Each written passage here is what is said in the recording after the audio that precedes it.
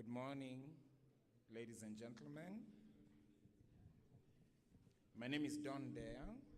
I'm the Chief Executive Officer of the Pan-African Lawyers Union and the Chair of the Coordinating Committee of the Stop the Bleeding Consortium.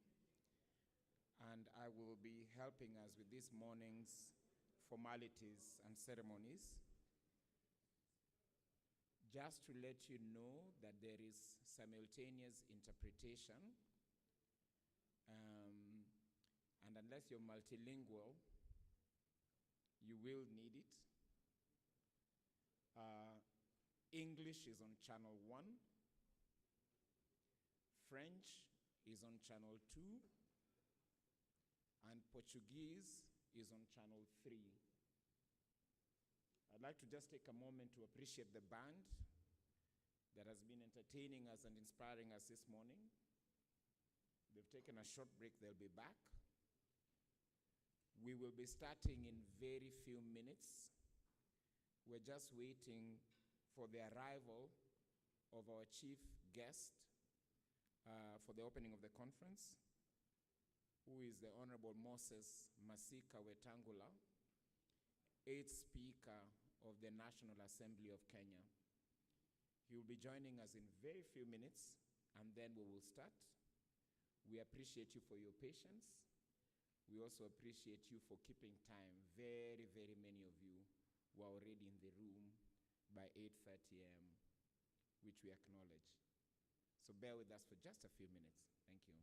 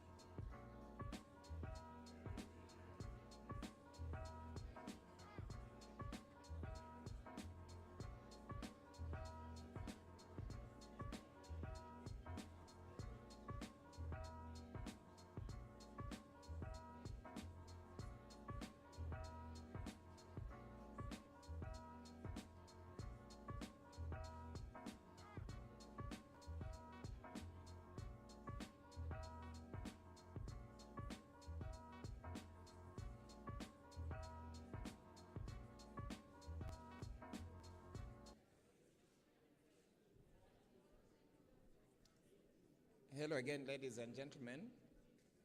I would like to modify a bit what I said earlier. Earlier, the agreement was that we wait for the Honorable Speaker of the National Assembly of Kenya, the Honorable Moses Wetangula. He has since gotten in touch with the organizers and told us that he was chairing a session of the Parliamentary Service Commission this morning that's running a bit late. So he has requested that in order not to waste your time, that we start with our program, and then he will join us as soon as we can, and he'll find us where he finds us so that we don't lose time. So with your permission, I would like us to start, and we will start by playing the national anthem of the Republic of Kenya, followed by the anthem of the East African Community. And for that, we'll be led by our band. Sorry, let me say once more. There is simultaneous interpretation. English is on channel 1. French is on channel 2. And Portuguese is on channel 3. If you don't have a headset before you and you think you might need one, please raise your hand so we can see you. I think we're doing well. In any case, we've got our team of ushers, and you can raise your hand should you need anything. To entertain us this morning, ladies and gentlemen, we have a band of young people, of young leaders. They are from the Tumshangilieni Mtoto Children's Home. Tumshangilieni Mtoto is Swahili for let's celebrate the child. So Tumshangilieni Mtoto Children's Home is situated in one of the suburbs of Nairobi, Kangemi. It is a home for assisting less privileged children, orphans, former street persons, and so on. At the moment, it has 294 young leaders, a group of whom we have here with us. As the meeting progresses, the organizers will give us instructions or directions on how we can make contributions or shangilia, celebrate our young colleagues. And I invite you, our young colleagues, to play the national anthem, followed by the East African Community Anthem.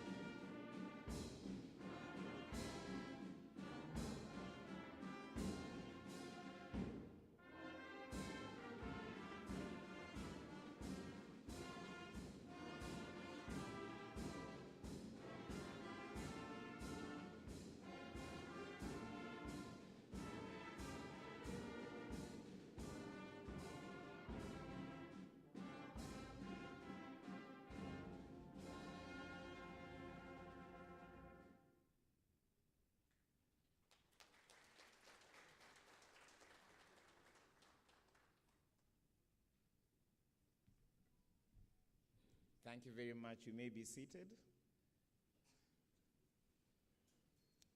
Just because we may run and run, maybe we let the band give us one more song of entertainment that they may have had for us, just in case we don't get sufficient opportunity to hear their talent again. Give it a moment.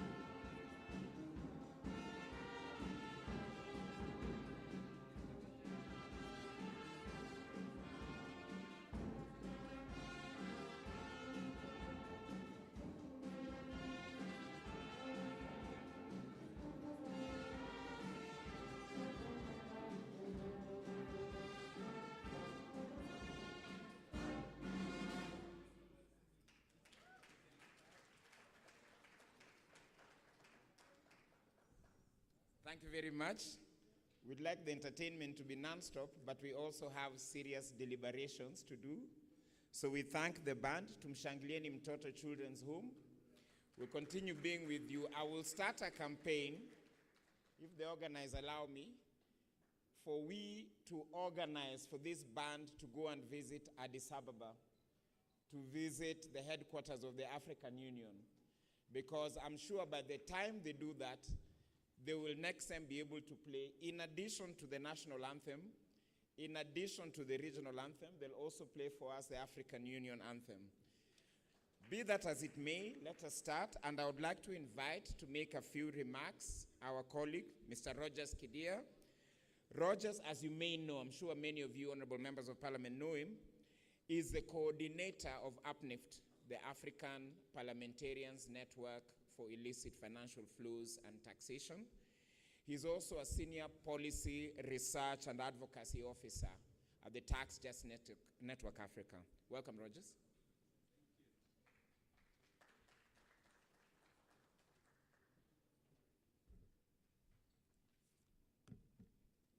Wow, you look great from here. Good morning.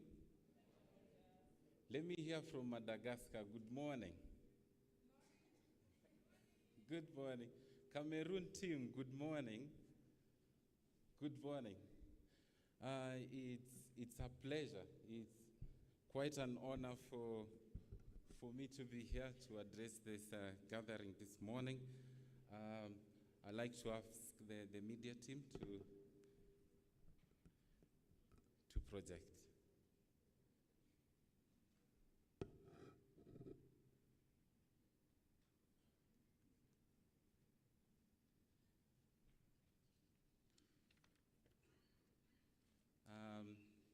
I just want to really recognize some of our members who've been traveling for the last 2 days. One of the issues that I think as a city or as leaders in Africa, we really need to look at is the connectivity issue in Africa. Moving around is quite a task, and we are asking for consideration around that. Okay, fantastic. So I will make my presentation this way. So my name is Rogers Kidea, as you've heard. I've been the coordinator of UPNIFT for the last 3.5 years. And I would like to give us a report of what has happened in the last couple of years and to present to you some of the things that we are planning going forward. So I'd like to ask us, because just to get your attention, I have a math problem, just a simple math. If you can all, just let me see your paper. Just if everybody has a paper, just quickly. Honorable members, do you have something? Good. You have a pen? I want us to do this math, just a simple 1 minute math. My people, just project this. I want you to calculate that for me, kindly, if you don't mind. The first one to answer, I have a gift for you. Can you see that?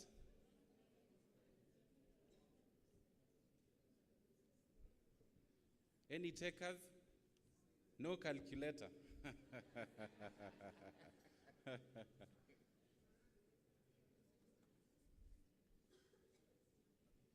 Just shout. Approximately what? Any person who has gotten it? Any person?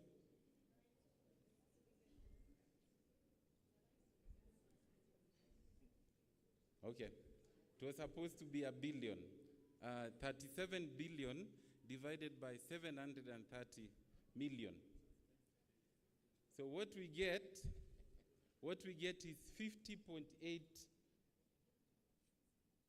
50.8. Next, just follow me. 50.8, right? So someone would ask, what does this mean? Just next. This one, honorable members, the Nigerian team, honorable members from Nigeria. This is the years in terms of your oil resources. How much in terms of the oil resources you have? If you are to mine or explore the oil in the next 50 years, by 50 years it will be depleted. Okay? Let's go to the next month, the last month. My media team, please move very fast with me. This is the last one, honorable members. 270,000 divided by 15,000.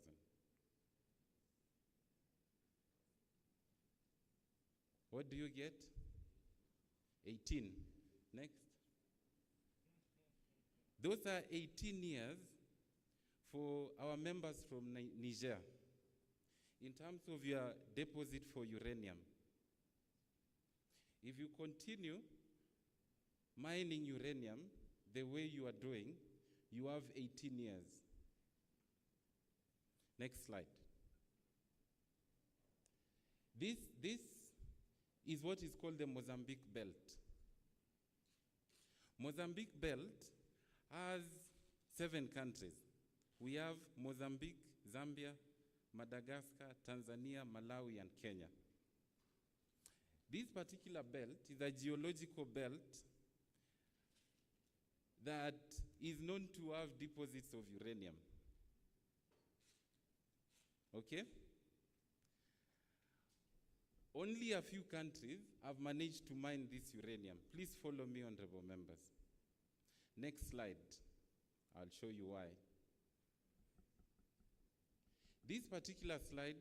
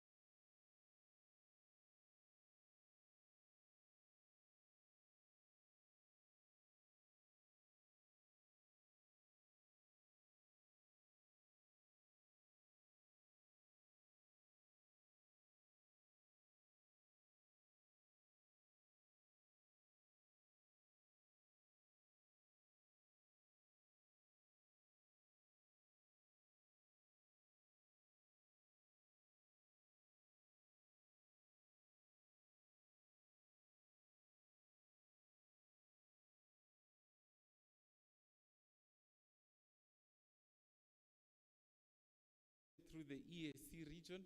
There's been engagement through the SEDAC region and the ECAS region. The engagement for North Africa is soon to be. Next slide.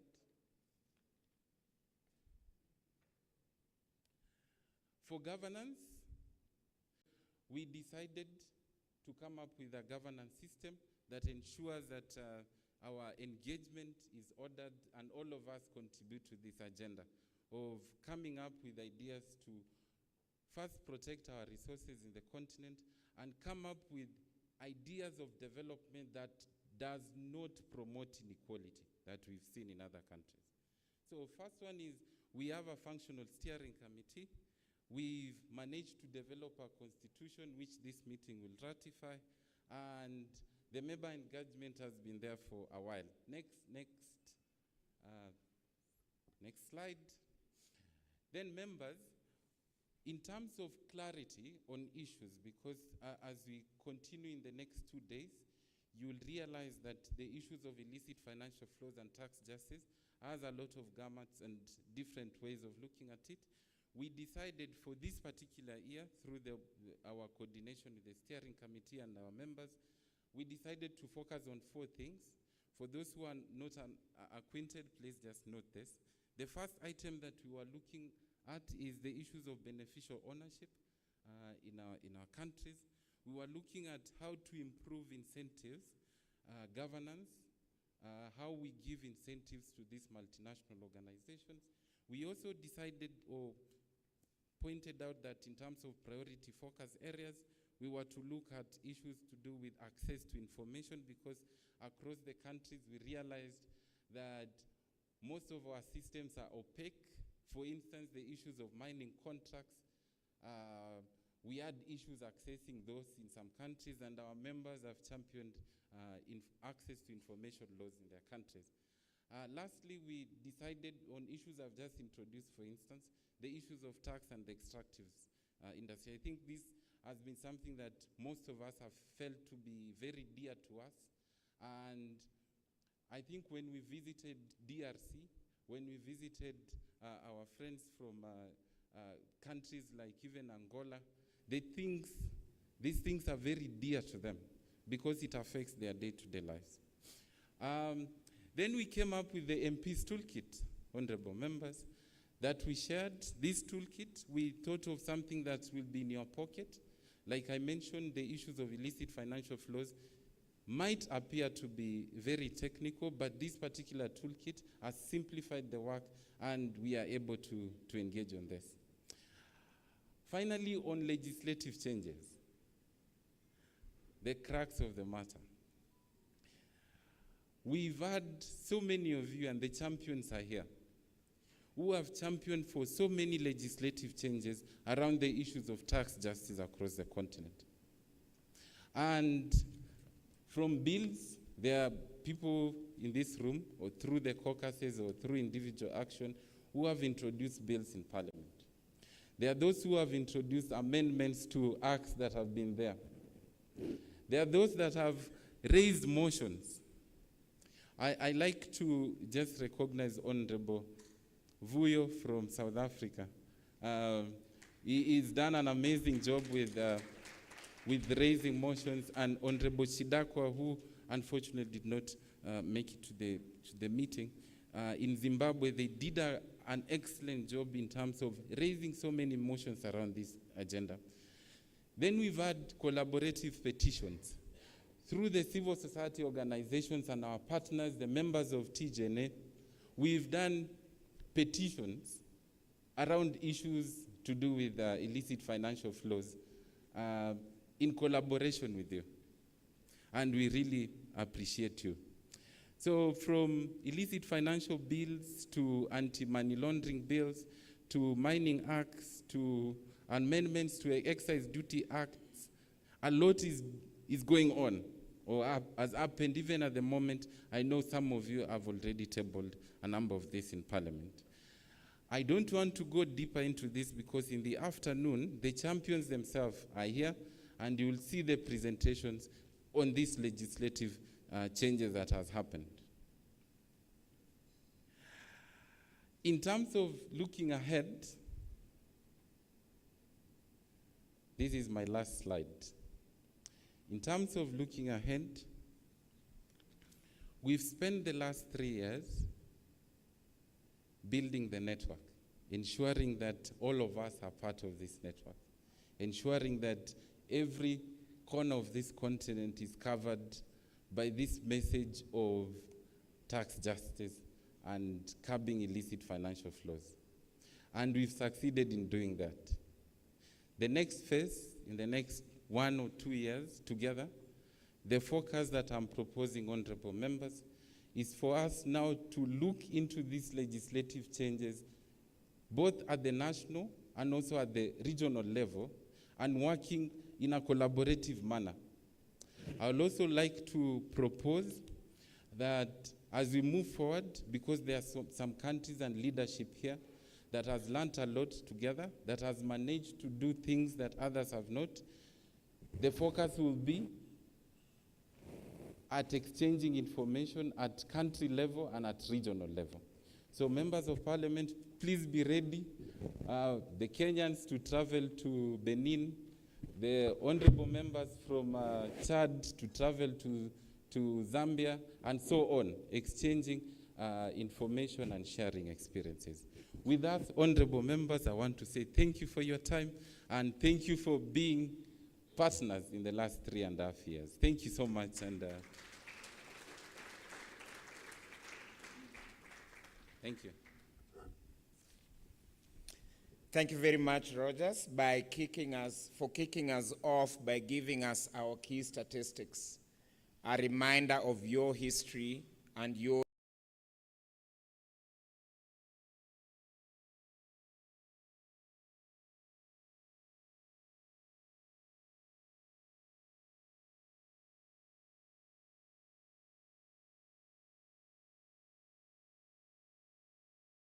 That means only colleagues from only 9 countries are not here.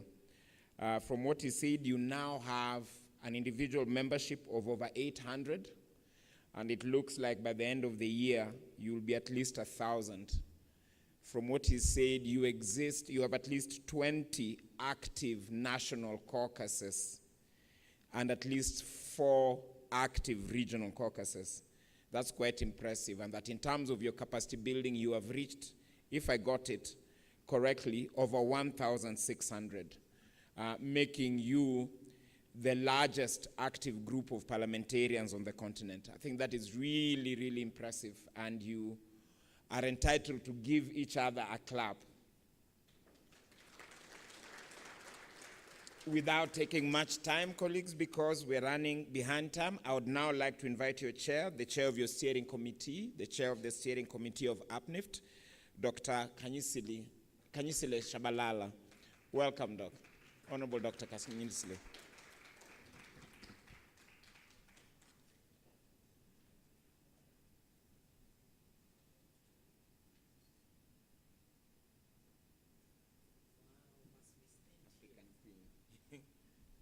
Yes.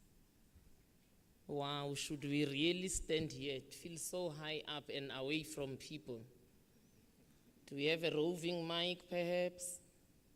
Or must I stand here, Don? Yes. Thank you. It feels so far from people. The speaker is here, so they're going to fetch the speaker. So I must wait a bit. You can keep people talking. Okay, all right. The speaker is here, so I must keep us talking for a moment. But I can also just keep us singing for a moment. A song that we all heard yesterday. So when we call your country, you just shout the loudest as the speaker settles in. So I'll start with Malawi because he's looking at me. In Malawi, aluta continua, aluta continua. You don't want to fight against illicit financial flows. You didn't give me a shout. Okay, let's start with the host. Let's see with Kenya if they will give me a shout. In Kenya, aluta continua, aluta continua, continua. We can't sing in East Africa. Where are the Southern Africans? Let's sing. Come. She's talking. In Botswana, aluta continua. Aluta continua, continua. In South Africa, Ta continua, aluta continua, continua. I'm sure the speaker is settled in. We can proceed on, or the speaker will come first.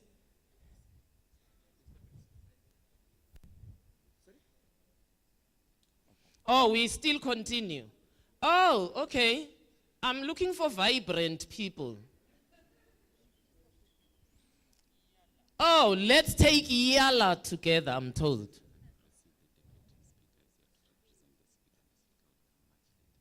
Okay. All right. So Yala. In Yala. Aluta continua, aluta continua, continua. Thank you so much. So now we can proceed. The deputy speaker is here.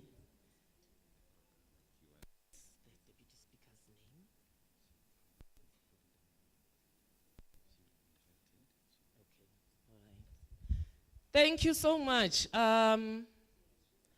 We recognize the Deputy Speaker of Kenya. We recognize the Executive Director of TJNA. And I recognize the Steering Committee of UPNIFT. I think you should stand.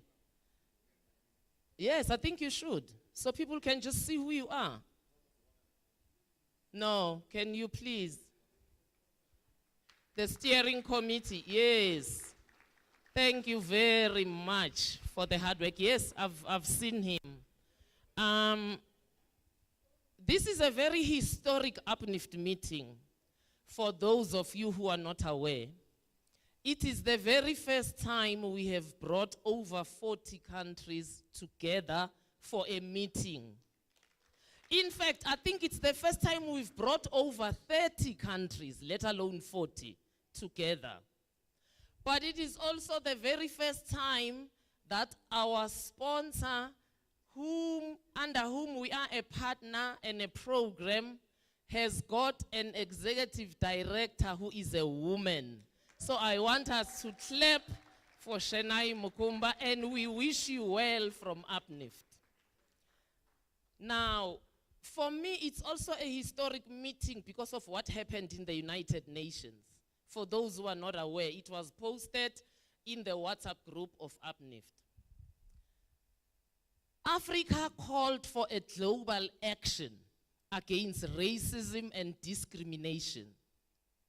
198 countries, only 106 countries thought we need global action against racism and discrimination. The countries that abstained, for me, are more cowards than those who had the guts to say no. But the majority of the countries that abstained are European countries and former Eastern European countries that have joined the North Atlantic Treaty Organization, NATO. But look at those who were bold to say no. United States, Canada, Britain, France, Germany, Netherlands, Australia. You are looking at countries who have raped Africa to the bone through slavery, through colonization, now through illicit financial flows. Because if you are sitting here and you don't realize that the tactic has not changed. When they came here, they came under the umbrella of a colonizer in partnership with a private company. That's why you had the Dutch East India Company, that was Netherlands. You had the British East India Company. It continues the same way. These are countries who continue to shield and support transnational corporations who refuse to pay tax in Africa. I think if you are sitting here as an MP, it should be a historic wake-up call for you. There's a son of Africa called Steve Bantu Biko, who died at the back of a police van, like Patrice Lumumba, more or less, battered with rifle, butts, skull cracked open, then he was loaded at the back of a van from Eastern Cape to be locked up in that condition in Pretoria. He never made the trip. He died on the way. He made a statement. He said, black men, you are on your own. Well, we are gender sensitive now. We say black people, you are on your own. We are not going to fight illicit financial flows if we still sit here as members of parliament who are more married to our parties than we are married to the cause of being an African. You need to get to a point where you live, eat, sleep, and speak Africa for you to love this continent. You need to get beyond loving your party. Look at your party as a vehicle to keep you in parliament, but love your country and Africa and your region more than you love your political party. If we still sit here and we fight about positions of Lusophone, Francophone, Anglophone, we are going nowhere. Those terms were not created by us. Former French colonies have a name. It's Cote d'Ivoire, it's Cameroon. They're not called Francophone. How do we even allow ourselves to be called Francophone, perpetuating that France owns us? It shouldn't be owning us. What is Anglophone or Commonwealth? What's common about the Commonwealth? Somebody must tell me. The pound is still greater than the currency of all former British colonies. So what's common about this Commonwealth? Now, if you are sitting here as an MP, I think you really need to realize that you have to take the bull by its horns. C. Rogers said it. We were doing quantity, Madam E.D. We were launching, because for donors, they want to see the numbers. So we were doing quantity. We must be present in every country. Now we must move to quality, and quality lies here. We shall not move to quality if we still have MPs who agree with everything the executive does because the executive happens to be in your party. We need to come to a point as Africans where when something is wrong, it is wrong, no matter who does it. We must also move away, Apollinaire, from the concept that a Pan-Africanist is an African. Not all Africans are Pan-African, by the way. So we need to move away from that. The heart of the person should tell you. And I think we also need to move away from do as I say. We need to move to do as I do if as MPs we are going to fight IFFs. But I am so happy and my heart is so warmed that we are in 46 countries. I hope that by the end of next year, through regional blocks, East Africa, you will get Ethiopia on board, you will get Somalia on board, Southern Africa, you will get Lesotho on board to launch, because now we just have an MP. So I think in these 2 days, as a bloc sitting here, look at which countries are still not on board, and we get them on board. Because when we are in 54 countries, we are truly an AU of volunteers. Isn't that nice? Because the AU that we have is there because it's a job. It's there because they are presidents or ministers. We are here because we want to be here. The spirit of voluntarism, the spirit of Nyerere, of Sankara, of Biko, of Lumumba. This is the spirit that has brought us here as volunteers. Now, it would be a far cry if I finish this, because we are running short of time, if I finish this and I don't call the founding spirits of Africa. Well, they are not Nyerere, they are not Sankara, they are not Mandela. These are the people who've been given us too, that we know, who are all men, but we don't know about the women who fought this continent.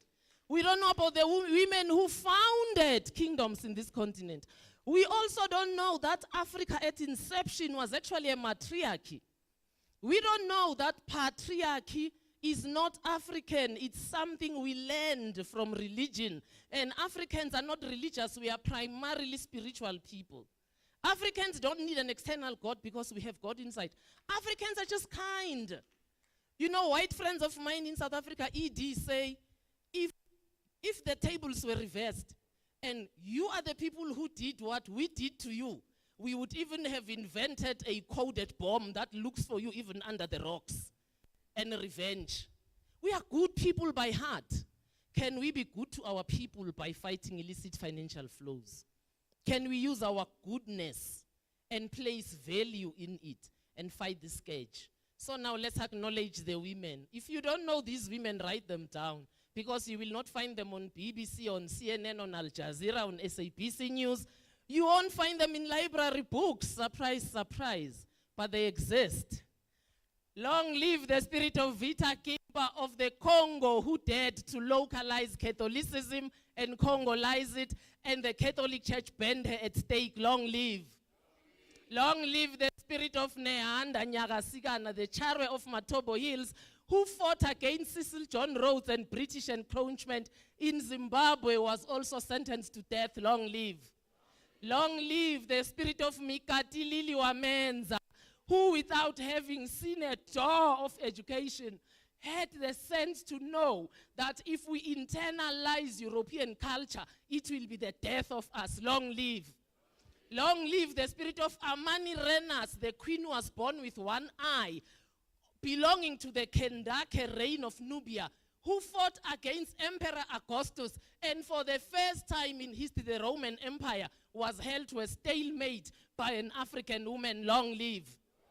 Long live the spirit of Njinga Mbande, the queen of Ndongo and Matamba, who after the Portuguese ransacked her kingdom of Ndongo, went into the bush and started a whole new kingdom of Matamba, and fought and released captured slaves until her dying day. Long live.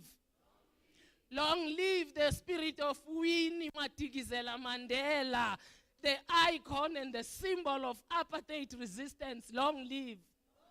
Long live the spirit of Muchachi 1 and Muchachi 2, founders of the only rain-making matriarchal kingdom, the only surviving one in Limpopo, South Africa. Long live. Long live the spirit of Mkaba Igachama and Mtani Agasbia, the founders of the Zulu nation, not Shaka as you were told. Long live.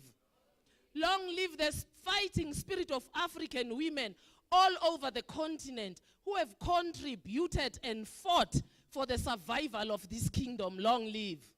Long live the African woman, the founder of agriculture. Down with illicit. Oh, so you didn't want to long live the women. Wow, the spirit of patriarchy is at hand. Wow, it's alive. Down with patriarchy, down. Down with patriarchy, down. Down with patriarchy, down. Long live the African woman, long live. Down with illicit financial flows, down. Down with profit shifting, down. Down with price misinvoicing, down. Down with profit shifting, down. Amandla. Amandla. Amandla. Long live Uplift, long live. Long live Uplift, long live.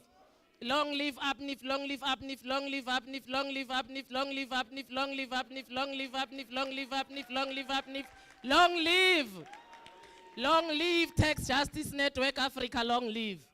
Long live Tax Justice Network Africa, long live. Long live TJNA, TJNA, TJNA, TJNA, TJNA, TJNA, TJNA, TJNA, TJNA, TJNA, long live. Mandla. One Africa, one citizen. One Africa, one citizen. One Africa, one citizen.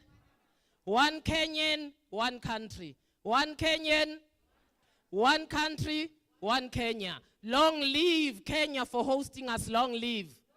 Long live Kenya for hosting us, long live. Long live Kenya for hosting us, long live. Amandla. Amandla. You're not going to fight anybody with that, Awetu. Awetu is power to the people. Give it to your constituencies. Amandla. Amandla. Amandla. Thank you very much. Comrade Kanyisile, long live. Long live, Comrade Kanyisile, long live. Actually, in the spirit of long live, we never long live people who haven't died. Because we don't know how they will die. They might sell you out before they die. Yes, so we only long live people who we know they are walk until the grave. No, although we think we know your heart well enough, Kanyisile, we know those who have betrayed us when they go to high office. We doubt that will be you. Anyway, thank you very much, Comrade Kanyisile. And again, we have to apologize. We have our guest for the morning, the Honorable Gladys Boss, Advocate Ametad, Member of Parliament and Deputy Speaker of the Kenya National Assembly. She has very few minutes with us, so I'd like to rush. I will not bring in now the other people that we had on the program before we go to a chief guest, but I will just request the Honorable Frederick Ikana, Member of Parliament and Chair of the Kenya National Caucus, to come in and say a few words and then introduce our chief guest. Karibu, Mheshimiwa Ikana.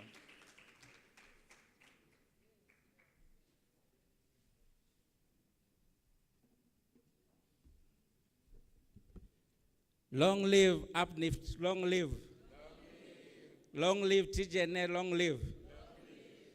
Long live our Deputy Speaker, long live. Thank you.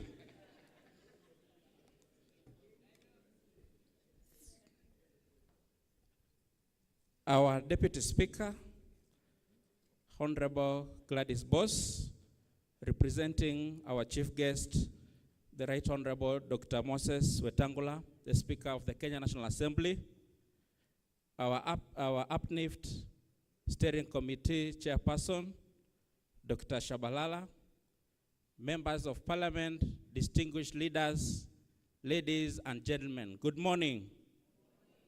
Good morning once again. Hamujambo. We learned that yesterday. It gives me great pride and joy to welcome all of you to Nairobi for this very important conversation on illicit financial flows in Africa and tax justice. As you have heard from the previous speakers, this is one of the largest congregation of African leaders, especially members of Parliament, who have gathered to discuss important matters relating to our financial systems in our continent. Over the years, illicit flows have negatively affected Africa's development efforts. It has undermined our state institutions and thus leading to weakening of the rule of law. Therefore, stopping these financial vices is a very necessary undertaking for the sake of the stability of our economies and our region. In Africa, illicit financial flows cover a wide range of flows. Most of the conspicuous ones being undeclared profits. We have multinational companies doing and taking a lot of money from Africa, but they underdeclare their profits and take away all the proceeds from us. We also have proceeds from corruption, we have proceeds from drugs, and we also have proceeds from human trafficking. I urge all of us seated here today that we put our efforts together and come up with actionable resolutions that shall enable us implement programs across our vast and blessed continent with the intention of building a united, peaceful, and prosperous Africa. As I wind up, ladies and gentlemen, allow me, through our Deputy Speaker, to most sincerely thank our Speaker, Right Honorable Moses Wetangula, for the support he has given the Kenyan Uplift Parliamentary Caucus this far. We are among the newest on the block, but we promise to be very vibrant and contribute to the agenda of building Africa together. Allow me also to most sincerely thank our Deputy Speaker, who this morning has had to leave very important business in the House to come and be with us here and share a few ideas that shall enable us move forward from the conversations that we are having. Allow me also to thank my colleagues, members of Parliament, who have also come here to host our colleagues from Africa. Allow me to start by thanking The Honorable Bernard Shinali, please stand and wave. Member of Parliament representing Ikolomani constituency and a member of the Budget Committee. We also have our Commissioner, Honorable Mishimboko, Member of Parliament for Likoni. We also have Honorable Eve Obara, Member of Parliament for Kabondo Kasipul. We also have Honorable Nabi Daraja Nabuera, Member of Parliament for Lugari.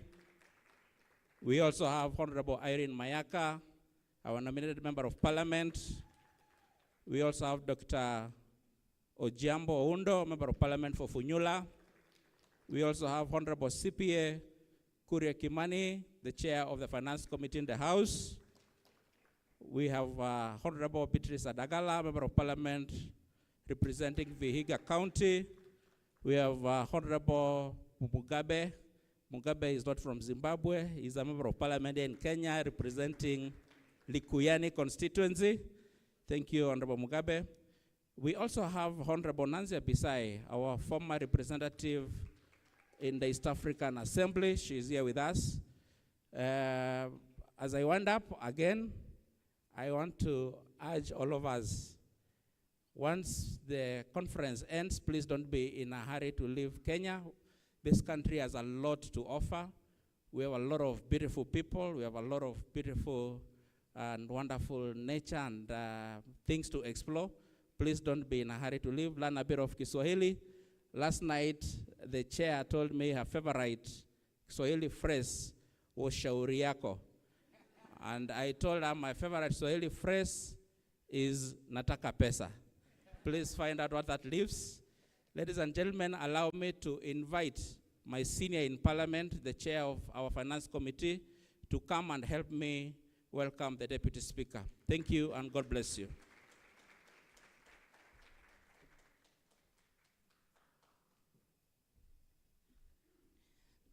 Thank you very much, Mheshimiwa Fred.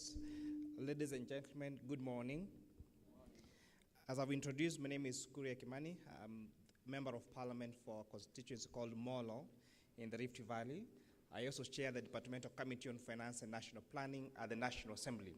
This is the committee that is in charge of revenue mobilization for the country and the oversight of the National Treasury.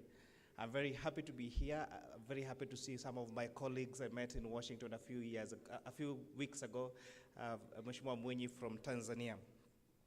Again, karibuni Nairobi. The matters that we are discussing about illicit flows of finances in our continent is very critical, because colleagues from the region, we have over time relied on the Bretton institutions for funding our budget.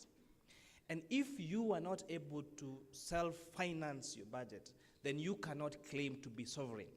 You cannot claim to be independent. Decisions about your country are going to be made by people who sit across oceans. And just by the snap of the finger, they're going to dictate how your countries are going to be run. And therefore, the conversation of making sure that profit shifting, tax avoidance, and avoidance of tax flows in our region is a matter of our sovereignty.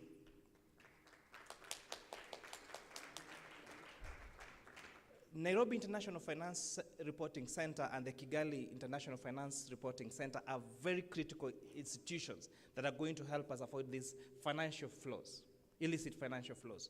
And although we celebrate the establishment of these centers, we urge them to prioritize Africanism and patriotism. Most of the time we've passed legislation and laws that favor international institutions in the name of attracting foreign domestic investment at the expense of our local companies. So as we have this conversation, it is a time to, when you're thinking about our tax policies, to think about those that promote our nations and our continent, and not just those of those investors, because when they come here, it is not our nations that are interested in, they're interested in their profits. And if they threaten to leave, they leave us in a limbo and in a dilemma, and we don't know what to do. So it's a time that we grow, our companies grow, our institutions. And lastly, I really hope that this conversation about Africanism is not just when we come here for conferences. That when we go back to our countries, we are going to treat each other as brothers and sisters. The spirit of Africanism that the chairperson talked about, I hope you're going to take it back to our countries, so that when we make laws, when we make rules of our countries, we think about us as Africa, and not about the small boundaries that our colonists divided our countries in. And those very few remarks allow me to introduce our chief guest today, the Deputy Speaker of the National Assembly. Please be upstanding, and a loud applause for Deputy Speaker Madam Gladys Boss Sholay. And I hope other countries are watching. You know, this is number 4 in command in the country. And she's not just a woman, but a very competent woman leading our National Assembly. Welcome, Madam Deputy. Thank you very much, Chair of the Finance Committee, Honorable Kimani. Honorable members from the various, I'm informed, 48 different countries of Africa, the honorable members from the Kenya's National Assembly, distinguished guests, ladies and gentlemen, good morning. Karibu Kenya. I'm delighted to be here. My singular duty is to be here on behalf of the Right Honorable Speaker of the National Assembly, Dr. Moses Wetangula, who wasn't able to be here. He had other more pressing issues to attend to, but he sent me here, and I hope I'll be able to fit the shoes. Also, I wish to apologize from the onset that I did not come on time, but I had to start the House. And then also, I'm going to be participating in the deliberation relating to a very important bill.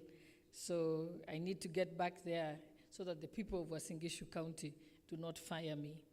And because despite being Deputy Speaker, I'm still the member for Uasin Gishu County. And for those who don't know where Uasin Gishu County is, it is the home of champions, the city of champions, and the source of champions. The home of Eliud Kipchoge, the great. And the home of Kipchoge Keino, who was the first African to win the Olympics. And the home of Faith Chebiogon. Can I go on? We'll take the whole morning. That's my claim to fame.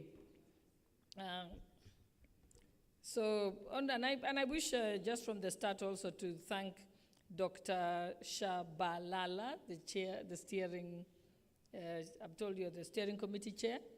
Yes, your very inspiring talk.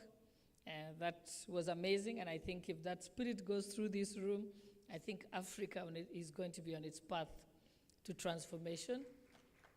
I think we should invite you to come and speak to the speakers of the African parliaments, because we've been trying to persuade them on a similar trajectory by ensuring that we amend our laws to be able to create a tariff-free area within Africa, to ensure that we are no longer asking for visas for Africans to travel to African countries.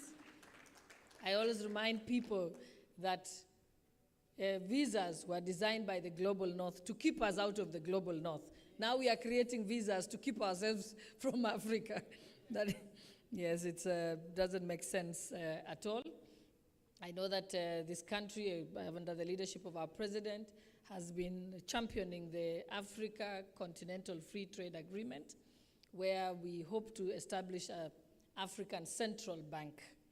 So if these organizations want to be successful, but you should support the establishment of an African Central Bank, so we have a single currency, and that we also have an African Union passport, or at least an African Union visa.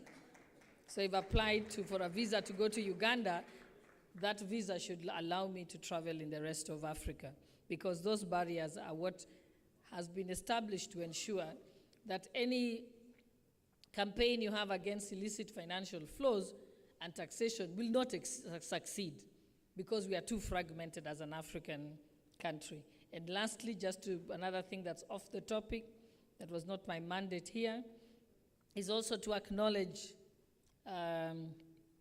the recognition of women leaders who have come before us.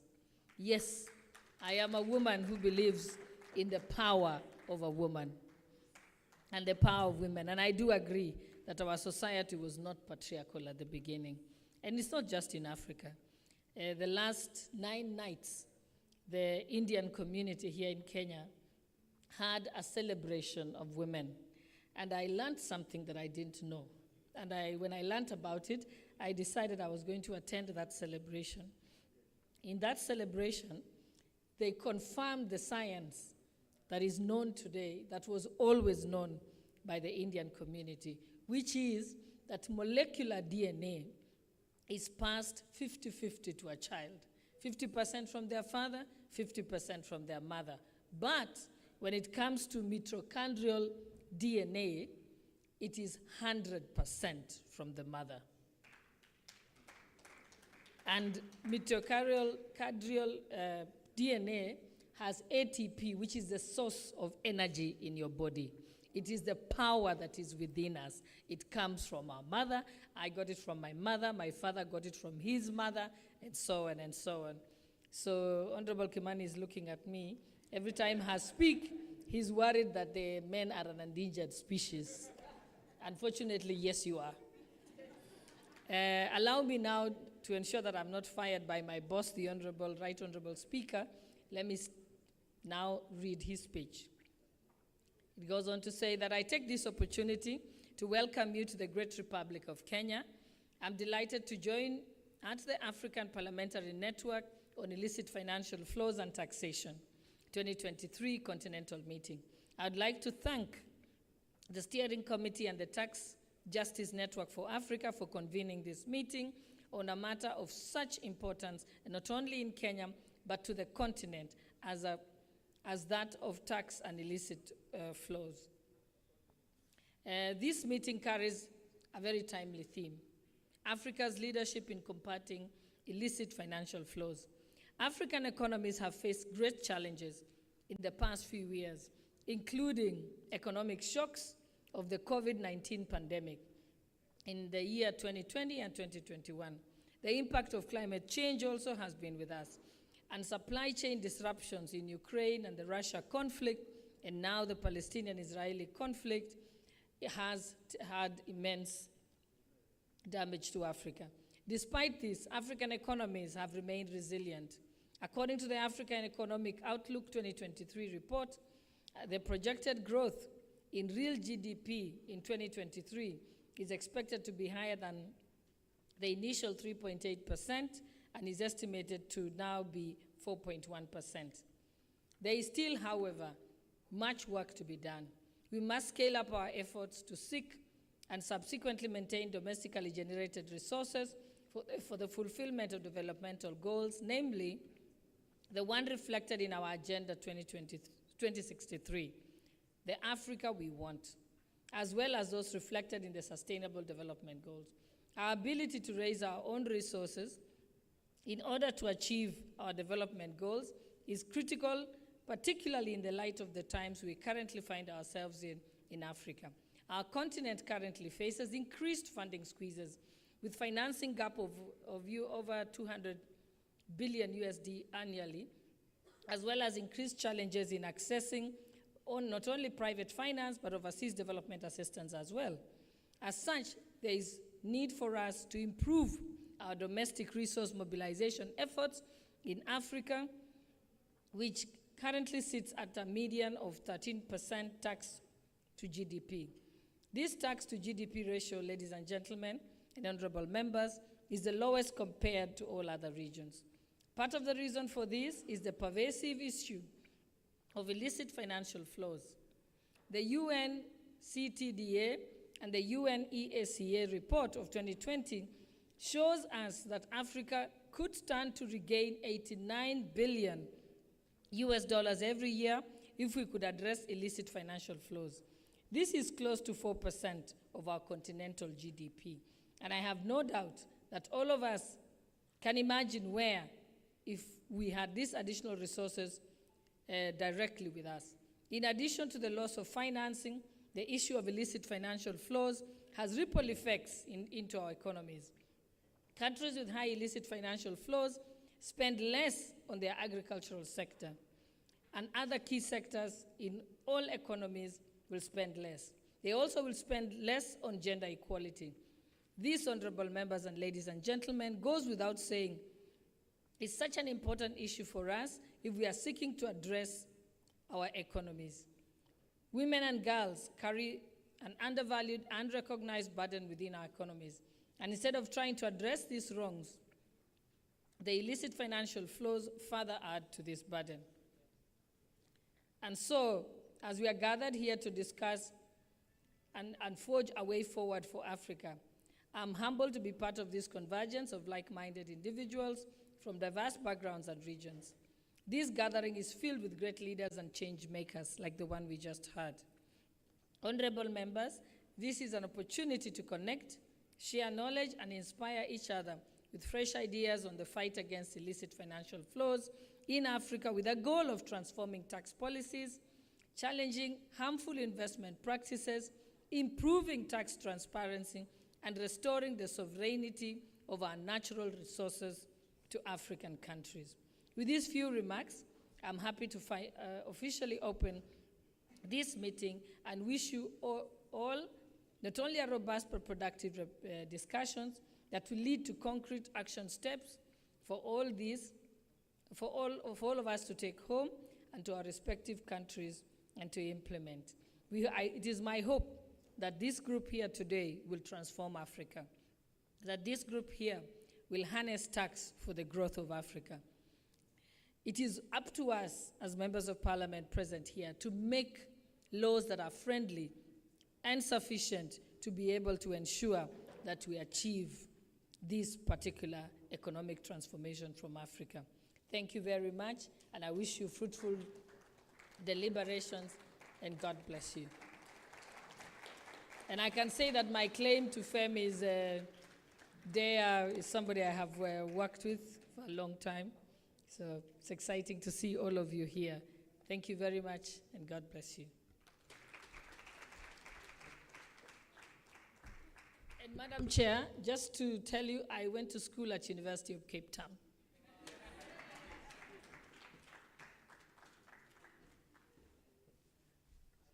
Thank you very much, Honorable Gladys Boss, Deputy Speaker of the Kenya National Assembly. She did mention that we do know each other. Gladys, even in her previous life, was very intentional about mentoring younger lawyers, female and male, that came after her. So I also have the distinction of being one of her mentees in her earlier life in public service. Good moderators from time to time throw in a fun fact. Unfortunately, at this point, I will not throw in a fun fact, I'll throw in a solemn fact.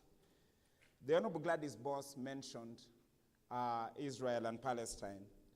The Honorable Gladys Boss also represents Uasin Gishu. So I would have you know, if you didn't know, that in 1905, the then colonial secretary of the United Kingdom, Joseph Chamberlain, made a proposal to create a Jewish homeland in Uasin Gishu. In another life, Gladys Boss would have been the leader of the independence movement of the people of Uasin Gishu if a homeland for our Jewish brothers and sisters had been forced upon us like it has now been forced upon others. So let's ponder around that solemn moment. We do realize and recognize that the Honorable Deputy Speaker is in a great hurry. So I request that we allow her to lead us in leaving for a tea break. She will take photos with the leadership of UPNIFT and the leadership of TJNA, and as many of us as can be handled. But then we do thank her and her delegation, and we allow her to go back to the important business of nation building that she was engaged in when she came here to represent the Honorable Speaker. And we will have our tea break, 15 minutes, and then reconvene and try and catch up on the time we have lost. Asante sana. Thank you very much, Honorable Deputy Speaker and your delegation. If we may remain seated for just a minute as a delegation leaves, and then we follow immediately thereafter.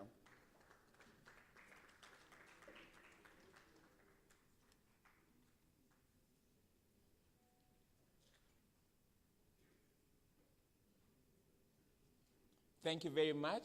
We may all break now and have our tea. 15 minutes, we resume.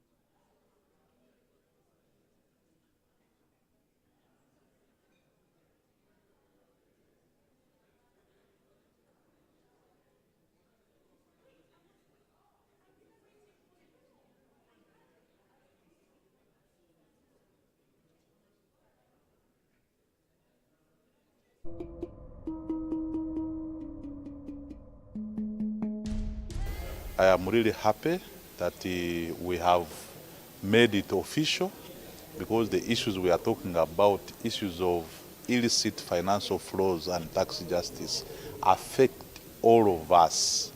Nobody is immune to this. And this is an area that I think should unite all of us, regardless of your political affiliation, regardless of where you come from, because the net effect of what happens out of this affects all of us. There are so many things we should be doing, and we all agree, it is not a secret now, that as a country, as a continent, we have enough resources that we should be really using to uplift the livelihoods of the people. But what is happening is that much of these resources end up in a few hands, and then the majority of the people are left to suffer. So this is an area for me, I think, and strongly believe that we need to work together as a country, but also as a region and also as a continent.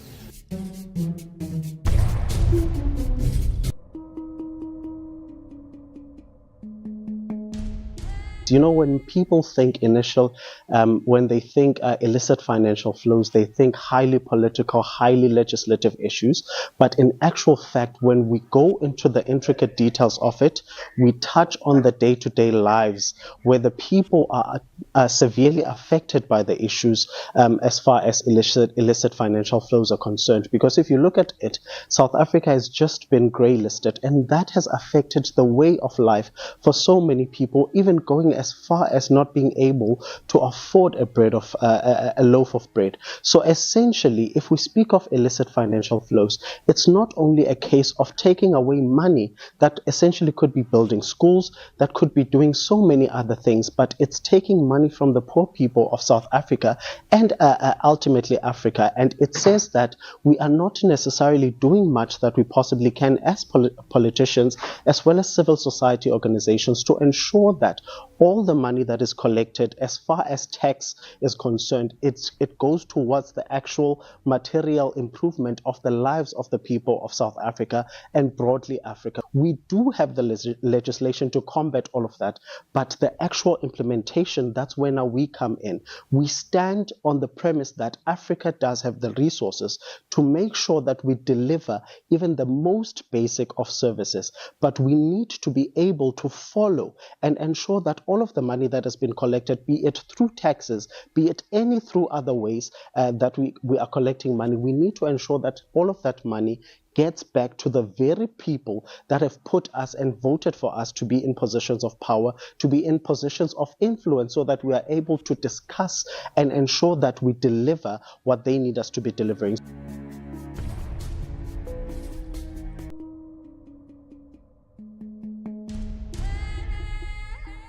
I'm profoundly honored today because we've been able to launch, and we are now building a critical mass of MPs who shall go and confront illicit financial flows that are denying for us opportunities to mobilize domestic resources for our nation's transformation.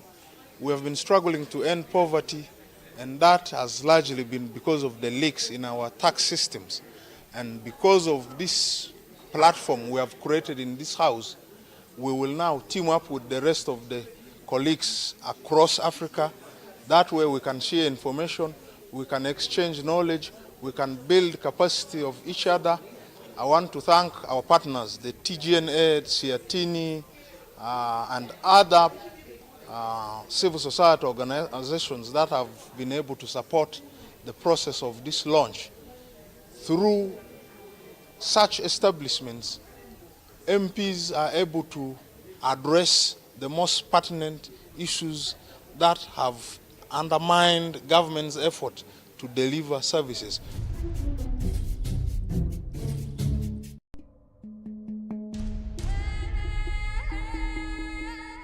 Illicit financial flows has been introduced to me not long ago, and this workshop today, is giving me a better understanding of the facts and figures, and we continue to learn a lot about illicit financial flows and how to combat it. And I will certainly use the information I got to inform and educate Parliament. And it was very interesting to hear the views of different political parties represented here. And I hope the consensus we reach here will also reach in Parliament. So APNIF is doing a great job throughout the continent. And it's very important for us to address illicit financial flows so that more funds are available for socio-economic causes in all 54 countries of Africa.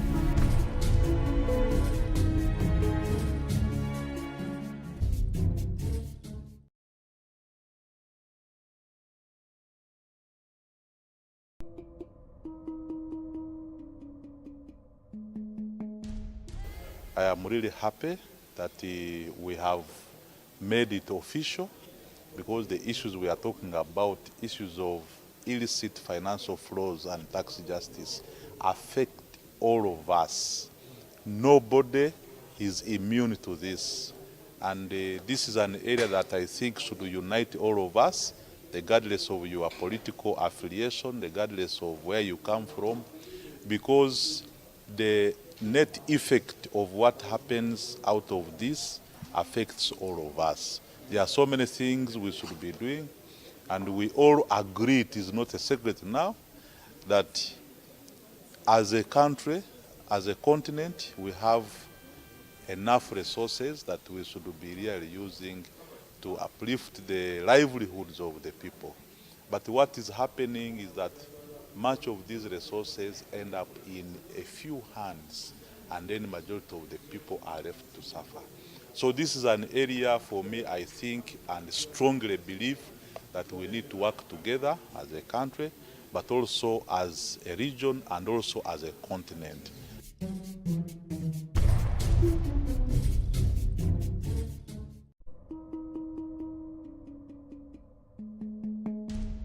You know, when people think when they think illicit financial flows, they think highly political, highly legislative issues.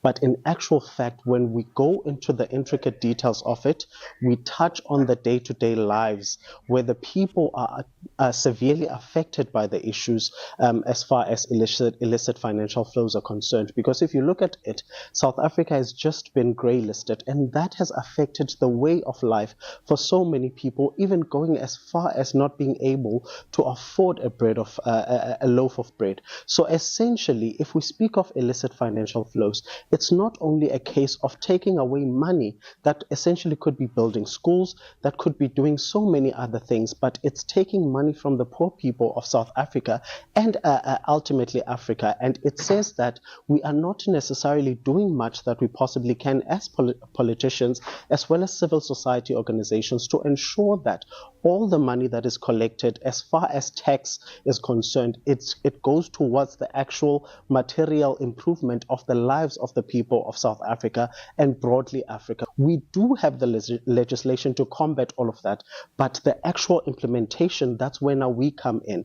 We stand on the premise that Africa does have the resources to make sure that we deliver even the most basic of services, but we need to be able to follow and ensure that all of the money that has been collected, be it through taxes, be it any through other ways that we are collecting money, we need to ensure that all of that money gets back to the very people that have put us and voted for us to be in positions of power, to be in positions of influence, so that we are able to discuss and ensure that we deliver what they need us to be delivering.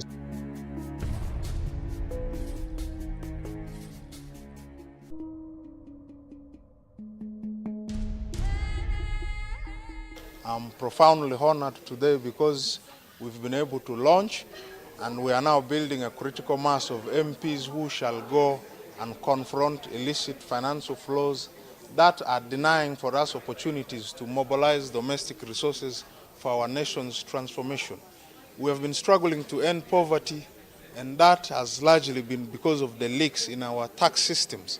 And because of this platform we have created in this house, we will now team up with the rest of the colleagues across Africa That way we can share information, we can exchange knowledge, we can build capacity of each other. I want to thank our partners, the TGNA, Siatini, and other civil society organizations that have been able to support the process of this launch. Through such establishments, MPs are able to address the most pertinent issues that have undermined government's effort to deliver services.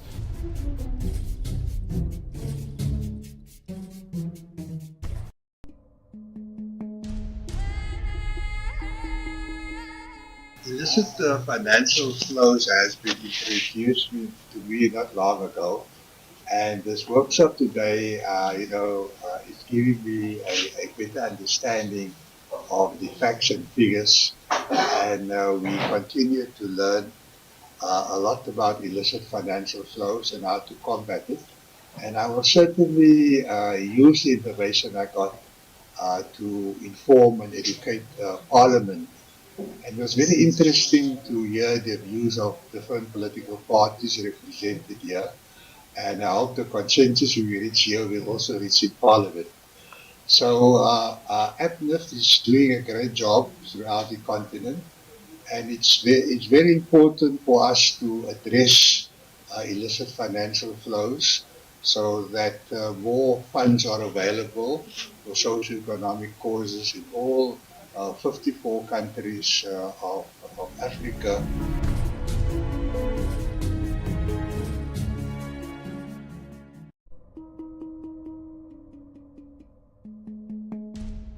You know, when people think when they think illicit financial flows, they think highly political, highly legislative issues.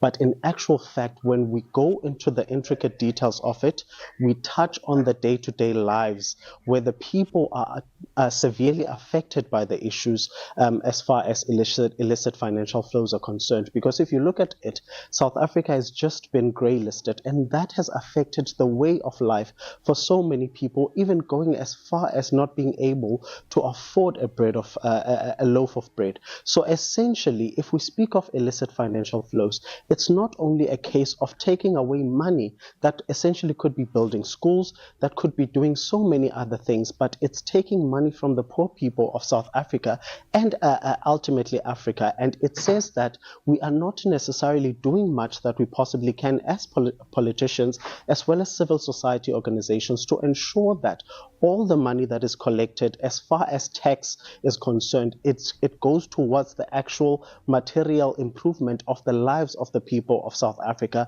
and broadly Africa. We do have the legislation to combat all of that, but the actual implementation, that's where now we come in. We stand on the premise that Africa does have the resources to make sure that we deliver even the most basic of services, but we need to be able to follow and ensure that all of the money that has been collected, be it through taxes, be it any through other ways that we are collecting money, we need to ensure that all of that money gets back to the very people that have put us and voted for us to be in positions of power, to be in positions of influence, so that we are able to discuss and ensure that we deliver what they need us to be delivering.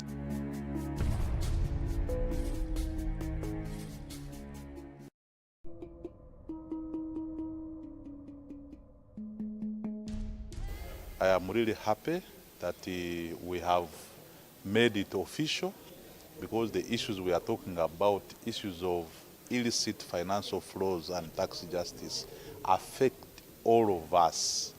Nobody is immune to this. And this is an area that I think should unite all of us, regardless of your political affiliation, regardless of where you come from, because the net effect of what happens out of this affects all of us. There are so many things we should be doing, and we all agree, it is not a secret now, that as a country, as a continent, we have enough resources that we should be really using to uplift the livelihoods of the people. But what is happening is that much of these resources end up in a few hands, and then the majority of the people are left to suffer.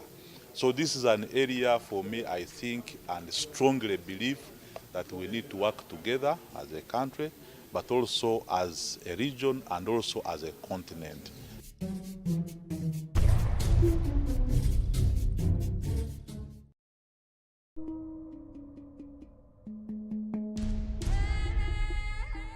I'm profoundly honored today because we've been able to launch, and we are now building a critical mass of MPs who shall go and confront illicit financial flows that are denying for us opportunities to mobilize domestic resources for our nation's transformation. We have been struggling to end poverty, and that has largely been because of the leaks in our tax systems. And because of this platform we have created in this house, we will now team up with the rest of the colleagues across Africa. That way we can share information, we can exchange knowledge, we can build capacity of each other. I want to thank our partners, the TGNA, Siatini, and other civil society organizations that have been able to support the process of this launch. Through such establishments, MPs are able to address the most pertinent issues that have undermined government's effort to deliver services.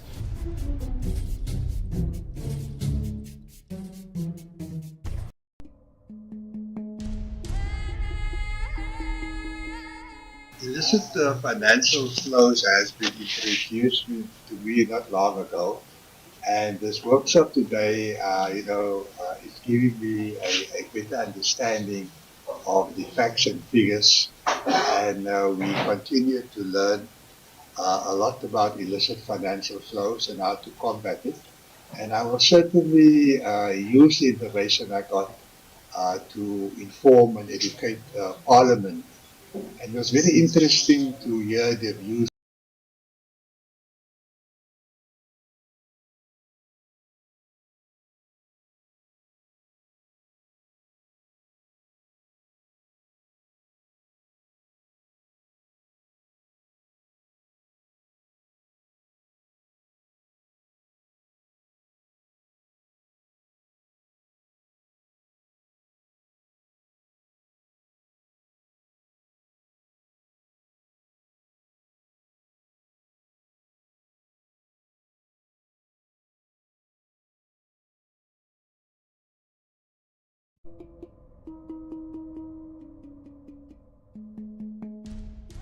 I am really happy that we have made it official, because the issues we are talking about, issues of illicit financial flows and tax justice, affect all of us.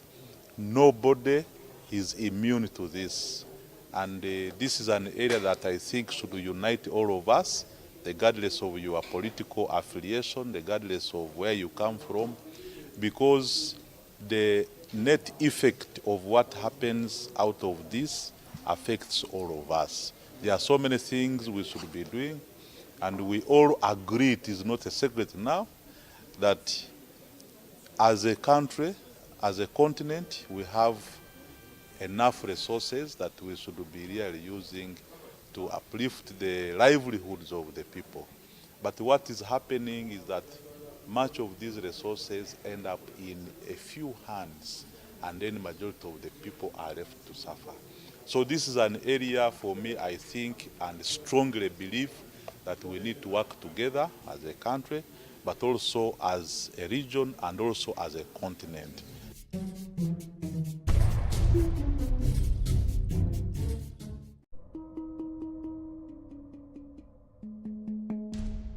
You know, when people think when they think illicit financial flows, they think highly political, highly legislative issues.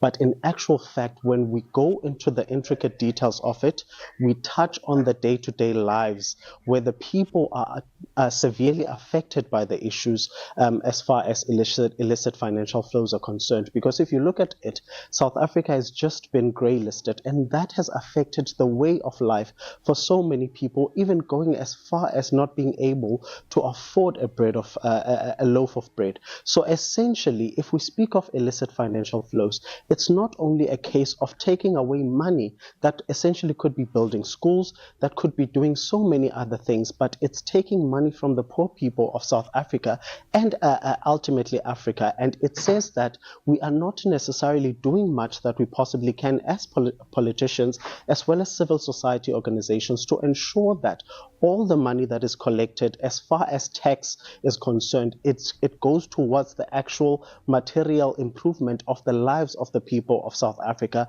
and broadly Africa. We do have the legislation to combat all of that, but the actual implementation, that's where now we come in. We stand on the premise that Africa does have the resources to make sure that we deliver even the most basic of services, but we need to be able to follow and ensure that all of the money that has been collected, be it through taxes, be it any through other ways that we are collecting money, we need to ensure that all of that money gets back to the very people that have put us and voted for us to be in positions of power, to be in positions of influence, so that we are able to discuss and ensure that we deliver what they need us to be delivering.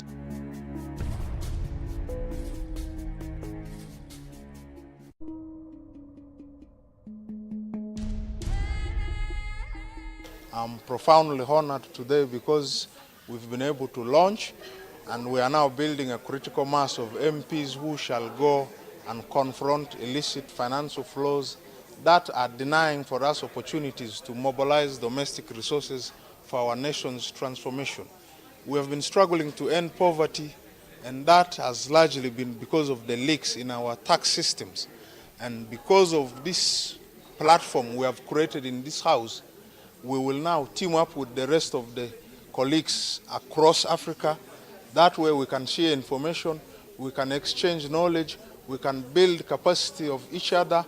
I want to thank our partners, the TGNA, Siatini, and other civil society organizations that have been able to support the process of this launch.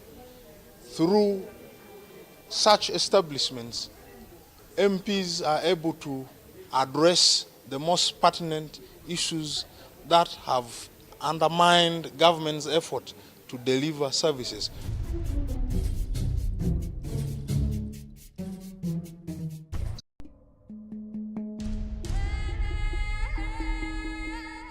Illicit financial flows has been introduced to me not long ago, and this workshop today, is giving me a better understanding of the facts and figures, and we continue to learn a lot about illicit financial flows and how to combat it. And I will certainly use the information I got to inform and educate Parliament. And it was very interesting to hear the views of different political parties represented here. And I hope the consensus we reach here will also reach in Parliament. So APNIF is doing a great job throughout the continent, and it's very important for us to address illicit financial flows so that more funds are available for socio-economic causes in all 54 countries of Africa.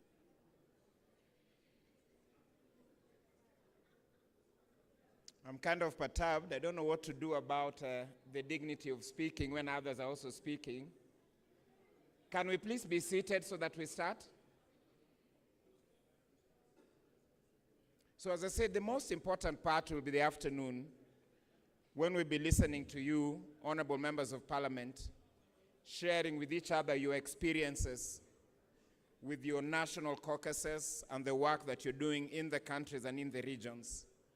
So I would really like for us to keep time so that you have sufficient time for that discussion. In that regard, I would like, in a sense, to merge the session that we should have had starting at 10:30 a.m., where we would have gotten, and where we will get, a keynote speech unpacking the theme of the year, which is Africa's leadership in combating illicit financial flows, a legislative lens. I'd like to combine that with the panel discussion that was going to follow immediately thereafter, which was going to discuss and unpack the keynote speech. In that regard, I'd like to invite up here to the podium Dr. Patrick Nzana Olomo, who's the acting head of Economic Policy and Sustainable Development at ETIM, the Department of Economic Affairs, Trade, Tourism, Industry, and Mining. It's quite a mouthful. I'd like to invite you, Dr. Olomo, to have a seat here. I'd like to invite also the panelists who are going to engage Dr. Patrick, take the second one here, who are going to engage Dr. Patrick in a discussion to unpack his paper, starting with Ms. Joy Waruguru Ndubai, who is with ATAF now, the African Tax Administration Forum. Please come up front.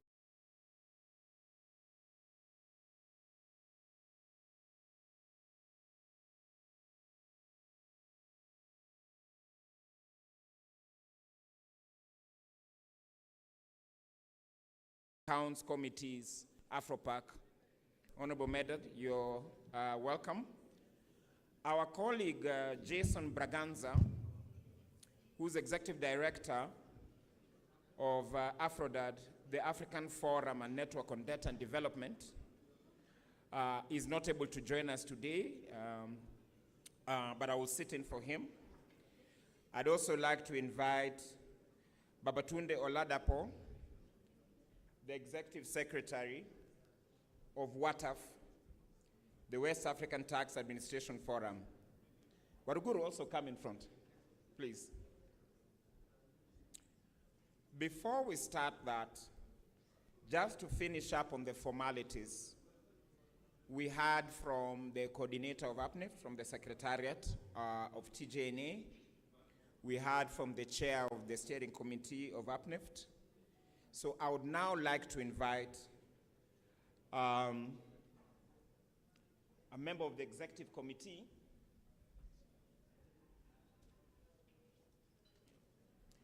I'd like to invite a member of the executive committee of TJNA who will represent the executive committee, and that is Mr. Jean-Paul Mulianga.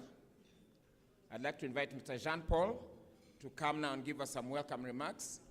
Mr. Mulianga will most probably speak in French, so you can have your headsets nearby. Karibu.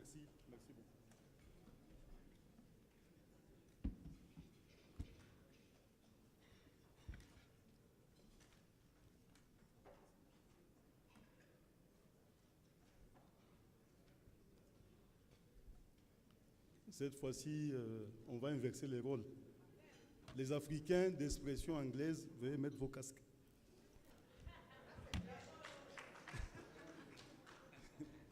J'ai bien dit les Africains d'expression anglaise, je n'ai pas dit les anglophones.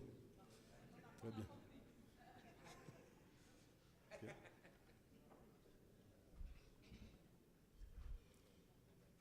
Le leadership en Afrique dans la lutte contre les flux financiers illicites.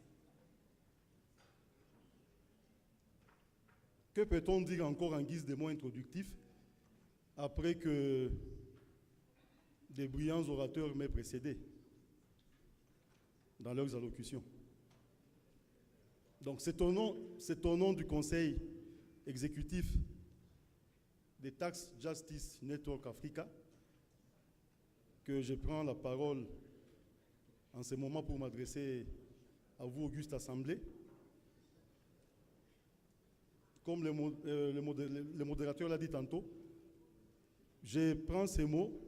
En fait, j'ai reçu un mandat parce que, en lieu et place de Madame la présidente du conseil exécutif, Madame Jane Nalunga de l'Ouganda, Afrique de l'Est, qui est empêchée, et du vice-président Birahim Seck, dont le nom a été inscrit dans votre programme. Il est du Sénégal. Il a eu des ennuis avec son avion hier, je crois. Il ne sait pas nous représenter ici. Qu'on m'a demandé, moi, membre de ce conseil exécutif, de prendre la parole. Donc c'est vraiment un réel plaisir de le faire en ce moment, en leur nom, qu'il me soit permis de vous adresser à tous et à toutes, d'être les bienvenus sur cette magnifique et hospitalière portion des terres africaines du Kenya. Merci infiniment et de tout cœur d'avoir favorablement répondu à l'invitation de l'APNIFT et de TGNA pour laisser, en laissant vos multiples occupations, tant professionnelles que familiales, pour être ici, vous concerter avec votre, entrer en interaction avec vos autres frères et sœurs venus d'autres horizons d'Afrique, notre famille commune, pour réfléchir ensemble autour des pistes d'action concrètes et adaptées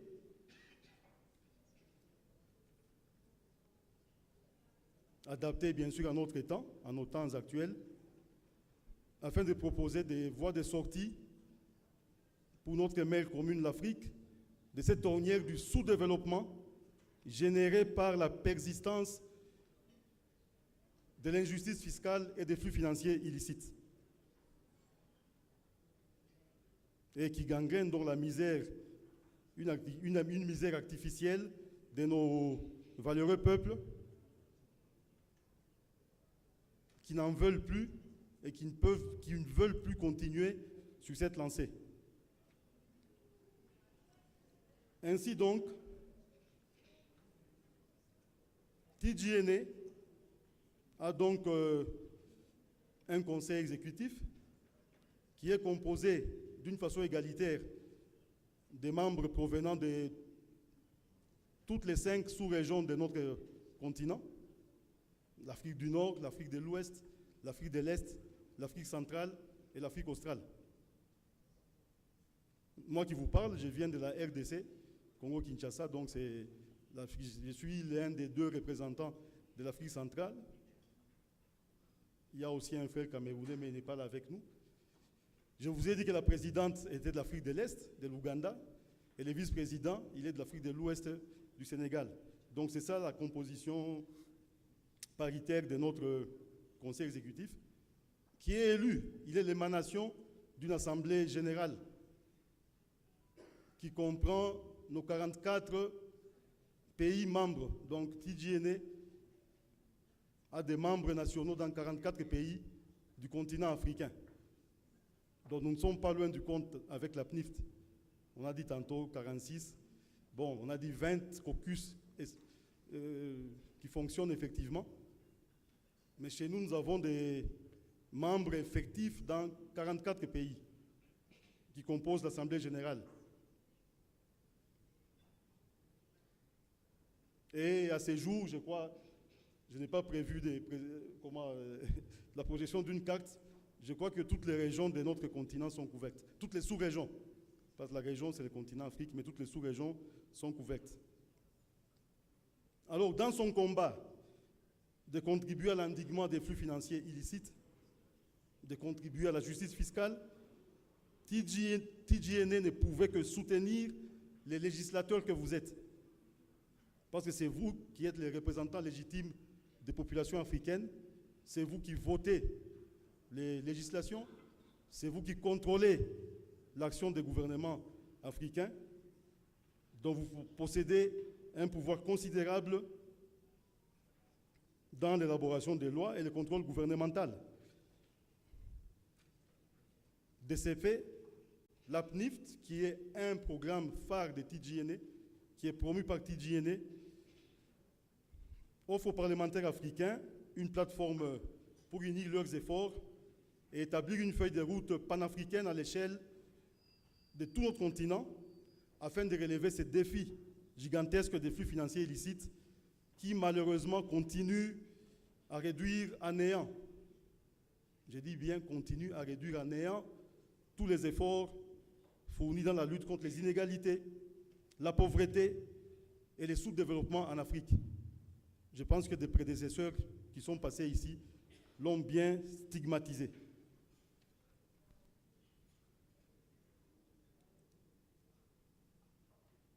dès lors il est prévu dans les sessions qui vont suivre ici, les plénières, des travaux en plénière et des travaux en sous-groupe, avec la facilitation des éminents modérateurs, panélistes, et surtout la participation de tout un chacun de nous qui sommes ici. Et nous espérons que de plus en plus, notre synergie, Parlement, gouvernement, par les services spécialisés de nos gouvernements, et la société civile. Moi, je ne suis pas parlementaire, je suis de TJN, donc je suis de la société civile, mais je travaille en connexion étroite avec les parlementaires de mon pays et les services gouvernementaux. Donc, ensemble, nous allons créer désormais une synergie vraiment agissante. Pas une synergie de circonstances, mais une synergie agissante qui va nous permettre, nous l'espérons, de proposer de véritables pistes de solutions en vue d'une plus grande synergie, je dis agissante, pour concrétiser les rêves des TJN, qui est celui d'une Afrique digne et libérée de la pauvreté grâce à une gestion rationnelle des ressources immenses dont Dieu nous a pourvus et que M. Rogers a présenté ici dans la première communication. Karibu tena sana na asante kwenu. Asante.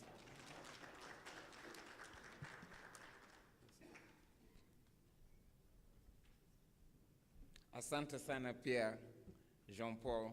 Thank you very much, Jean-Paul. I'd like to invite, it's good, you anticipated. I'd like to invite my colleague, Chennai, who will moderate the panel discussion immediately after we get our keynote speech. Ladies and gentlemen, our keynote speech will focus on the theme for the year, which is Africa's leadership in combating illicit financial flows, a legislative lens.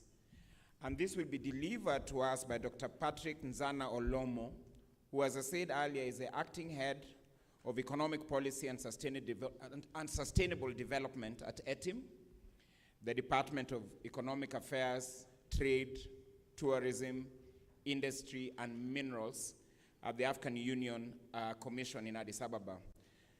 Dr. Olomo is an economist of no mean repute.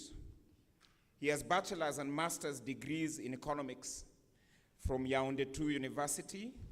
He has a PhD in economics and a postgraduate diploma in international economics from Omar Bongo University.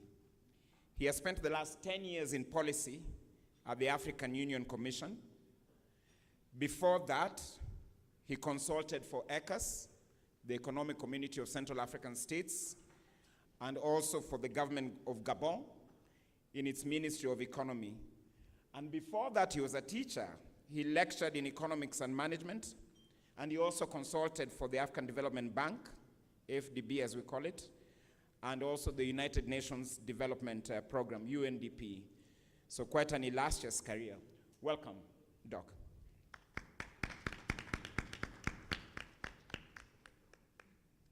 Thank you very much, my brother, and I'm truly surprised to see that you were able to trace all this information that I tend to forget because sons and daughters of Africa, and this is how I would like to call all of us today, because we are the sons and daughters of Africa. I would like to first of all thank the organizers of this session, thank TGNA, thank also the APNIF for inviting the African Union Commission to share some perspective, on the theme of this very important meeting that we are having today. Allow me to start by being a little bit provocative, Mr. Chair, because this morning I saw something that just called my attention. There were two anthems that were, presented by the excellent group of young musicians that we had this morning. But unfortunately, and I was looking forward to hear the anthem of the Union to make sure that as we come together, as we gather here as sons and daughters of Africa, that we are able to remind ourselves that we are part of one union, which is the African Union. So I would like to really, plead to see next time, the song of the African Union Commission, the anthem, being played at the beginning of such a continental meeting. Having said that, Chennai, when we look at the theme, I think it is Africa's leadership in combating illicit financial flows. And I would like to start by what I usually do, being provocative. In 2015, Africa has shown leadership in drafting the report of the high-level panel on illicit financial flows, which we usually call the Mbeki report, as President Mbeki has spearheaded by that process. At that time, and it was reminded this morning, we were losing $50 billion per year. And when we have a combined amount of that loss, it was nearly $1 trillion or more US dollar that we have lost since independence. $1 trillion US dollar. That amount was said to be higher than all the official development assistance that we have received so far, which means that we were able to spearhead our development with internal resources, but we did not. That was in 2015. We had this story about curbing illicit financial flows, stopping the bleeding, making sure that we are no longer losing that money, etc., etc. But unfortunately, the recent reports are highlighting that we are now losing approximately 90 billion US dollar. Can you clap for you? No, can you clap? Because unfortunately, and I thank you for not clapping because I would have been surprised. Unfortunately, we have shown lack of leadership. Lack of leadership. Why? Because if you are faced with magnitude challenges and that you have to pave the way to inclusive growth and sustainable development the way we have tasked ourselves to do within the framework of the African Union Agenda 2063 that you all know, which is our boussole towards development, it means that we have failed. Let me still put it my way. We stand today at a very critical time of the history of the continent. Very critical time. And I would like to echo the words of the chair, Madam Chair, when you said that we are in an international boiling context today. You were absolutely right. Because when we look at the discussions that are happening worldwide, it is re-emphasized that the development of a continent or of a country can only be solidified on internal resources. There is no country in the world that has ever developed with external resources, apart from those who are stealing the resources of others, and you said it rightly. It means that if we are not in the capacity of also spoliating resources from other regions of the world, we will never develop. if and only if we are able to secure and to use properly our internal resources. And this is why the fight against illicit financial flows is a fundamental development agenda for the continent. A fundamental development agenda. There is no need for us to navigate the uncertain environment we are today without making the most of our internal resources. It was reminded this morning that those resources are lost from various sources. We talked about corruption, we talked about money laundering, we talked about commercial activities, and we even talked about all forms of terrorism and all those activities, that are related to illicit financial flows. But let's look precisely at what we can do with the resources that we are losing. If we look at Africa's financial gap as of today, the financial gap is estimated at approximately $272 billion per year. Recent estimates, 272. During the COVID pandemic, it was estimated at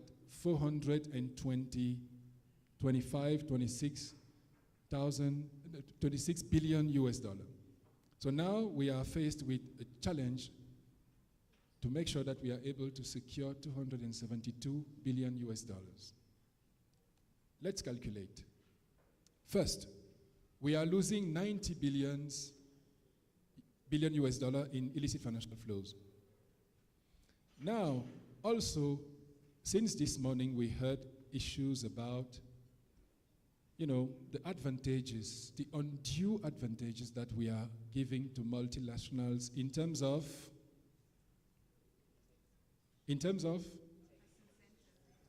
incentives, tax incentives. The recent estimate we have is that we are losing approximately 272 billion US dollar per year in terms of tax incentives.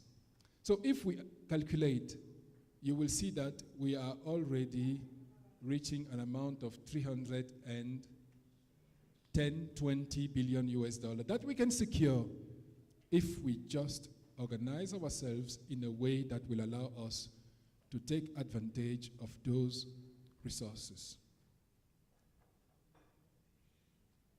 We have to be clear. We don't have lack of resources. The problem is that we don't know how to secure the resources that we have and to channel them to real development issues. When we talk about leadership on the fight against illicit financial flows, as I said before, Africa has already shown leadership in terms of positioning the continent at in a global environment where challenges are immense in terms of what needs to be achieved and how that can be achieved. If we look at Agenda 2063, which is our continental development program, and if we also take advantage of the United Nations Sustainable Development Goals that are parcel of Agenda 2063, you will see that with the resources that we are losing per year, we have enough to make sure that we are able to change the narrative of the continent and to build sustainability going forward.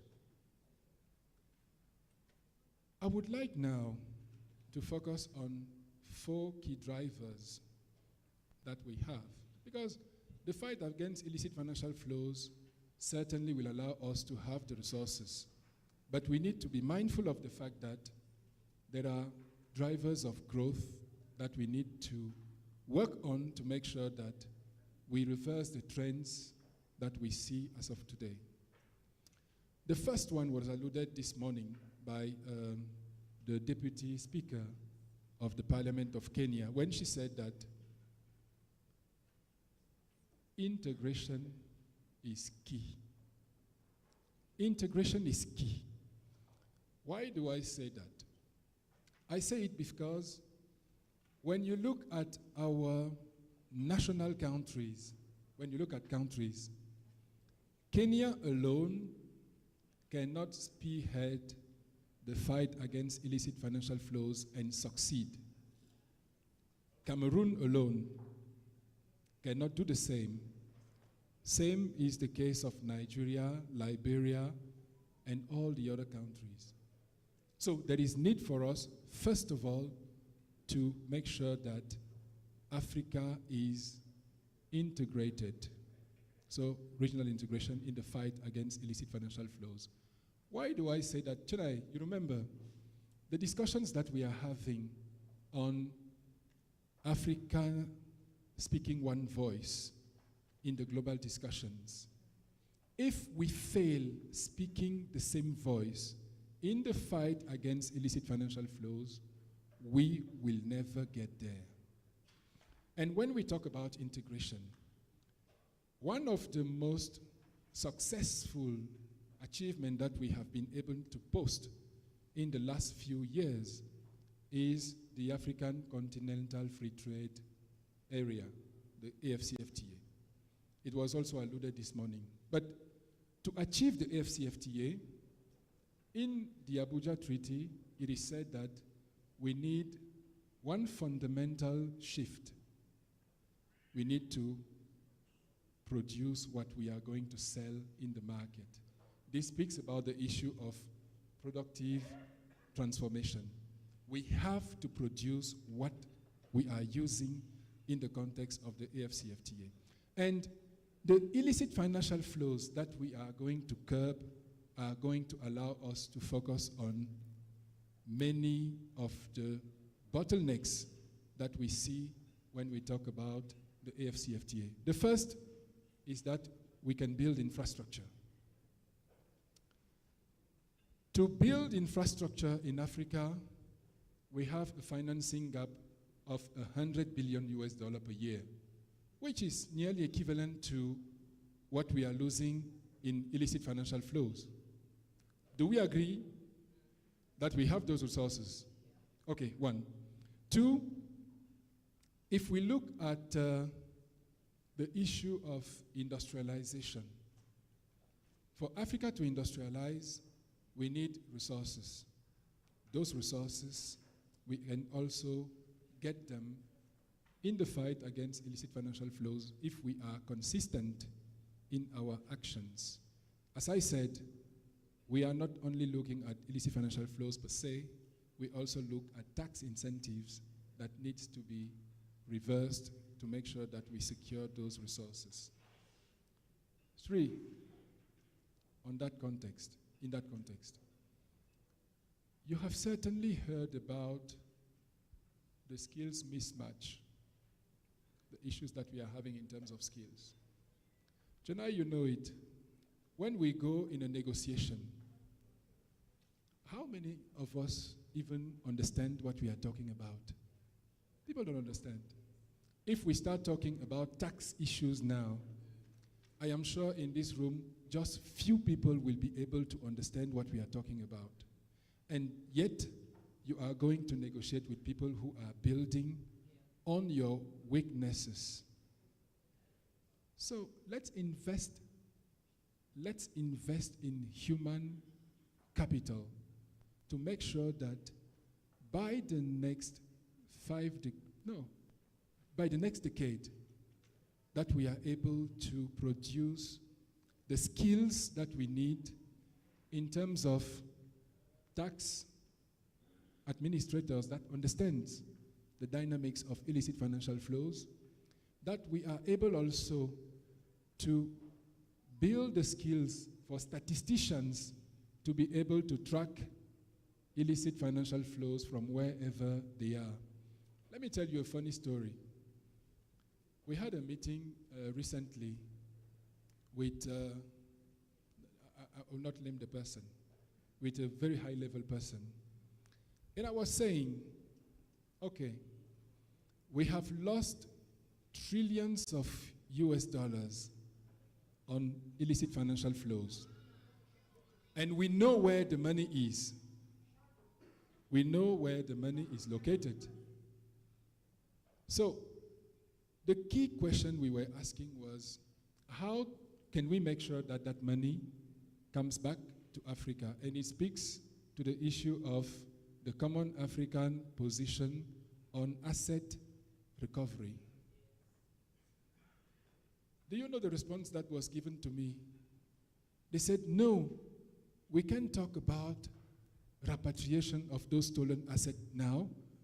Let's first focus on making sure that we are building resilient tax systems, making sure that you are not losing the money going forward. But I said, let me give you an example. You come to my house, you steal my TV, you take my TV with you, and I see my TV in your house. When I come to your house to ask you to give back my TV, you tell me, no, leave this TV. Let me show you how better prepare to avoid losing your next TV. So I said, but this is not the right discussion. We need to make sure that those resources are repatriated, because it is a developmental problem that we are faced with, and we need those resources. So repatriation of stolen assets. But we can only do that if we have the capacities to understand how to make those resources repatriated, in Africa. Now, the second major drive that we see that will push the continent forward is the issue that is related to the digital transformation. We have spoken about it, and this is where we are also seeing illicit financial flows. Because as of today, the taxation of the digital economy is still a challenge in African countries, and we are losing extremely high amount of resources. I don't want to go into details with the negotiation with the amount A, amount B, amount C, and all those things, because we may not understand. But we need to make sure that we are able to get those resources as we proceed in the digital era. Digitalization certainly has brought opportunities in terms of jobs creation, in terms of poverty alleviation, but it should also contribute now to growth and to economic transformation. So there is need for us to focus on that. And if you look at the statistics today, Africa is the continent that is digitalizing at a speed that has never been seen in history. Our digitalization process is far the most important in human history as of today. The third point, when you look at the discussions that we are having now in terms of the global drive to sustainability, what do they call sustainability? The protection of the environment, protection of this and that and this.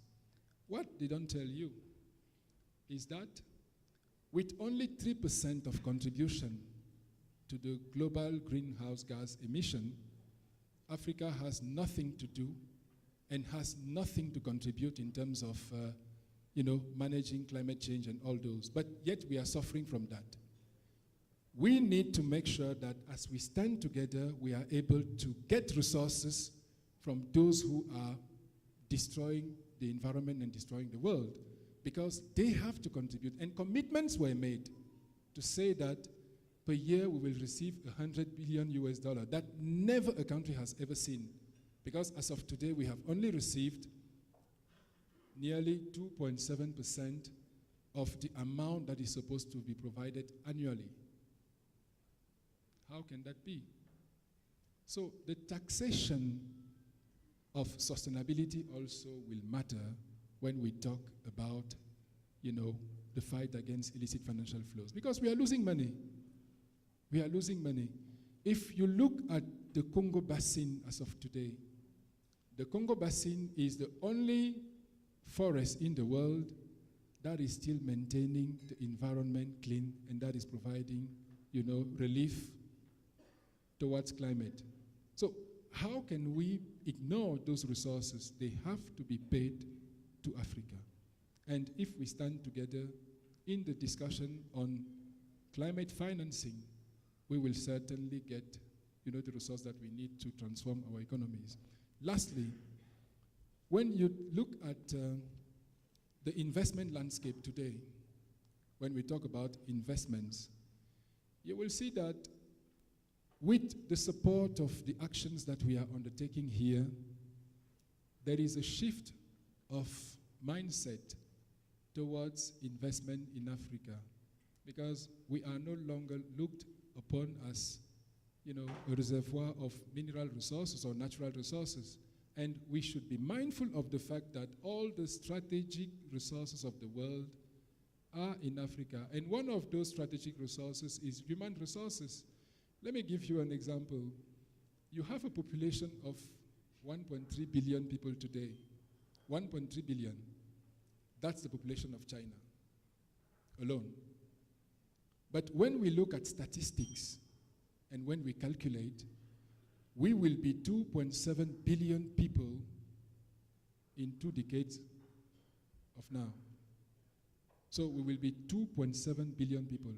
And Africa's population will be the youngest population in the world that will account for nearly 3/4 of the youth in the world. So why shouldn't people invest in Africa? Why should they invest in other, continents? So it is time for people to invest within the continent, but to do so, there is need for us to fight against illicit financial flows, to fight against corruption, for instance, that is depriving the continent from, resources. And that is also bringing issues on the perception of the investment landscape of the continent. If we are able to do that, I think we will achieve something. Madam Chair, before concluding, let me come down.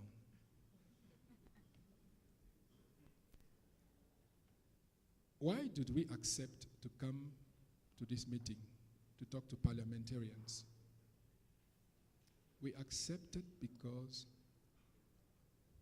you are the decision makers. And you are the people that can change the narrative of this continent. Let me take practical examples.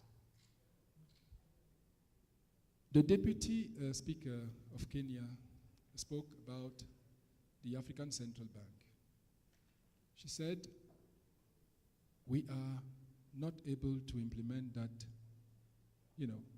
But let's look at what we need to do. We have adopted in the year 2000, in the context of the Constitutive Act of the African Union, the African Union Financial Institutions. You have a central bank, which will produce the common currency.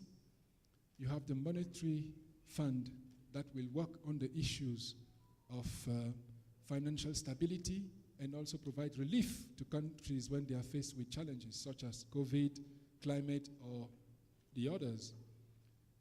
You have the African Investment Bank that is supposed to spearhead investment within the continent, and you have the Pan-African Stock Exchange, which is aimed at providing, a continental space for broader investment through the stock exchanges. The problem is that all the countries that are represented here, few of them have ratified those legal instruments. And we are talking about a process that is far delayed in terms of implementation. We have not less than 2 or 3 decades of delay in terms of implementation. So the question I'm asking is, who do you think will come to solve those issues here in Africa? There is no one that will ever show up to provide the space for the ratification of those instruments. No one will ever do it. And why will they not do it? They will not do it because these institutions are instruments of power and independence. Instruments of power and independence. So it means that if you have a central bank, you have the power to emit your currency, you have the power to use your monetary policy to accelerate economic transformation. If you have an African Monetary Fund, why will you go to the international monetary funds where the conditionalities are not favorable to African countries and where you are disregarded in terms of the allocation of resources? Because you have those resources within the continent. So I would like to call upon all the delegations here to make sure that when you go back home, maybe you are able to ask the right questions in terms of those institutions that are critical for our economic transformation and development. Secondly, when we look at the signature of contracts, entering into agreements, parliamentarians are part of that process. So how come can people come and misuse our resources in the face of people who are claiming to become independent, and you are sitting in the room and you are ratifying? How can that be? I liked, the way you presented the Pan-African story. It means that the fight against illicit financial flows started long time ago. It is not a new fight. Because if you look at the freedom fighters, if you look at the independent, our forefather who fought for independence, they were fighting for only one thing, to make sure that the resources are not spoliated. These were illicit financial flows that we saw going out. And as I said, some countries in the world have built their wealth by spoliating others. So we have to be mindful of that and make sure that when you sign agreements, when you sign contracts, at least that you call upon, the leaders of our countries to understand that when we are signing, we have at least to give a fair share and a fair shot to our economies. So this is what we are expecting as the African Union Commission. Now, when it comes to issues of investments, we need to invest where we see strategic opportunities. Strategic opportunities. If we fail producing, what will we do? The AFCFTA, let me give you one last data. The AFCFTA today is $4.3 trillion US. 4.3. In 2050, it is supposed to be not less than 50 to 20 trillion US dollar, which will be the amount of the resources that, China is generating. And there are countries within the continent that are supposed to be joining the G8. So the group of the 8 richest countries in the world. But nobody will tell it. Nobody will inform you about that. We have South Africa, you have Nigeria, you have Egypt that are supposed to join that group of the prosperous countries in the world. So it means that if through legislations we are able to align our policies and that we are able to implement those policies, we will certainly unlock the unbelievable potential of this continent. Because there is no continent in the world that has the potential that Africa has. There is no. And that we need to be mindful of that. They will come to you and tell you, no, you have to stop increasing your population because. No, population is a factor of power. All the countries that has ever developed have developed because they have a growing population. So let's stop that story and really concentrate on real practical issues. And when we talk about practical issues, we are pleading at the African Union Commission to strengthen the relationship with parliamentarians. We know that we already have that relationship through the Pan-African Parliament, but we make sure that when we speak to the issue of illicit financial flows, that we hold each other accountable of the success or of the failure that we are seeing, in this space. I would like to engage you as African policymakers and leaders to make sure that in the next decade, we are able to reverse the trends of illicit financial flows and make sure that we take advantage of those resources for the good and the beneficiation of our population. Our people are not entitled to misery and poverty. They are entitled to prosperity and to peace. And on this, I would like to remind you that we need to build a united, prosperous, stronger continent that speaks volume in the global arena. And I can assure you that as of today, we have all the means of that power at our hand. Let's just make sure that we make the right things. First, we curb illicit financial flows, and then we can see our development propel. Thank you.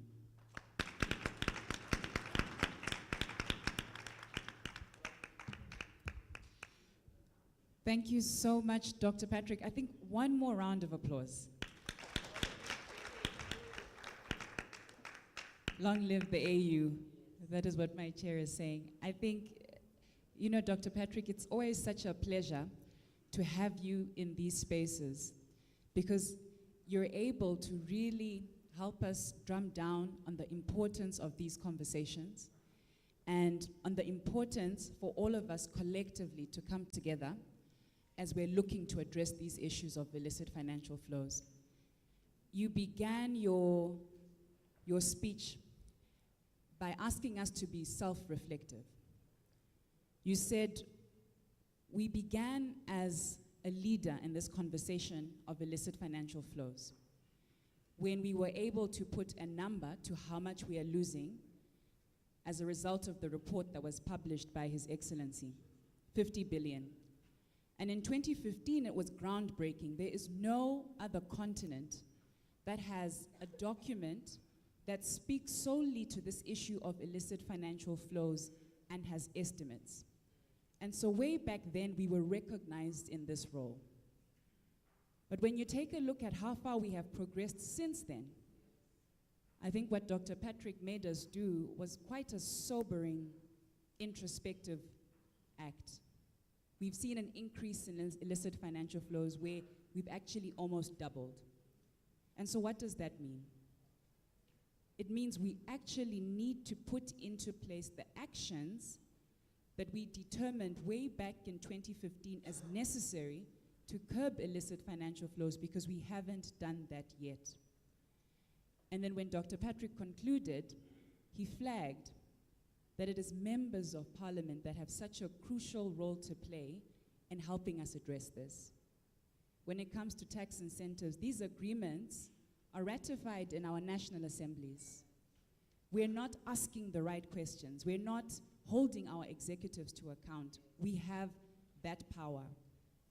Many of these multinational corporations that are responsible for over 60% of these illicit financial flows are operating in our countries because we let them.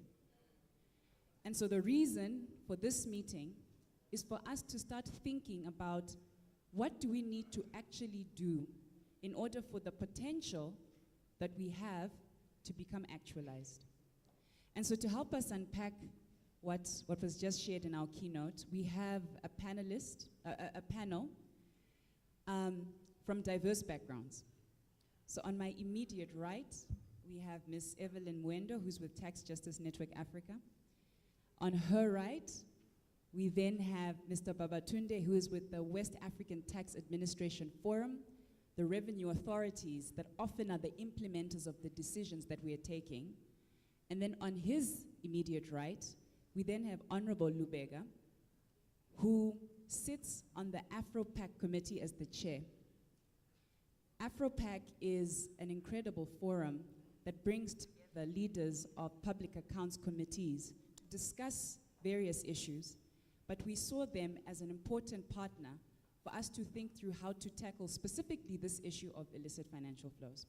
So what we'll do is I will give the panelists 5 or so minutes to just give their initial reactions to the presentation that was given by Dr. Patrick from the perspectives that you hold in your different sectors.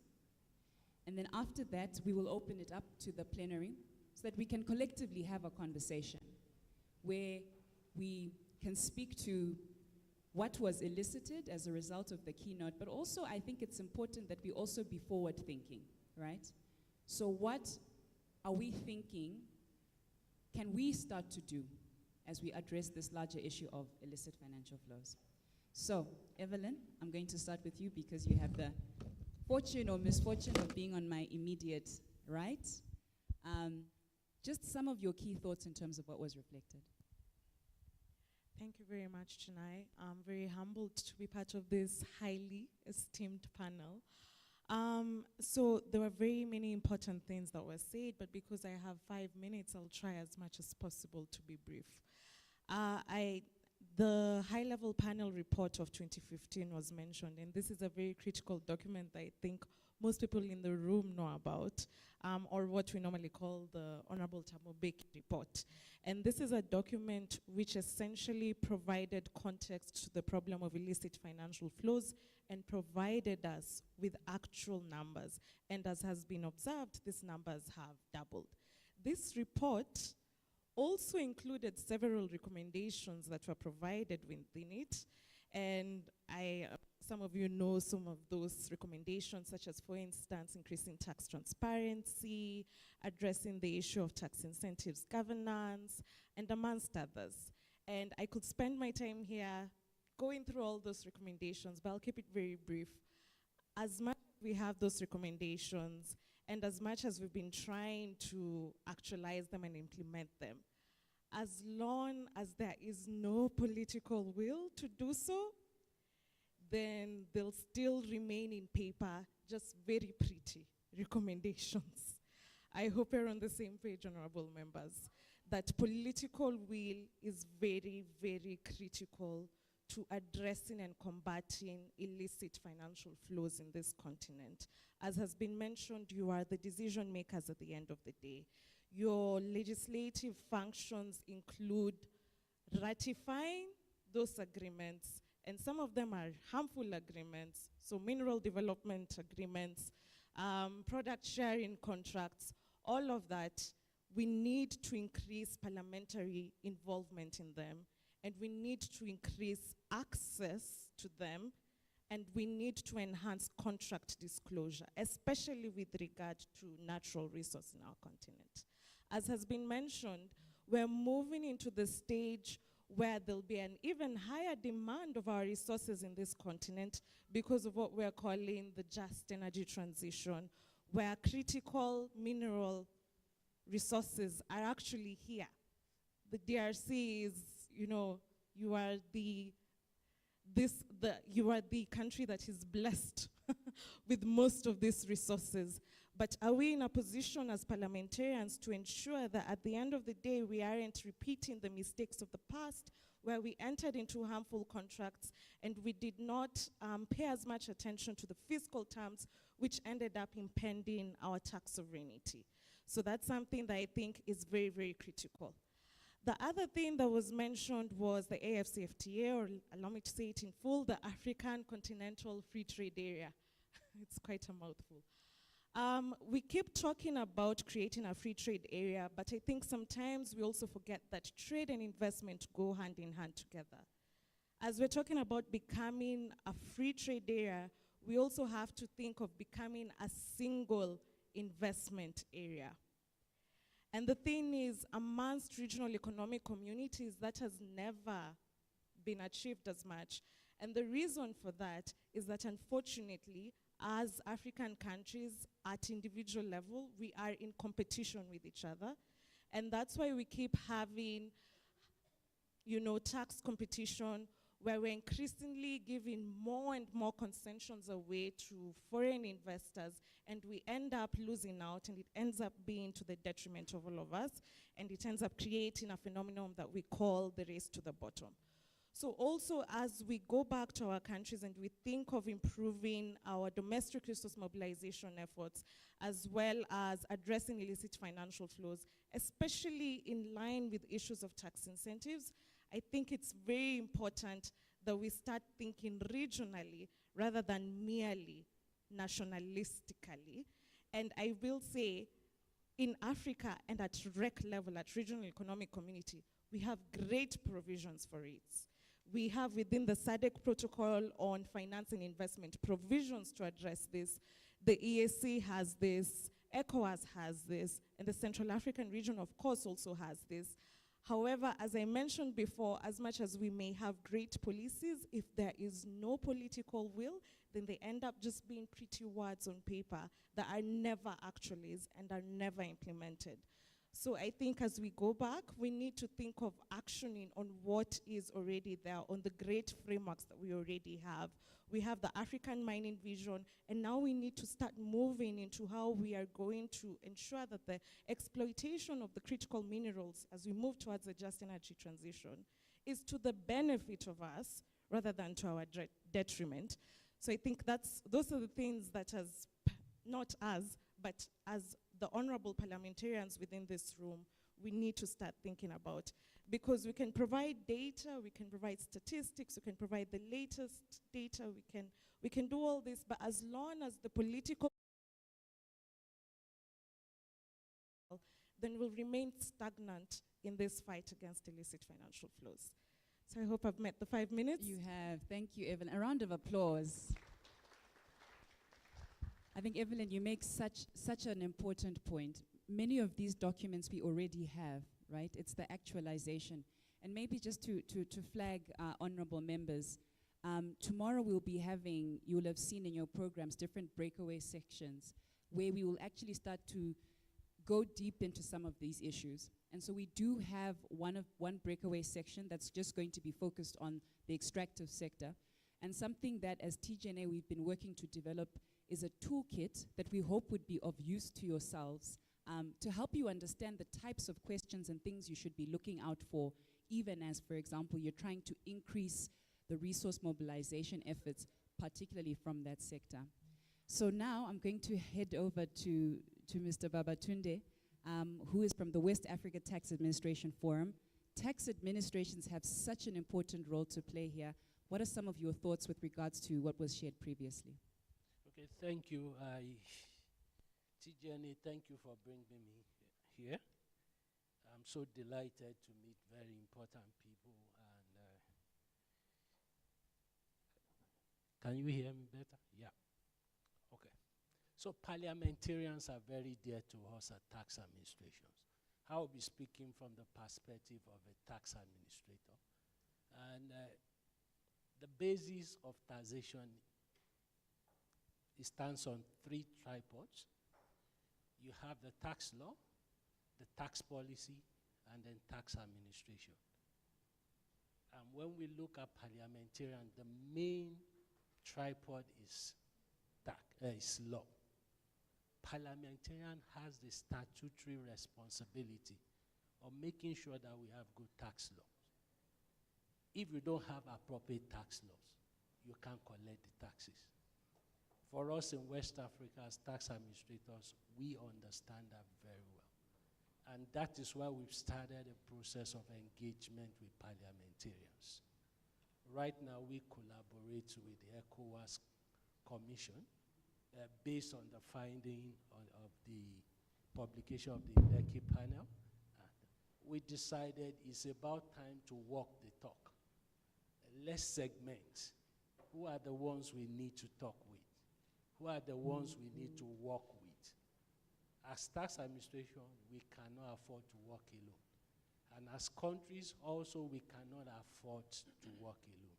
So we've started engaging with the ECOWAS Parliament. Last year, we were also in Gambia to make sure that we'll bring parliamentarians up to speed on issues that affect their ability to mobilize domestic revenue mobilization.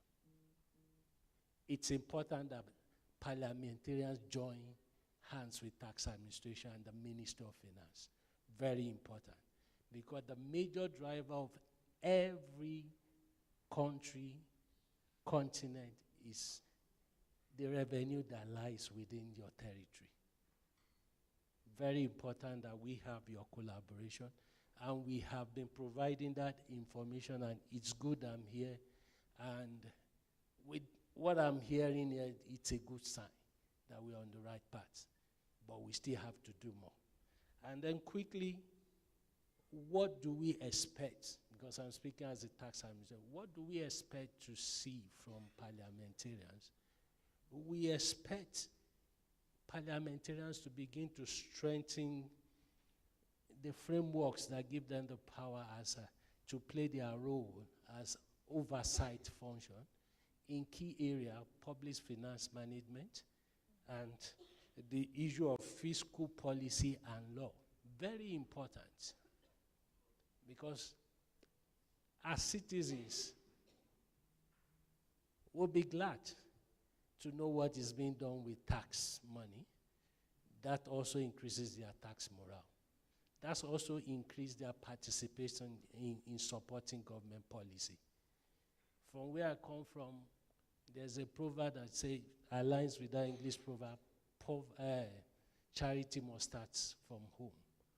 We've gotten to a point that in Africa, charity has to start from home. Like Dr. Patrick mentioned, when we go out there, do we appear as a fragmented block or as a group? And with what we are seeing recently, Africa is doing well. He mentioned earlier on taxation of the digital economy. The game is changing. Gone are those days where the law requires companies to be physically present in your countries. Facebook may not have offices in your country, but they still do business. We're talking about illicit financial flows. The frontier has moved. Recently, last year, there was an inclusive framework. So many countries signed on the inclusive framework. But the question is, what is the need for us? It's another way of giving out a taxing right. Parliamentarians need to know the why and how. Thankfully, yesterday we were in Abuja together with the African Union and ATAF, African Tax Administration Forum. Those were the issues we were trying to unpack. We need the support of parliamentarians to make sure that when we sign such agreement, we are not giving away as usual our taxing right. We know what we are doing as a continent. We know what we are doing as nations who are interested in making sure that we get our own fair share of the revenue. I want to bring out one key thing. In Africa, we are so blessed. We have the extractive industry, but what do we get from the extractives? It's a story of giveaways. The Mbeki panel has shown us the way. Where are we leaking resources? What do we need to do? But when we look around, are we really domesticating and absorbing those recommendations? For instance, on tax expenditure. In West Africa, the ECOWAS is leading. We're working with ECOWAS on tax expenditure reporting. How many of our countries are publishing annual tax expenditure reporting? Which is to show if we are giving away tax incentive, what do we get in return? It will give us an idea whether these things are even necessary. Studies have shown that giving incentives, generous ones, are not the only factors to consider to attract foreign direct investment. As parliamentarians, we need support to make sure that tax expenditure reporting becomes something that is done in our country. The issue of transparency is also tied to this. People need to know what is happening. And then as a wrap up, 5 minutes is too short to talk to all this. But as a wrap up, I also want to talk about how do we kill into global initiatives. Currently, there are many African and global initiatives. For instance, the OECD-led exchange of information. Africa also has a version, the AMATEM, Agreement on Mutual Assistance in Tax Matters. How many of our members are signing in on to this? Dr. Patrick was talking about how do you recover those assets. If you don't sign on to the multilateral instrument, you are not going to recover all those tax debts. We need parliamentarians to support tax administration. I am very, very fortunate to be alive in this age and time where the job of the taxman is the only sure way to lead us to economic freedom. Because we need to be able to get enough taxes to fund our development. And I want to end on this note. We are currently adrift on a journey of borrowing. It's a borrowing blink. Yeah, we used to talk about Europe, but China is here. This is like family affair. Then you ask yourself, China will come and tell you we are doing infrastructure financing. Dr. Patrick was alluding to that. We have enough to, if we are doing the right thing, we have enough to finance the infrastructure development. Because what we are doing now is like the biblical thing that says, a borrower is a servant to the lender. When you keep borrowing, the ability to pay back. If you don't pay back, it's not a free meal. There's no free dinner anywhere. Parliamentarian needs to hold the executive responsible about the issue of borrowing. And the conversation starts with, how do we foster, implement domestic revenue mobilization strategy? WATAF has come up with a framework for West Africa. How do we start with that in our various nations? So that if we are mobilizing, we know where the money is coming from. And it becomes a whole of government approach. If it's going to be a 5-year plan, 10-year plan, we need to hold hands together and make sure that we get out of this borrowing blink. Because when the chips are down, you are going to pay back that money. And if you are not sure where you get the money, that's another level of slavery. I will leave you to think about that. If I have other opportunities, I will also volunteer my opinion on that issues. Thank you very much. Absolutely a round of applause. I think there's quite a few things that you touched there. I want to begin with where you ended, this issue of debt. And I think Dr. Patrick alluded to it. Part of the reason we find ourselves in a debt crisis is because we haven't been able to harness our own resources to put it to where it needs to go. And as such, we need to look externally. But also, the other side of this is that there are almost 2/3 of all African countries that are either in debt distress or close to debt distress. Our taxes are what pays for us to get out of debt. And you'll find that there are a significant number of countries that are actually spending more money, more taxes on debt repayments than on key crucial sectors that we need in our economy. So this debt conversation is a really important one. The second thing I want to touch on is you alluded to tax expenditure reporting, and you mentioned that West Africa is far ahead. Some of our other regions aren't. And the reason this is so important is because we need to know if, for example, our governments are deciding to give tax incentives to multinational corporations, how much is that? And that information must be made public so that we're able to do a cost-benefit analysis. Is the amount of money that we are forfeiting in terms of tax incentives worth it? Should we continue this direction? And so there are lessons that can be learned from West Africa. And again, just to flag, this issue of tax incentives and tax expenditure reporting is going to be one of the breakaway sessions that we have tomorrow. So this is all something that I think could be really important as we tackle this. And then the last thing I just want to flag that was mentioned, there are conversations about tax that happen at the global level. But there's no discussion happening at the global level that's not going to require some sort of ratification at national level.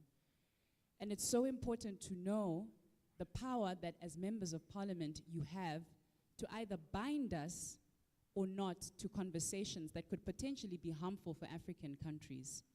And there is value in knowing what those conversations are. So also, just to flag, there will be a side session where we will be looking at some of the tax conversations happening at global level that will have implications at national level and the way in which members of parliament can enter into those conversations. Many of them have to do with, for example, the digital economy, right? There are so many companies that are coming into our countries able to generate resources, but because they don't have physical presence, aren't paying tax. So how do we tackle that? And so now, without further ado, I will be handing over to Honorable Lubega. If you can give us some of your thoughts with regards to what's been shared. Right. Well, thank you, Chennai. My political colleagues will agree with me that these citizens have called us in this room to account, and we are now being roasted. I want to thank TGNA and APNEFT for bringing Africa in this one room and for the politicians to account. Now, this appears to be a political forum discussing a technical matter to find a political solution for this continent.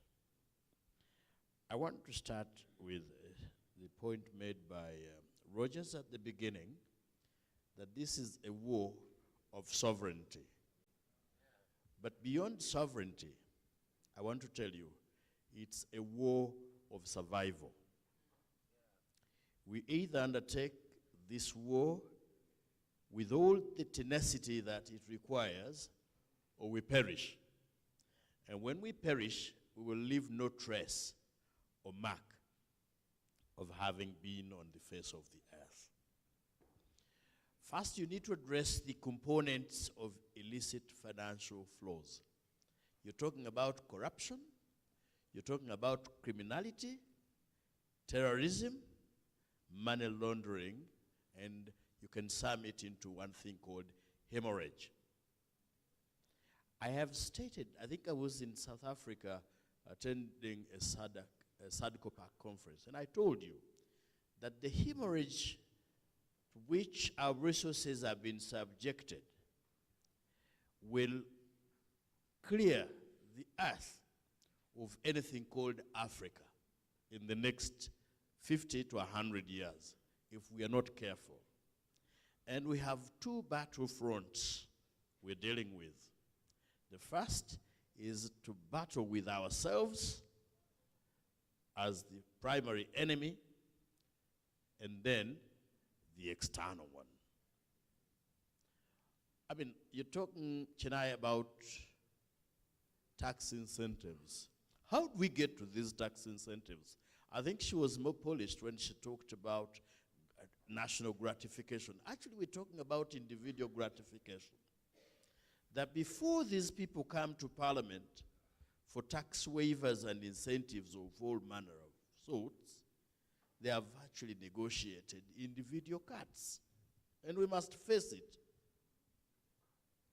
How I wish, and now this goes to Dr. Patrick, how I wish the African Union would organize a similar platform for the African presidents.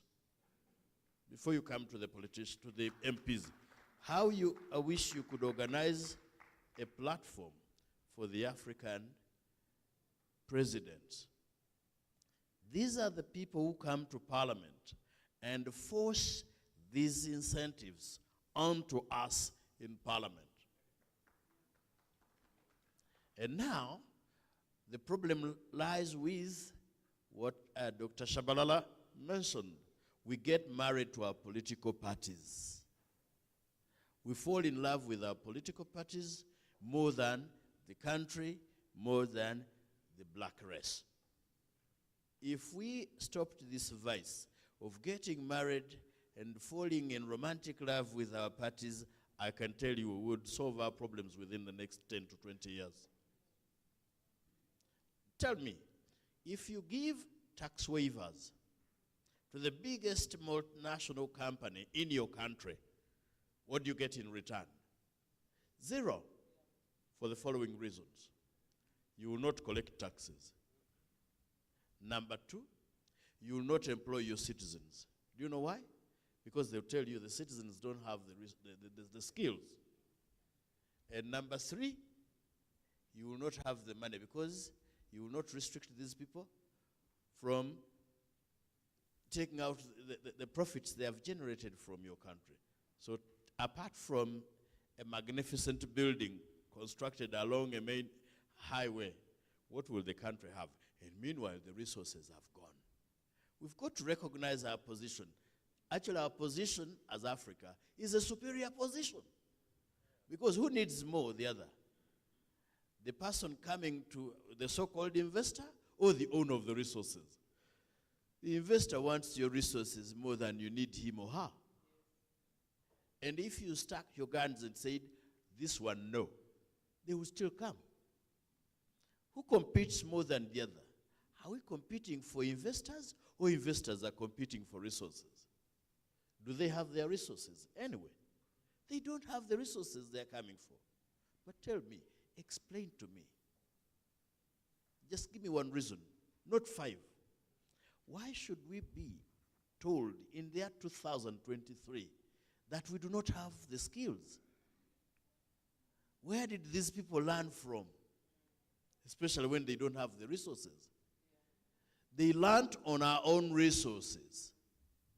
And I think Dr. Patrick talked about human resource, human capital should be our first area of focus. Then the next is talk about the policies and laws, and that's where Parliament comes in. We have made the laws. I can mention to you, in Uganda, for example, we have an Anti-Corruption Act. We have an Anti-Money Laundering Act. We have a Public Finance Management Act. So many laws. We have passed these laws. We have put in place the institutions that we need.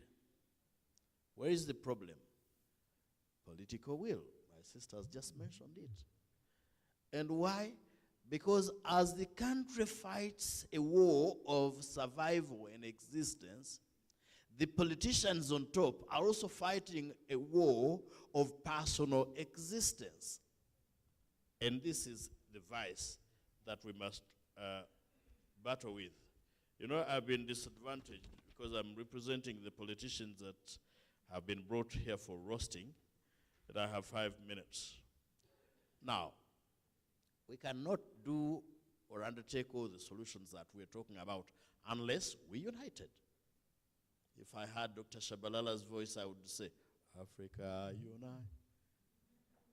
You know, because the vice we are dealing with has extraterritorial implications. The money that is stolen crosses borders.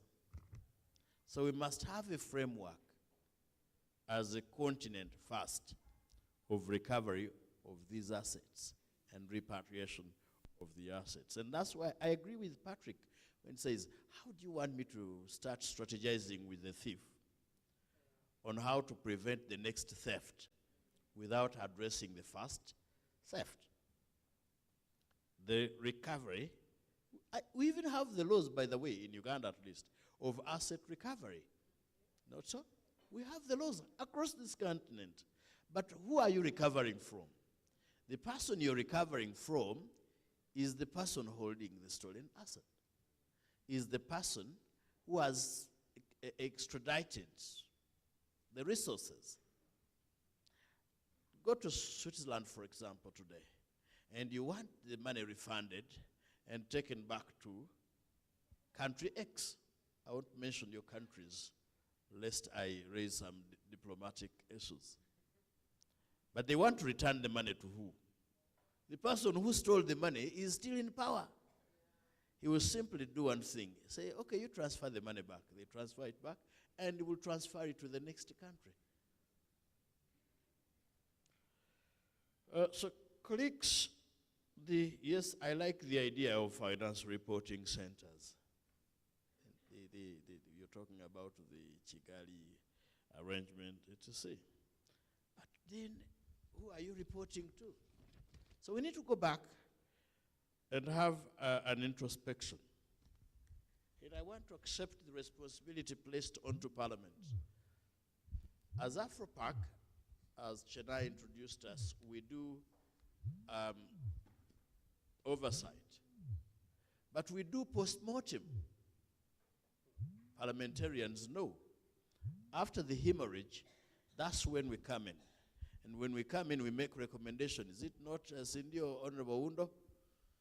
We do post-mortem. We report back to Parliament. And you know, the unfortunate thing in the Commonwealth, with nothing common about the association, as Dr. Shabalala mentioned, the arrangement in the Commonwealth parliaments is that these are opposition-led committees. And by virtue of being opposition means you are the minority in Parliament.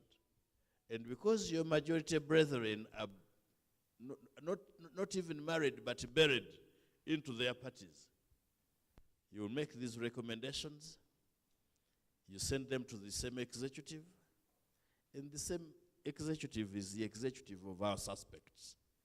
So what do you expect? The solution goes back to one forum, the African Union. As I conclude, colleagues, I can only say that we need to liberate ourselves. But who liberates who? We must liberate each other.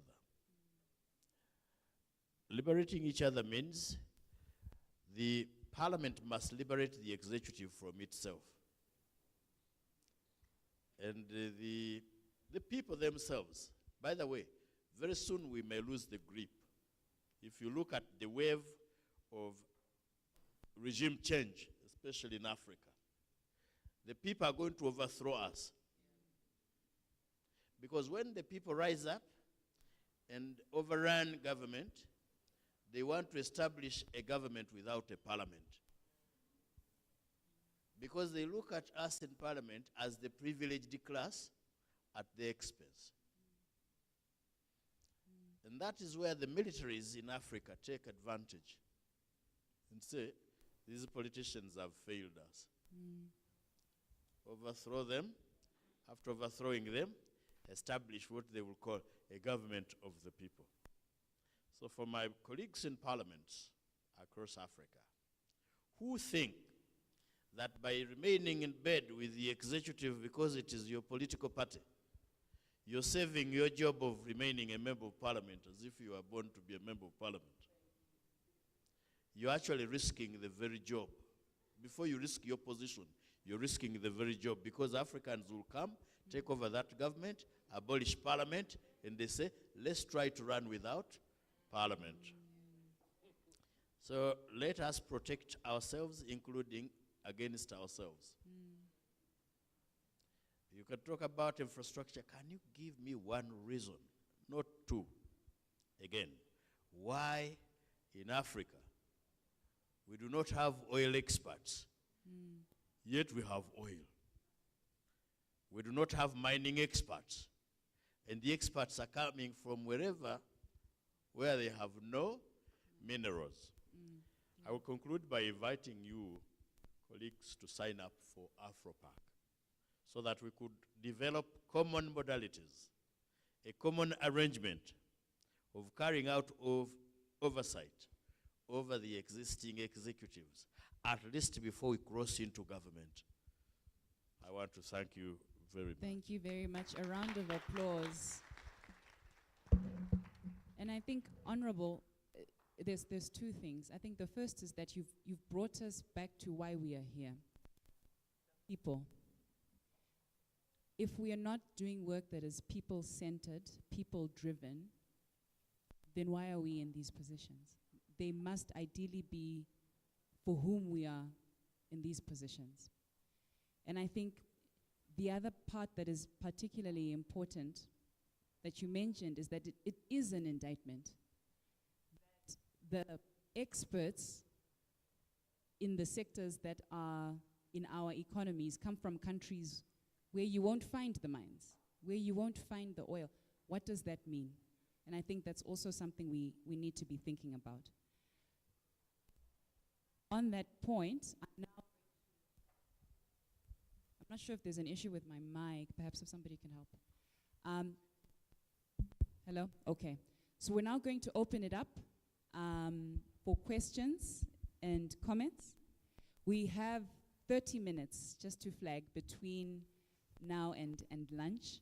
So I am going to ask, and I really, really ask this because I know the people in the room, that we be very brief and very concise. There will be opportunities to go into these conversations in detail.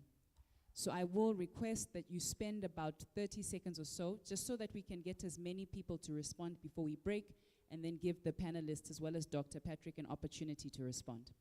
So what I will do is I'll go across the room to make sure I don't miss any hands. So I can see one hand in the back. Okay, so 1, 2, I can see that. Then I can see Honorable Drabo, my chairperson, and I can see you in the back as well. As I move, I can see the representative from Cameroon, the lady in the yellow, in the brown, and then we'll conclude with the lady just in front here. We will have an opportunity to continue having these conversations. I'm just conscious of time. So we'll start on this side. As I request, please, if we could keep it as brief so that we can get through as many questions as possible. Yes, thank you, Francis. The hand, I think your hand was here. Thank you very much. Honorable, we are friends, so I also know I will perhaps cut you if you go a little bit long, but please go ahead. Personally, I don't agree with tax exemptions. I personally have a stand. But looking at how the politicians and the business, the industry has that taste for exemptions, in Ghana, I actually understood and supported the passage of the exemptions bill, which became the act. But I think while at it, that index of checking value for money is critical. But if you come where I belong, where I don't think those multinational enterprises should be given exemptions, I think you should rather go to that table when you are negotiating for FDIs with 3 things. You are coming to my country. I have security in Ghana. I have labor, strong labor force. And I have raw materials for which we are coming. So we should go to the table with these 3 things that are very critical. Tell the people you have security, you have the labor, you have that raw material which they want. And I don't think we should go begging people. And rather, unfortunately, I see African countries rather showcasing how much high exemptions they can give to the companies. Right. And that is rather really, that's sardonic, actually. Thank you so much. I think that comment reflects some of what's been said already. The next hand. Yes, I think there was a gentleman on this, there was a gentleman in this row? Okay, if not, that's fine. We can go to the back. Thanks, Francis. Alors, moi, je vais parler en français. Je suis Cyrologe Moutou de la République du Congo. En fait, je souhaite intervenir sur un point critique. C'est le point des lois. Vous savez, en Afrique, la beauté de l'Afrique, c'est que l'Afrique a les plus belles lois du monde. Et le grand problème, ce n'est pas les lois, c'est l'application de ces lois. Pourquoi je dis cela? Parce qu'aujourd'hui, quel est le rôle du parlementaire, donc du député, pour certaines personnes? C'est justement d'engager les débats directement liés à l'émancipation de la population, donc le développement de la cité, en passant les lois, n'est-ce pas? Mais le rôle du député s'arrête là. Le député passe les lois, ce n'est pas lui qui applique ces lois par la suite. Donc, tout ce que nous faisons ne va rien signifier si nous n'essayons pas de renforcer les personnes qui doivent appliquer ces lois. La ressource humaine, la logistique, au niveau des services dans chaque pays qui vont faire le suivi, qui vont faire la police et récupérer ces taxes. Ça, c'est critique. Donc, Ici, nous devons faire une réflexion partant dans le sens. OK, nous allons former les députés et les aider à faire passer les lois dans leur pays. C'est déjà bien. C'est la première phase. Mais la deuxième phase consiste aussi à recruter la bonne ressource humaine au niveau des services qui sont dans ces pays, les former afin qu'ils soient capables justement à la fin de prendre ce que nous souhaitons prendre. Ça, c'est capital pour moi et c'est très important. Maintenant, si nous faisons cela, excusez-moi parce que c'est très important, je dois vous le dire, si nous faisons cela, même si on dit aujourd'hui que ces multinationales doivent nous payer nos taxes, mais qu'est-ce qui nous permet, qu'est-ce qui nous confirme que les taxes qui seront retirées actuellement seront les vraies taxes? Lorsque nous n'avons pas quantifié, lorsque nous n'avons pas la maîtrise de nos propres ressources. Parce que la plupart des pays en Afrique ont des ressources, mais ce n'est pas quantifié. Si ce n'est pas quantifié, comment saurons-nous que ces taxes-là sont vraiment les taxes qui doivent nous revenir par rapport à ce qu'on est en train d'exploiter? J'en ai fini. Merci. That's such an important point. Thank you very much, Honorable. Honorable Drabo. Francis, just up front here.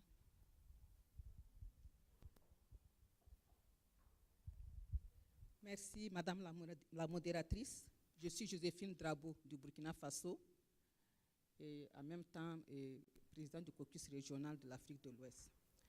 J'appuie fortement ce que le premier conférencier a dit par rapport au leadership, le manque de solidarité dans la lutte contre les flux financiers illicites. Je voulais juste donner un petit exemple. Dans ma zone, dans ma région, on dit si vous ne vous courbez pas, on ne monte pas sur votre dos. Ça veut dire qu'il faut collaborer avec celui qui vous piétine.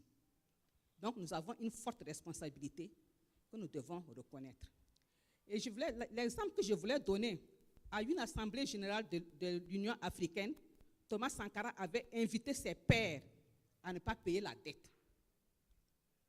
Et en disant, la dette n'est qu'une autre forme de... En fait, c'est ce qu'ils nous ont volé, c'est ce qu'ils sont en train de nous donner comme dette. Et il a précisé, si vous ne me soutenez pas à la prochaine Assemblée générale, je n'y serai pas. C'est ce qui est arrivé.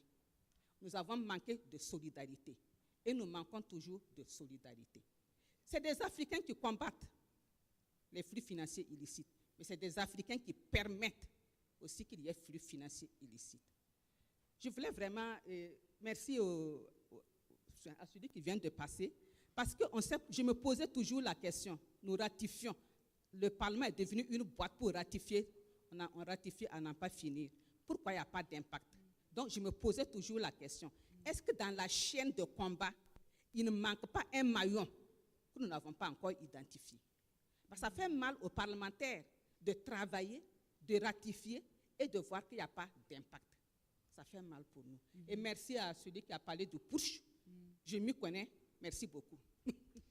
Thank you very much. Pas plus. Thank you. Je viens du Burkina Faso. Merci. Thank you very much, Honorable. Francis, just in front of the chair, had a question/comment. Thank you, Francis. I'll try and be quick. I think my first one goes to my comrade from the AU and my comrade from Uganda. From what we've heard this morning, would you agree that we need to redefine political will or de-escalate it away from the cabinet to the legislators? Because I think the cabinet, by and large, has lost its soul. And if you don't have a soul, no amount of talking to you is going to change you. But if these people united that are here, and in every constitution it states members of parliament exist to hold the cabinet accountable. So should we now start redefining political will as lack of will of legislatures from what we've heard this morning? And then, Ms. Evelyn, thank you so much to all the panelists, by the way. Ms. Evelyn, would you also agree with me that while we have formed TJNA to focus on tax, maybe it's high time we now link tax injustice and electioneering? And I'll tell you why, because they prey on the ignorance of our voters and on their poverty. So if voting is not right, we keep voting the same people who allow tax outflows into power. South Africa tops the record. ANC constituencies vote this week. The following week, they are protesting against government. I mean, that just tells you something. Thank you so much. Thank you so much, Chair. I can see there was some support for that. Okay, I can see some new hands. I'm going to say no to the new hands. But there was one just behind you, and then the gentleman in the back, and then we'll move to the next row. Thank you, Madam Moderator. I'm Honorable Samba Diallo from the Gambia. Let me also thank ABNEC and then TJNA. Madam Presenter, in Africa, I think we should adopt the life of the eagle than the parrot. The parrot talks too much, but it can't fly. But the eagle is always silent, but when it wants to fly, it will fly to the sky. We have actually all the necessary laws and policies, but implementation is our number one problem. In each country, if you go there, the necessary laws are there. But at the end of the day, all the laws are packed under the carpet. And these laws are legislated by the National Assembly members of those countries. Let me ask a question with regard of the proposed African bank. I think that question will go to Patrick. If you look at the African Union, it is constituted by the entire African countries. But their budget, the budget of that institution, they cannot even finance their own operation and programs. At the end of the day, the donors who are supporting the African Union are against for African Continental Bank. How are we going to achieve it? And if you look at the 54 or 55 West African states, each of these countries are operating at budget deficit. Exactly, yeah. How are we going to have an African continent bank if these two issues are within ourselves? Thank you. That's such a great question. Thank you so much, Honorable. Right at the back, Francis.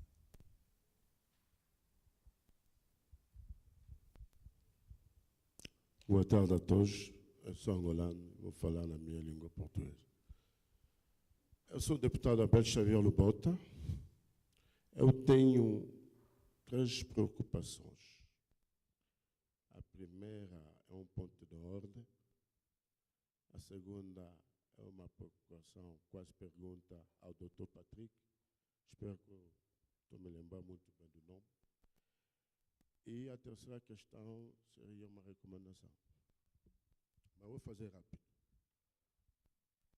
Primeiro, agradeço muito os organizadores, Sua Excelência Presidente Chabalala, Excelentíssimo Rogers, Excelentíssimo Deputado Galvanis, sem quais eu não estaria aqui. Fizeram o mesmo esforço para eu estar aqui, eu agradeço muito. Eu gostei muito, nós recebemos a nossa Constituição via e-mail, e gostei bastante que queria dar uma sugestão. Essa sugestão não tira o mérito dos proletores, porque cada um foi muito excelente na sua intervenção. Mas queria só dizer que é sempre bom também nós recebemos as pessoas que vão intervir na palestra muito cedo o texto. Isso nos permite não só se emprenhar de tal novidade do fluxo financeiro ilícito, mas nos permite também de acompanhar um pouco os preletores de uma forma direta, mas com pouco tempo, 5 minutos, 10 minutos. Acho que é o mais importante para resumir, porque você sabe que nós somos deputados. Eu, no meu país, tenho um diretor do gabinete. Quando eu tenho 50 páginas, é o diretor do gabinete que lê, me dá só um resumo. Imagina, nós somos deputados, ficar aí a acompanhar 30 minutos de intervenção. Acho que cria um bocado de dificuldade. Isso era um ponto de ordem. Segundo, a minha preocupação era exatamente sobre a intervenção do Dr. Patrick. Espero que estou me lembrando muito bem do nome. É a segunda pessoa do meu lado esquerdo.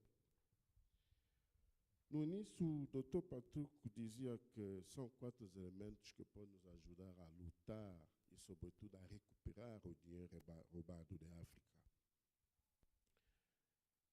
A minha preocupação é o que é só perceber se eu entendi bem a sua intervenção.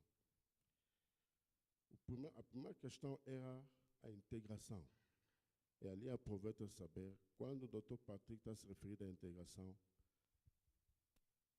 será que está a pensar nos Estados Unidos da África ou está a pensar na abolição das fronteiras? E o segundo ponto que o Dr. Patrick disse também era, sempre para nos ajudar no quadro dessa luta, era produzir em África. E a terceira questão era a industrialização. E a quarta questão era as habilitações, que significa ter algumas competências. Mas, infelizmente ou felizmente, notei que o Dr. Patrick aumentou mais um quinto ponto, que é as transformações digitais. Significa transformar as nossas economias. Mais ou menos é aquilo que eu entendi. Então, queria só o Dr. Patrick confirmar se são 4 ou 5 elementos e, sobretudo, dar mais detalhes sobre a integração, qual é o pensamento do Dr. Patrick sobre quando está a se referir sobre essa integração. Thank you very much, Honorable. E terceiro ponto, vou já terminar, peço desculpa. Okay. Como não sabe quantas vezes vou tomar a palavra, por isso eu estou I aproveitando. heard this side of the room is complaining. Ok. Estou a analisar e continuo a refletir se a nossa atuação de se focalizar só nos deputados é mais eficaz. Porque, para mim, o deputado tem um mandato, ou pode ter 2 mandatos, mas depois o deputado passa. Os meus colegas vão ver que, se calhar, vão pensar que estou a ser repetitivo, porque essa questão sempre bater no mesmo teclado quando temos a reunião, esse tipo de encontro. A minha questão é, não será mais importante a se focalizar nos partidos políticos, como dizia um polotor? Porque, para mim, o partido político demora mais tempo que os deputados. Então, é importante ver esse aspecto que sempre bate na mesma teclada. Que nós, às vezes, seria bom começar também a convocar os partidos políticos, porque os partidos políticos demoram mais tempo que os deputados. Peço desculpa se roubei mais tempo. Thank you. E agradeço. No, thank you very much. Thank you very much. Were there hands from this? Okay, so the gentleman in the, oh, sorry, Francis, up front. There was a flag here from Cameroon. So, okay, so Edwin here, and then the gentleman in the red. Yes, we're coming. Thank you very much. Merci beaucoup, Chené. Pierre Flambeau-Ngayap, sénateur Cameroun, président du caucus AFNIF Cameroun. Ma première observation s'adresse au docteur Olomo. Je pense que c'est important d'accorder aux parlementaires l'importance de leur mission. Si, par exemple, comme il a bien relevé, certains dossiers importants arrêtés au niveau international n'ont pas leur traduction dans nos pays, c'est en raison des agendas des pays. Si l'administration, par exemple, de l'Union africaine, adresse une correspondance dans un pays pour dire « vous avez pris l'engagement de faire telle action » et ça fait des années que l'action n'est pas engagée. Le Premier ministre qui reçoit cette correspondance va examiner l'intégration de cette demande dans la priorité de ses actions. Il peut estimer que cette demande, bien que légitime, n'est pas pour mon pays, pour l'instant prioritaire. Alors que le parlementaire, dans sa mission, est amené à interpeller en permanence les membres du gouvernement. Et aucun membre du gouvernement ne peut accepter qu'il soit interpellé pour une question importante et qu'il n'y donne pas suite au risque de se voir interpellé pour la même question 6 mois ou 1 an après. Sa crédibilité est en jeu parce qu'il interpelle le membre du gouvernement en public devant 150, 200 de ses collègues et devant les collègues du membre du gouvernement. La crédibilité du membre du gouvernement et de l'ensemble du gouvernement est en jeu lorsque c'est le parlementaire qui porte un dossier. La deuxième observation porte Honorable, sur... I'm so sorry, just because there's quite a few questions. Can we take the one, and then we'll have a time later today to take the following question? Thank you very much. Okay. Edwin, the lady in the yellow, just behind you. And then Francis, if you can, in the meantime, give him your mic. Thank you so much, Nai, for recognizing the lady in yellow. My name is Gladys Ganda. Oh, hi, Honorable. I'm a member of Parliament from Malawi, and I chair the Budget and Finance Committee of Parliament. Mine is a question to Afropac chair, because he did indicate, he rightly indicated that we don't have political will in most of these jurisdictions to handle issues to do with illicit financial flows. But I personally believe that if we think that we cannot handle that space, then we are not doing justice to our constituents. Because the buck stops at us, whether we like it or not. If there are people that are failing Africans, it's us, members of Parliament, full stop. Because we are not doing our job correctly. We are thinking of the next election. We are thinking of whether they are going to move us from their parties or whatever. But what we need to do is to make sure that we do what we were asked to do by the constituents. The issue that he did talk about, in Malawi, I come from an opposition party, and just a few of us, but there's a bill that did not pass in Parliament. It wasn't good for that bill wasn't good for the nation. It was a banking amendment bill. It wasn't good for the nation. But what we did, we knew that if we just leave it to Parliament alone, we won't get it. Therefore, we involved civil society. So civil society and also the constituents. So if we notice that we don't have any room to maneuver, we go out and look sympathy from, not looking sympathy, but looking for help from the civil society space and also the masses. But what is very important is for the civil society to communicate to the masses the importance of that bill or the bad side of that bill. So if we collaborate, if we work together as a team with the masses and civil society, we should be able to achieve all these things that we're talking about. Another issue that I want to agree with the... Very, very briefly, Honorable. Lastly, I want to agree with the Doc is to do with the, I think Doc or him, benchmarking. It will help for you to invest more in benchmarking of members of Parliament so that we go and see what others are doing better and also learn from each other. So if you continue doing that, we should be able to change the narrative of our countries. Thank you so much. Thank you very much, Honorable Gladys. Just behind her, Honorable Dennis. Thank you.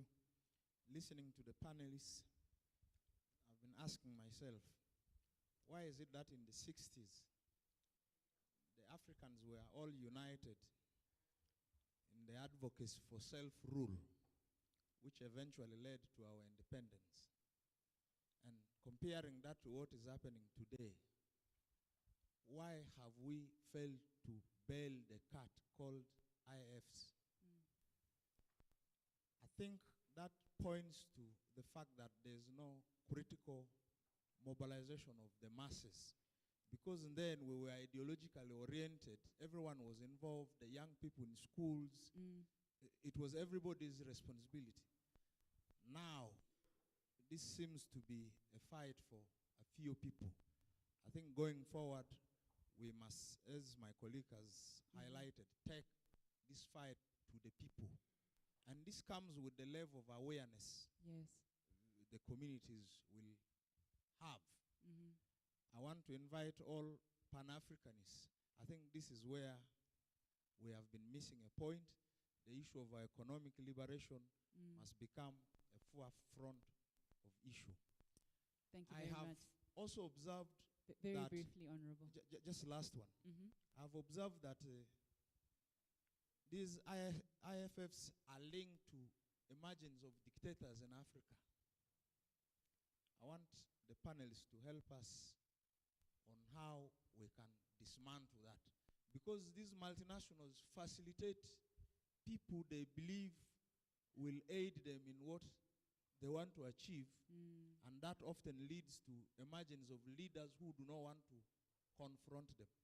How can we collectively dismantle that? Thank you very Thank much. you. Thank you very much, Honorable Dennis. I'm going to say to your immediate left, Edwin, just so that we can also make sure we've got representation from that side of the room. Merci. Je suis l'honorable Dédé Moupassa de la RDC. Je suis le président du caucus et je suis rapporteur de la commission environnement. Le cas de la RDC, c'est un cas qui revient beaucoup plus, si on doit parler de l'Afrique, dans cette exploitation de beaucoup de flux financiers qui arrivent vers le Congo. Alors, j'ai bien suivi les intervenants, que je remercie, je partage leur avis, mais je voulais donner un point de vue qui est peut-être une observation, qui sera même au moment une question, parce que tout ce que nous produisons, tout ce qui vient de nos ressources, souffre d'un problème de marché. Nous n'avons pas de bourse, par exemple, pour le minerai, bourse pour le café, bourse pour le thé, je veux dire, ou autres produits dont l'Afrique ne peut pas s'engager en termes de prix, en termes de valeur, en termes de qualité ou quantité. Par exemple, les ressources qui viennent de la RDC, quand on parle de cuivre, on ne parle jamais des sous-produits. Quand on parle de cobalt, il y a des sous-produits, mais qui n'est pas dit. Mais s'il y avait une bourse au niveau africain pour fixer les prix, la qualité, la quantité, et que les autres pourront acheter par là, je pense que ça pouvait changer l'évolution des choses. Je collabore avec le collègue qui a parlé tout à l'heure. Au niveau de l'étranger, on identifie les acteurs de ce que nous appelons ici multinationales. Multinationale, c'est une personne morale, mais dans toute personne morale, il y a des personnes physiques qu'on peut détecter. Même l'État a des physiques par ceux qui le représentent. Donc, au niveau de l'Union africaine, là je parle à l'intervenant, au premier intervenant, donc je parle docteur Patrick. Si au niveau de l'Union africaine, on peut nous aider à identifier toujours des personnalités qui sont derrière ou alors des États, parce que nous remarquons, il suffit d'un conflit avec une multinationale en termes de flux de taxes, de taxation ou un souci de contentieux, mais c'est des gouvernements qui interviennent. Et ça nous étonne. Alors, mais sinon, alors c'est le gouvernement qui vient exploiter et non pas ce que nous appelons des multinationales, et c'est ça qui nous amène à la situation de guerre régionale, guerre dans l'exploitation des ressources, parce que c'est manipulé par ces multinationales qui, en arrière-plan, ce sont des États. Yes, that's very true. Alors, pour terminer, oui, pour terminer, je demanderai aussi le dernier intervenant qui a parlé, la dame, j'ai oublié le nom, de Botswana, je pense, qui a parlé de CEDEAO, zone de libre-échange.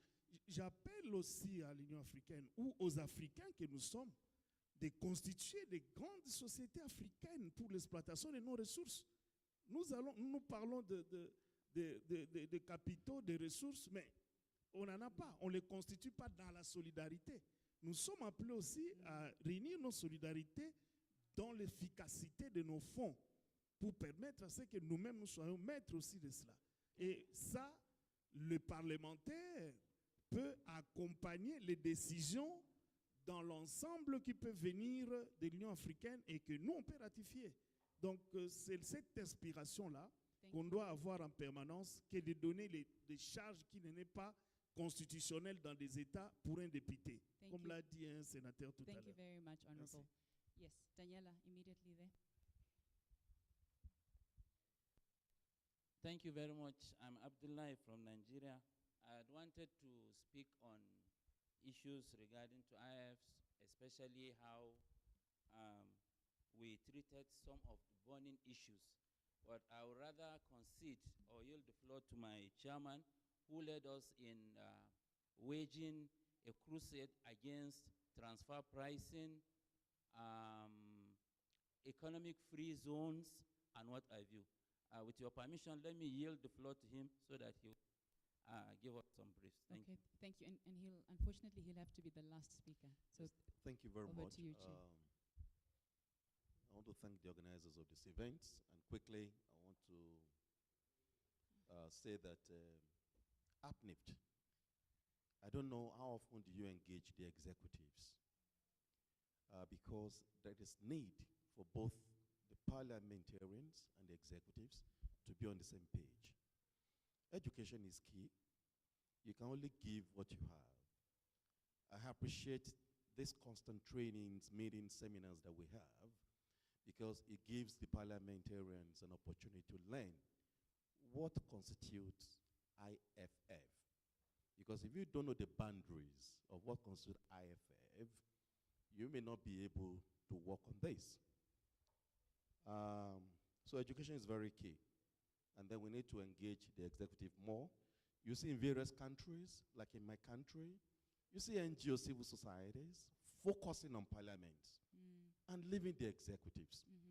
And then they get away with so much. I think that's a fair point. Then we also talked about African countries being on the same page and on this issue. But ma'am, can we stagnate each country's development progress because of other sister countries? When we are ready to move and you are not ready to move, can we begin to wait for you? I think we also need to look at that. And Honorable apologies. Finally, because, okay. finally, let me say this. Parliamentarians, you must watch out and be aware that to combat IFF amounts to economic war.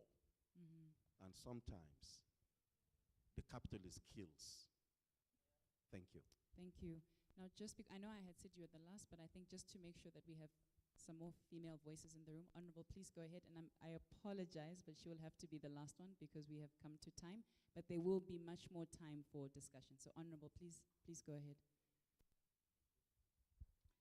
Muito obrigada, boa tarde. Chamo-me Martina Moreira Muniz, sou de Guiné-Bissau. Dos nossos palestrantes falou-se de fluxos financeiros, branqueamento de capitais e financiamento do terrorismo, lavagem do dinheiro e da luta contra a corrupção. Eu não vou me alongar sobre esta questão.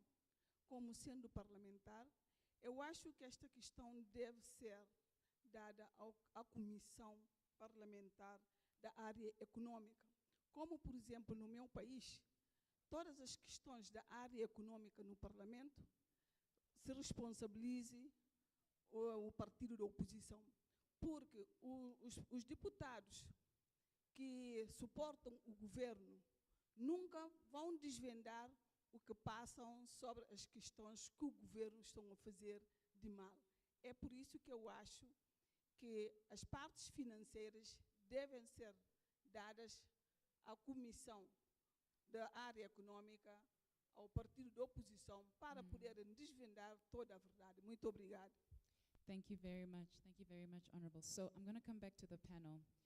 There were a lot of questions, but what I will ask is that you speak to the ones that you are able to identify and have very quick responses to, but we will delve more into these conversations in later sessions. So we will just go in the same order, and then Dr. Patrick will give you the floor to conclude for us. So, Evelyn, you have a few minutes, and then as you do so, your closing remarks. So I'll go ahead and respond as well as give my final remarks, all in one breath. To the question which was addressed to me particularly, if tax injustice and electioneering are related to each other, I think this is a fact actually. I think that is a statement and not a question. I'm seeing, and has been mentioned by one of our panelists, economic issues are becoming more and more politicized. Citizens are becoming smarter and smarter, and they're realizing that this is a matter that should be addressed politically and nationally. And I'll give an instance, and I know the Kenyan parliamentarians have left the room, that the recent finance bill in Kenya received so much feedback, let's call it feedback, that there were around 1,000 submissions that were sent to the parliament in response to some of the proposals, the tax proposals that they were making. So I'm just here to say that our citizenry is getting smarter and smarter about these issues. They're relating tax and debt, they're relating all these issues. And as parliamentarians, as politicians, we need to address them. And I hope more and more we'll be seeing these issues within the party and within our political parties, being addressed within our political parties at that stage, and then being forwarded to national level. The other issue that had been the last, okay, so I'll keep it very brief. Mine is also to make a statement or a comment, because I know this has been discussed with regard to the relationship between the executive and the legislature.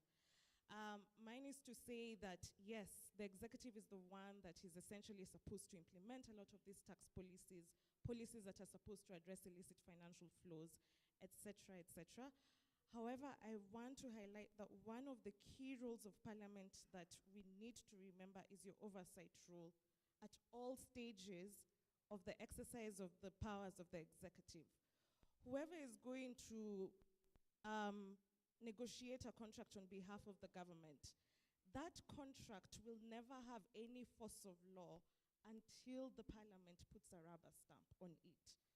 So before you do so, it's essential that we have some questioning that is done on such agreements and how they're affecting our public passes, that we question the debt agreements that we're entering into, the investment contracts that we're entering into, the resource, etc., etc.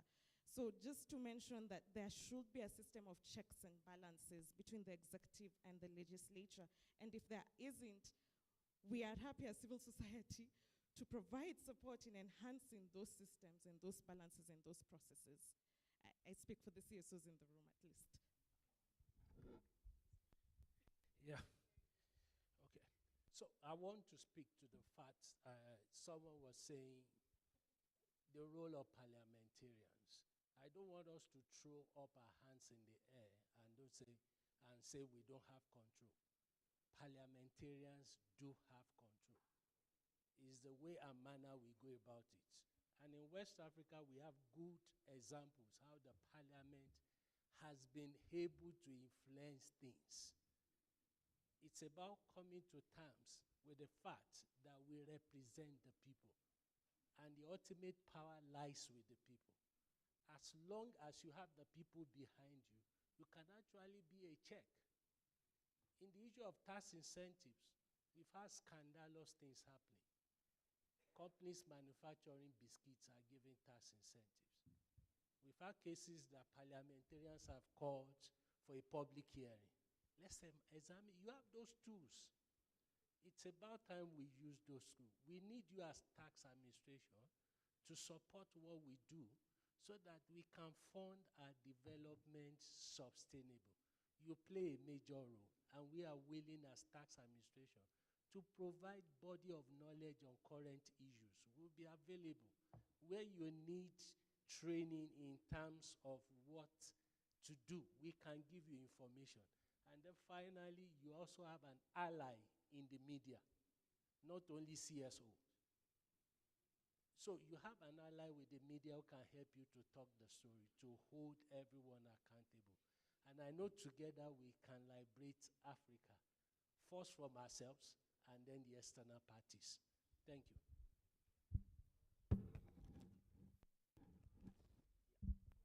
Yes, go ahead, Honorable. I have to borrow this microphone because somebody stole mine and disappeared from the room.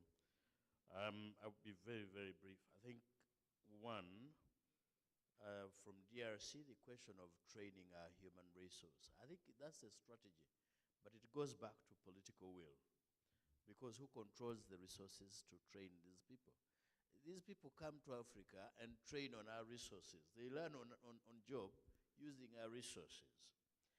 Honorable Draco Josephine, on collaboration. I agree with you. That's why I invited you to Afropark. We must collaborate and develop common strategies, common policies, and sometimes put resources together to do this. Dr. Shabalala, should we redefine political will from cabinet to legislature and electioneering? I think they work hand in hand. We must work together. I actually do not agree with the idea that we must do it as a vote of no confidence in the executive, because otherwise we will make our war even more difficult to win. We just need to bring those people. Don't confuse them, but convince them to work with us. Mm-hmm. And then do you have one more question that you were going to respond to? Sorry? Is that one more question you were responding to? Yes. There are quite a number of issues, but let me just summarize them in one.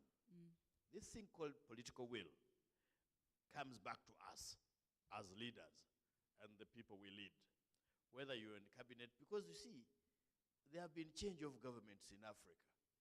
Those who have been in the opposition and therefore speaking from parliament have entered the cabinet. Have we witnessed change? No. Maybe we should condemn ourselves and say we have common greed.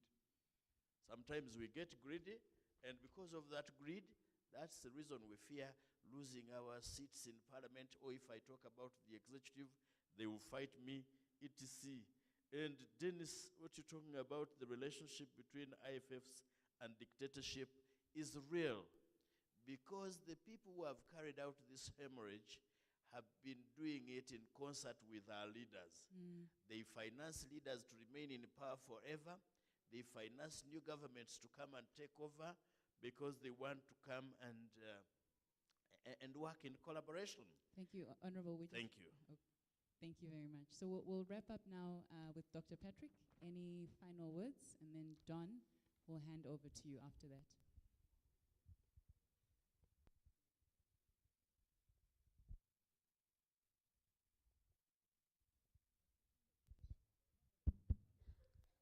Thank you very much. And I would really want to appreciate tonight the quality of the interventions from the panel, first of all, and also from the audience. This shows one thing. We are now at the verge of understanding, how to deal with our issues. And I will start here with the response to the Cameroonian delegation. Yes, of course. Maybe there is need for us to engage with parliamentarians directly. But member states have decided, the way we interact with the, national bodies. It goes through the Ministry of Foreign Affairs, the Ministry of Finance, to the Presidency of the Republic, and then comes to the Parliament. We came here today, because we wanted to create this relationship with parliamentarians to make sure that going forward, we are able to have this conversation, highlighting the key issues that we are faced with in terms of implementation, because we cannot continue this way. Let's just imagine the fate of 1.3 billion people in the hands of few that are not taking the right decisions because of various interests. The only interest that should be at the center of our interaction is the continental interest that are pushing us to move towards prosperity, not only for few, but for all the segments of the population. Having said that, Chinai, when you listen to the questions, you can see that the only thing that is missing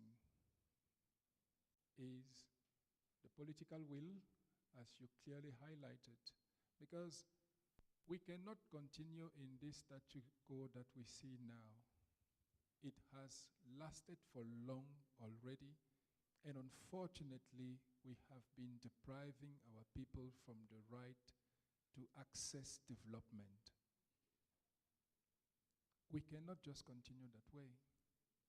The African Union Commission provides platforms, and I can echo, the questions that were, calling on the African Union to get involved, in certain processes.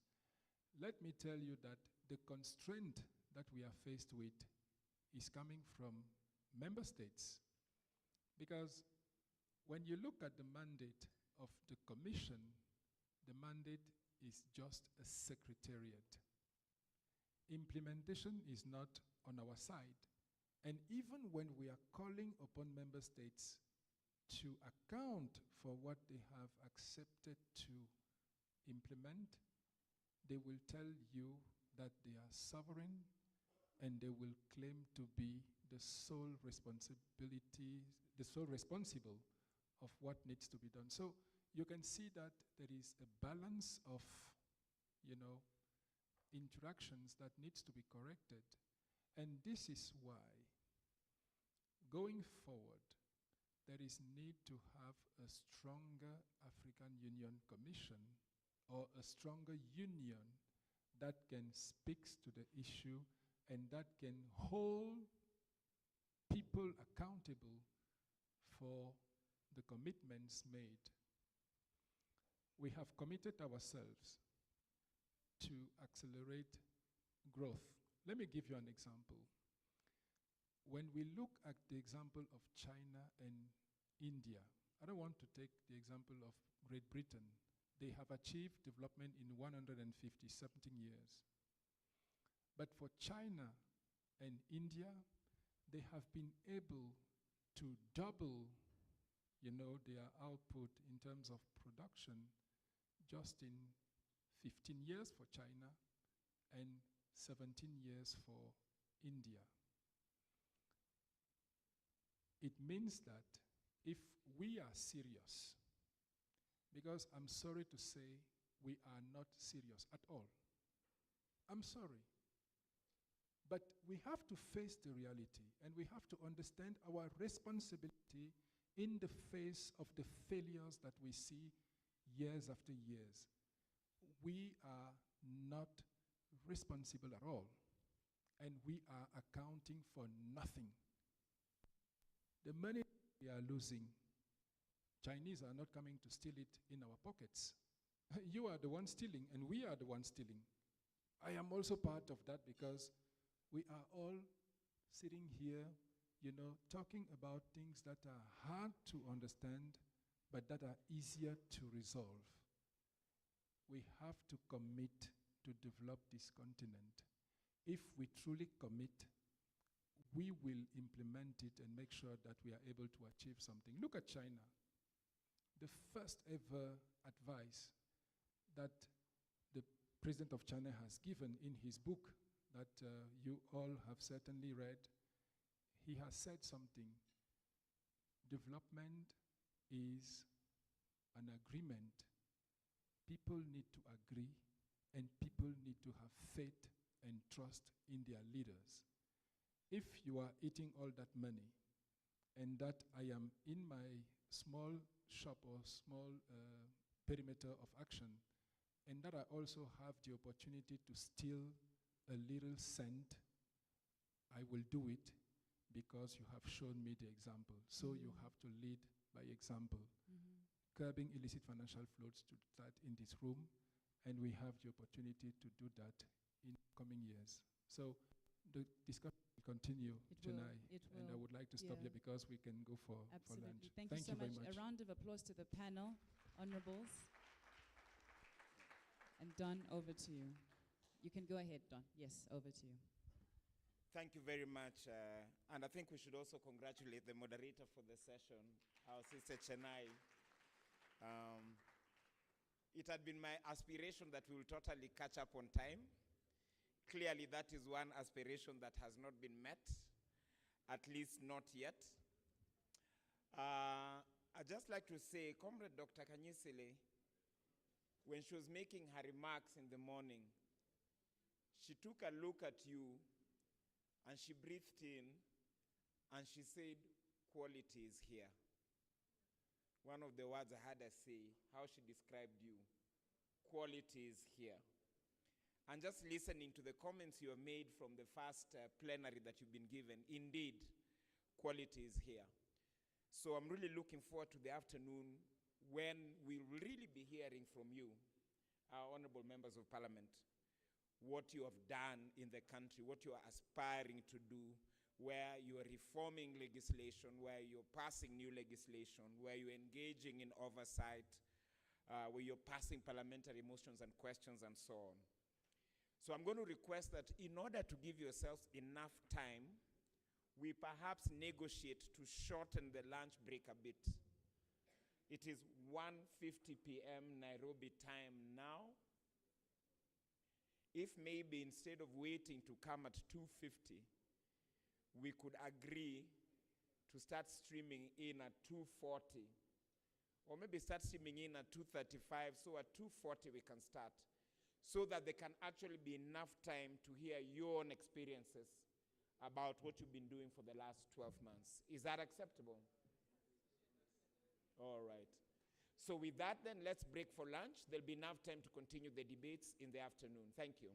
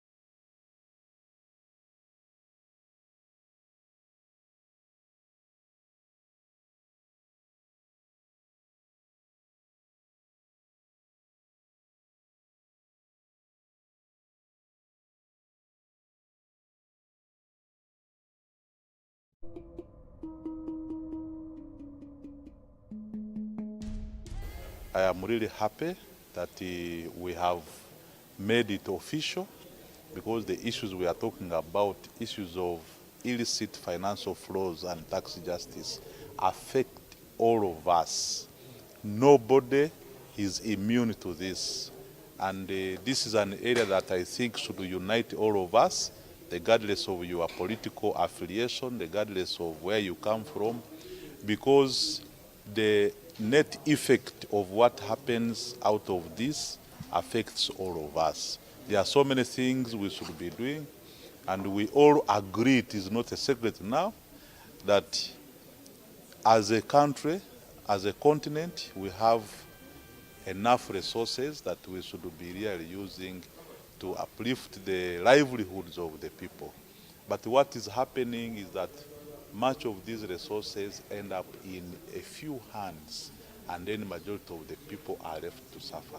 So this is an area for me, I think, and strongly believe that we need to work together as a country, but also as a region and also as a continent.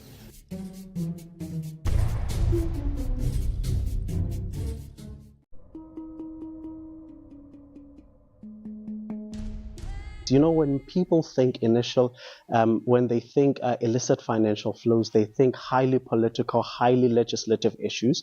But in actual fact, when we go into the intricate details of it, we touch on the day-to-day lives where the people are severely affected by the issues as far as illicit financial flows are concerned. Because if you look at it, South Africa has just been grey listed, and that has affected the way of life for so many people, even going as far as not being able to afford a loaf of bread. So essentially, if we speak of illicit financial flows, it's not only a case of taking away money that essentially could be building schools, that could be doing so many other things, but it's taking money from the poor people of South Africa and ultimately Africa. And it says that we are not necessarily doing much that we possibly can as politicians, as well as civil society organizations, to ensure that all the money that is collected, as far as tax is concerned, it goes towards the actual material improvement of the lives of the people of South Africa and broadly Africa. We do have the legislation to combat all of that, but the actual implementation, that's where now we come in. We stand on the premise that Africa does have the resources to make sure that we deliver even the most basic of services, but we need to be able to follow and ensure that all of the money that has been collected, be it through taxes, be it any through other ways that we are collecting money, we need to ensure that all of that money gets back to the very people that have put us and voted for us to be in positions of power, to be in positions of influence, so that we are able to discuss and ensure that we deliver what they need us to be delivering.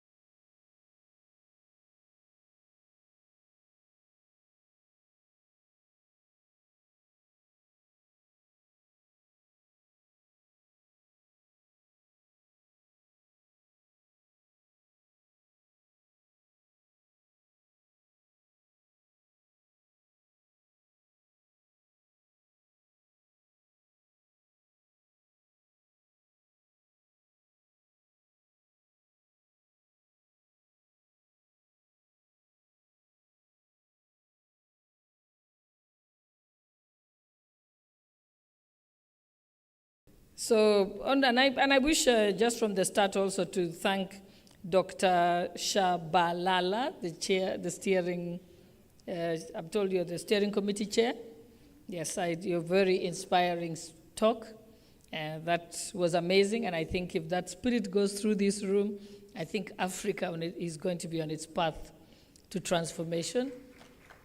I think we should invite you to come and speak to the speakers of the African parliaments, because we've been trying to persuade them on a similar trajectory by ensuring that we amend our laws to be able to create a tariff-free area within Africa, to ensure that we are no longer asking for visas for Africans to travel to African countries. I always remind people that visas were designed by the Global North to keep us out of the Global North. Now we are creating visas to keep ourselves from Africa. Yes, it doesn't make sense at all.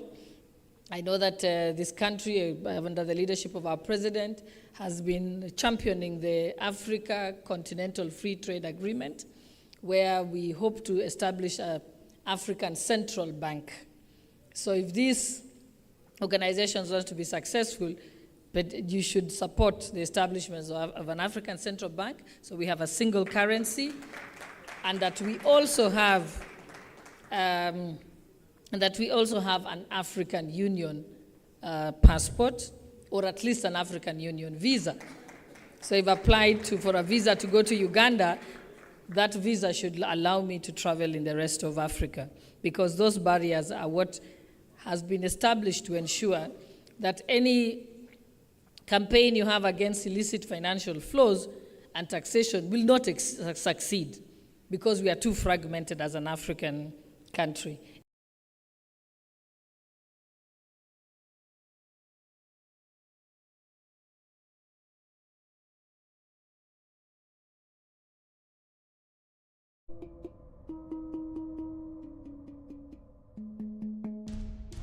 I am really happy that we have made it official, because the issues we are talking about, issues of illicit financial flows and tax justice, affect all of us. Nobody is immune to this. And this is an area that I think should unite all of us, regardless of your political affiliation, regardless of where you come from, because the net effect of what happens out of this affects all of us. There are so many things we should be doing, and we all agree, it is not a secret now, that as a country, as a continent, we have enough resources that we should be really using to uplift the livelihoods of the people. But what is happening is that much of these resources end up in a few hands, and then the majority of the people are left to suffer. So this is an area for me, I think, and strongly believe that we need to work together as a country, but also as a region and also as a continent.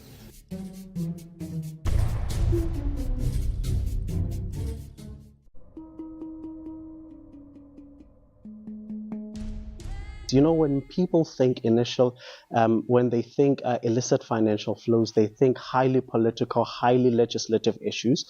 But in actual fact, when we go into the intricate details of it, we touch on the day-to-day lives where the people are severely affected by the issues as far as illicit financial flows are concerned. Because if you look at it, South Africa has just been grey listed, and that has affected the way of life for so many people, even going as far as not being able to afford a loaf of bread. So essentially, if we speak of illicit financial flows, it's not only a case of taking away money that essentially could be building schools, that could be doing so many other things, but it's taking money from the poor people of South Africa and ultimately Africa. And it says that we are not necessarily doing much that we possibly can as politicians, as well as civil society organizations, to ensure that all the money that is collected, as far as tax is concerned, it goes towards the actual material improvement of the lives of the people of South Africa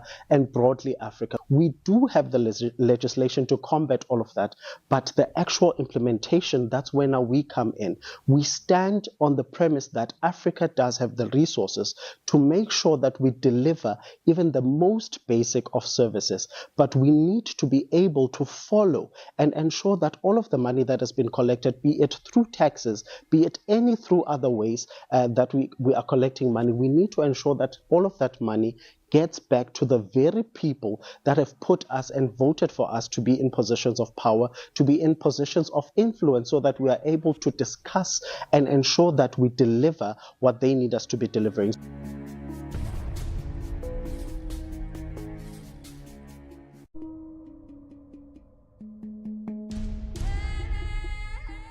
I'm profoundly honored today because we've been able to launch, and we are now building a critical mass of MPs who shall go and confront illicit financial flows that are denying for us opportunities to mobilize domestic resources for our nation's transformation. We have been struggling to end poverty, and that has largely been because of the leaks in our tax systems.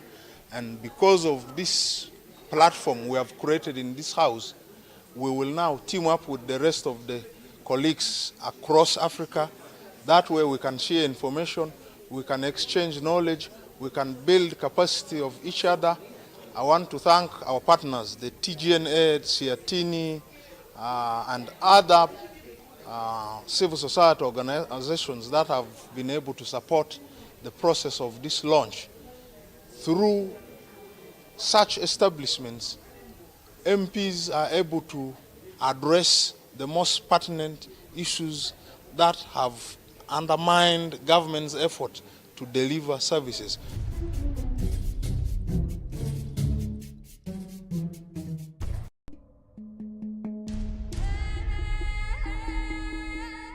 Illicit financial flows has been introduced to me not long ago, and this workshop today, is giving me a better understanding of the facts and figures, and we continue to learn a lot about illicit financial flows and how to combat it. And I will certainly use the information I got to inform and educate Parliament. And it was very interesting to hear the views of different political parties represented here.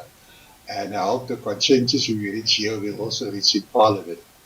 So APNIF is doing a great job throughout the continent. And it's very important for us to address illicit financial flows so that more funds are available for socio-economic causes in all 54 countries of Africa.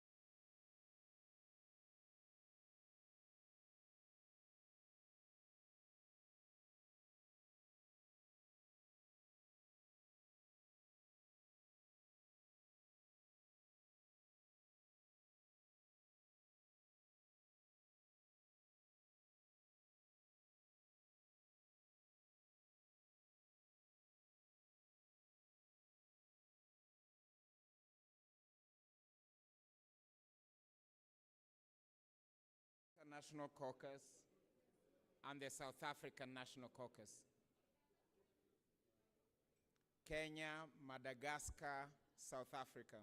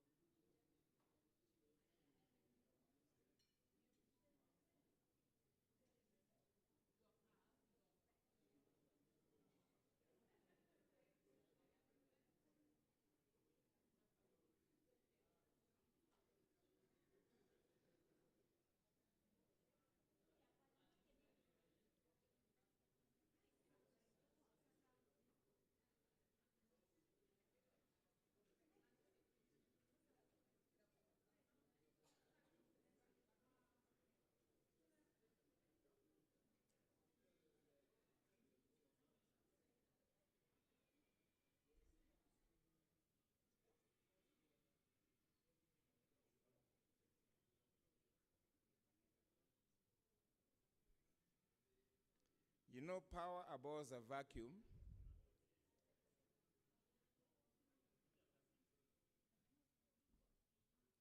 If you take too long, we might take your space and run away with what is yours. That's South Africa? Okay. So the representatives of Kenya and Madagascar, before we jump into your place and take yours.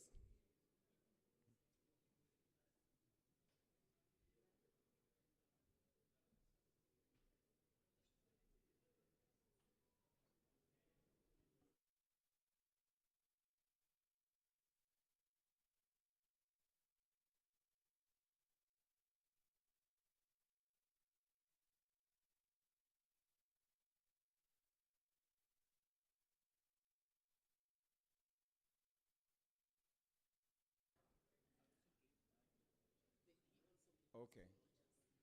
And TJNA team, please call for us Rogers. Rogers is being looked for. I think presentations by these caucuses had been sent to him, so they would like them availed.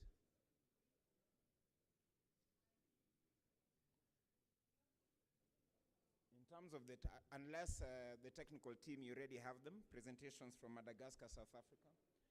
I doubt, though, in terms of the time available, whether we can really project. Maybe you'll just have to speak to a summary of what you sent.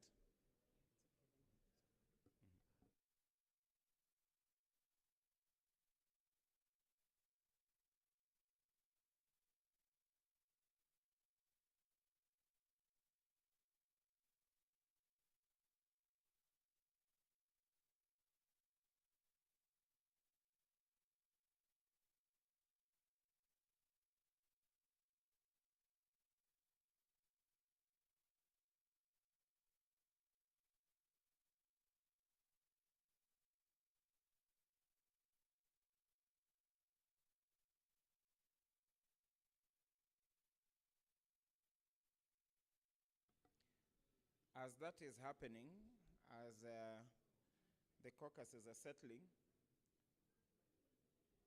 maybe also just to remind you about the envelopes. For those of you who had not handed over your envelopes, if you have it with you here, please just raise your hand and one of the TJNA team will come and pick it from you. And if you left it in your room, then we suggest at tea break, if you can go and get it so that we do not delay you and inconvenience you.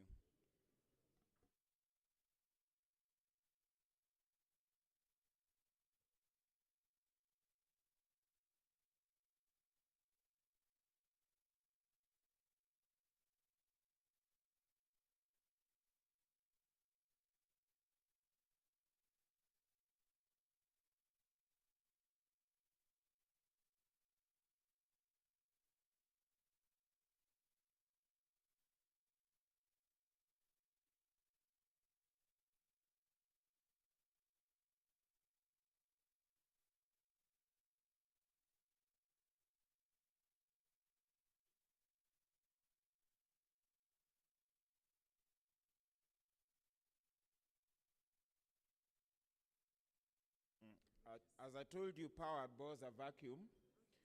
We have now ejected Kenya and are inviting Burundi, the representative of the Burundi caucus.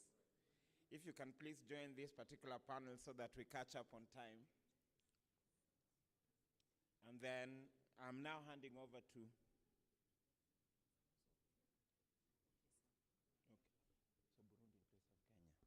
So I now hand you over to Honorable Nancy Abisai. Your panel has 45 minutes.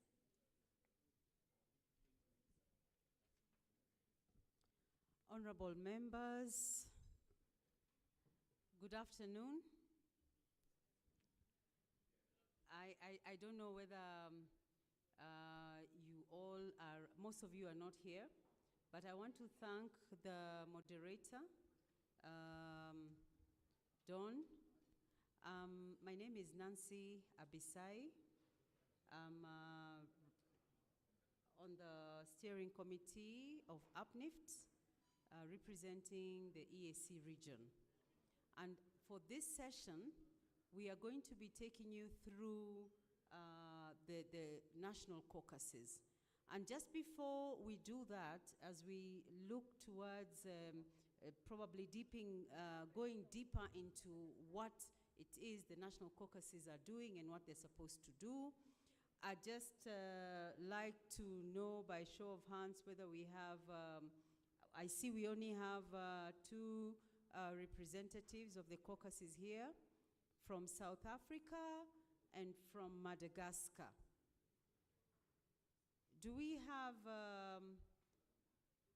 can we have the representative of Burundi coming? Thank you, Honorable. Please come and take the stage. DRC, you'll come right after us. Can we have, do we have a report from Kenya? The chair was here. I'm not seeing him, and we are not going to wait for him. But I would like to just jog our minds as members of parliament, even as we, Honorable, you didn't hear your name? Yes, come. I was waiting for you. Please come. So it's only Kenya that would be missing. So Burundi, please take the stage on and because it is only those three. So we are going to have Madagascar, Burundi, and South Sudan. Thank you. And South Africa. So as they get seated, I would like to say one thing that probably was that was said in the morning, right from Rogers's presentation to what the chair talked about and some of the panelists. And they were discussing issues on the role of parliamentarians and the important function that the members of parliament must play in issues of illicit financial flows and tax in Africa.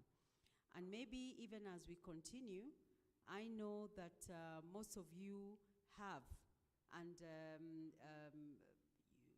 would take a very, very key note on the fact that there was mention on the establishment of the Kigali International Finance Center and the Nairobi International Finance Center. You know about those, we'll be speaking about those much later. But I think without much ado and not to waste so much time, we talked about quantity and not quality, but now you want to hear quality. And these members of parliament, most members of parliament are doing a lot of work in where you are, or some of them are still internalizing because you're new. But let's hear from members who probably have been in this space and have started the conversations amongst themselves in a deeper space. So I think I want to take this opportunity to invite, not in any particular order, but I would start with the member of the chair of the Madagascar Parliament, and I would ask that his presentation be projected because he had submitted it. If it can be projected, thank you very much. Honorable President for the Madagascar Parliament, please come, the chair. If you want to, you can take the stage. Thank you. Please, let's give him a round of applause.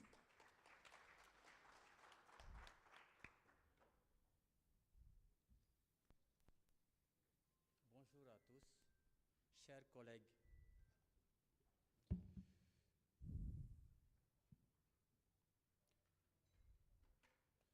Je suis l'honorable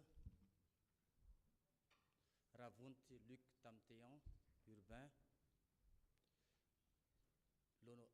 élu dans le district de l'île Sainte-Marie, Madagascar.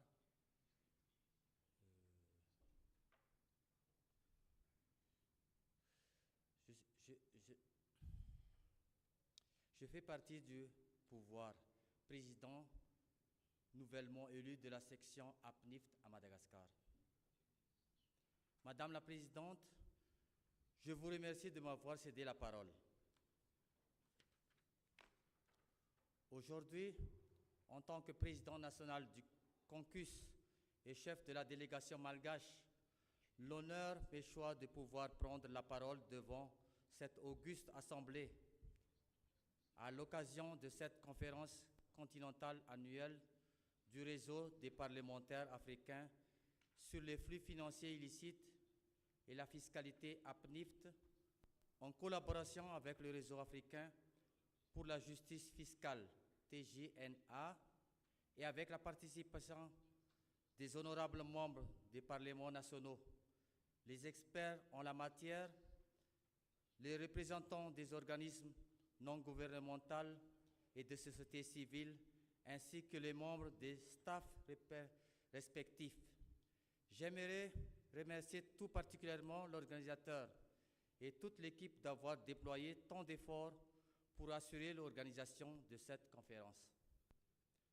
Maintenant, je vais vous parler de notre caucus national parlementaire africain sur les flux financiers illicites et la fiscalité à Madagascar.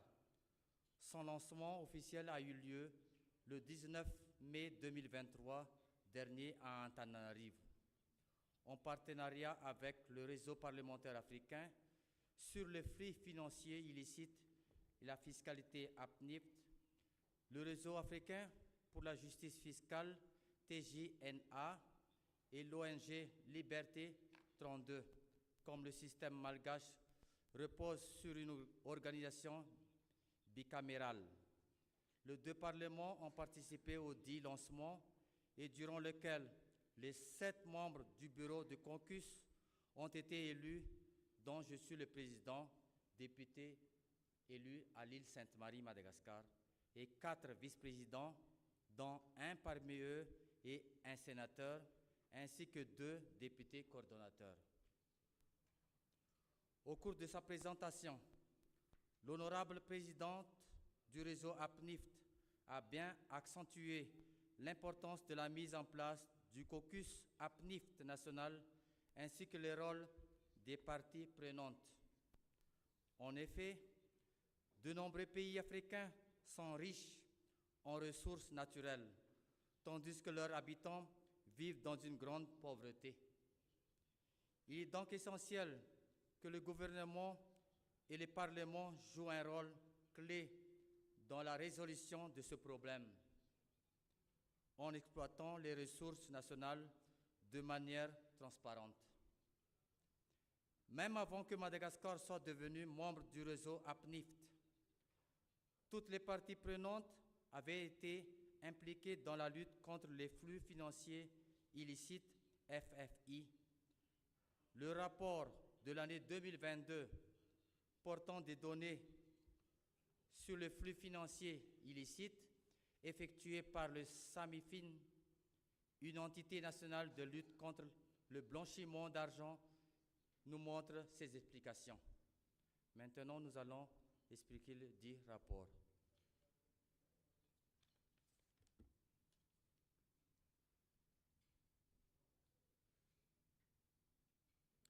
SAMIFIN, entité de lutte contre le blanchiment d'argent.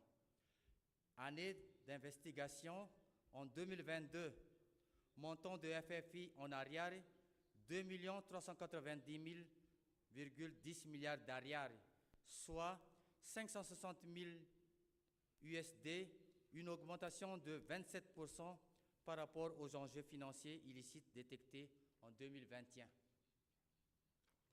À propos du rapport du SAMIFIN, au cours de l'année 2022, le montant approximatif des enjeux financiers illicites détectés auprès du SAMIFIN s'élève à 2 390,10 milliards d'ariari, soit 560 000 USD, cours du 02/02/2023, 1 dollar est égal à 4 270,70 ariari.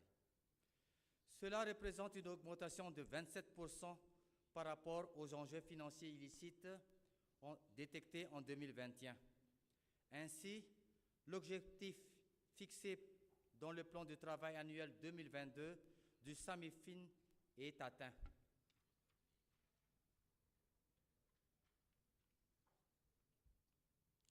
Montant en jeu en milliards d'ariari. 2018, 114 milliards d'ariari, montant en jeu en millions USD, 26,7. En 2019, 579 millions d'ariari, soit 135,6 millions USD. En 2020, 578 millions d'ariari, soit 135,3 millions USD. En 2021, 1880 milliards d'ariari, soit 440,2 millions USD. En 2022, 2390 milliards d'ariari, soit 559,6 millions USD. L'intégration du SAMIFIN au groupe Egmont, un forum d'échange opérationnel pour les cellules de renseignement financier ou CRF, et l'établissement des conventions de partenariat avec des services de renseignement financier, SRF, homologues, faciliteront l'identification de la partie de ces avoirs illicites qui se trouvent à l'étranger. Si les 30% de ces suspicions sont confirmées, poursuivies et recouvrées, le renseignement financier produit par le SAMIFIN en 2022 rapportera 717 milliards d'ariari dans les caisses de l'État. Ce qui démontre l'intérêt d'appuyer le SAMIFIN et de renforcer la capacité des OAL, organismes d'application de la loi, et des autres autorités compétentes. Ces renforcements de capacités figurent déjà dans le plan quinquennal du SAMIFIN. Concernant la corruption, selon toujours le rapport du SAMIFIN, en 2022, Madagascar se trouve à la 5e place sur 128 juridictions si le pays était, en 2021, classé 7e sur le 110 juridictions, passant d'une note de 7,40 à 7,59. Sachant que la conformité de Madagascar aux recommandations du GAFI, Groupe d'action financière, n'a pas évolué depuis le dernier MER, Mutual Evaluation Report, en 2018. Ce classement peut être dû aux mauvaises performances dans la lutte domaines tels que la corruption, 6,93 sur 10, ainsi que la transparence publique et responsabilité, 6,77 sur 10. Il importe, par contre, de souligner que la note du pays sur la variable MER and FER, rapport de suivi, est extrêmement mauvaise, 8,55 sur 10.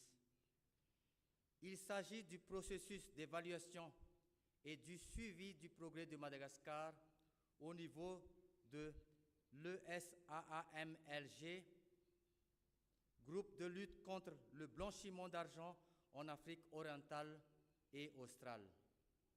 Ainsi, un résultat positif de la demande de rénotation envoyée à l'ESAAMLG en 2022 pourra améliorer la note de Madagascar sur le domaine cadre de LBC-FT, lutte contre le blanchiment des capitaux, financement du terrorisme, et améliorer ainsi sa note globale.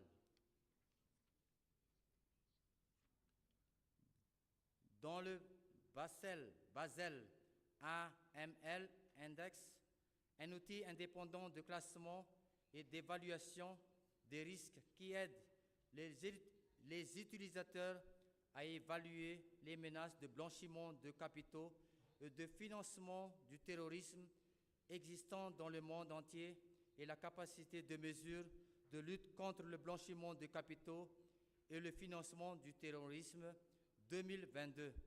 Le risque de blanchiment de capitaux et de financement du terrorisme, BC-FT, des 128 pays évalués s'est atténué de 0,25 points par rapport à celui de 2021, avec une moyenne passant de 5,30 à 5,25.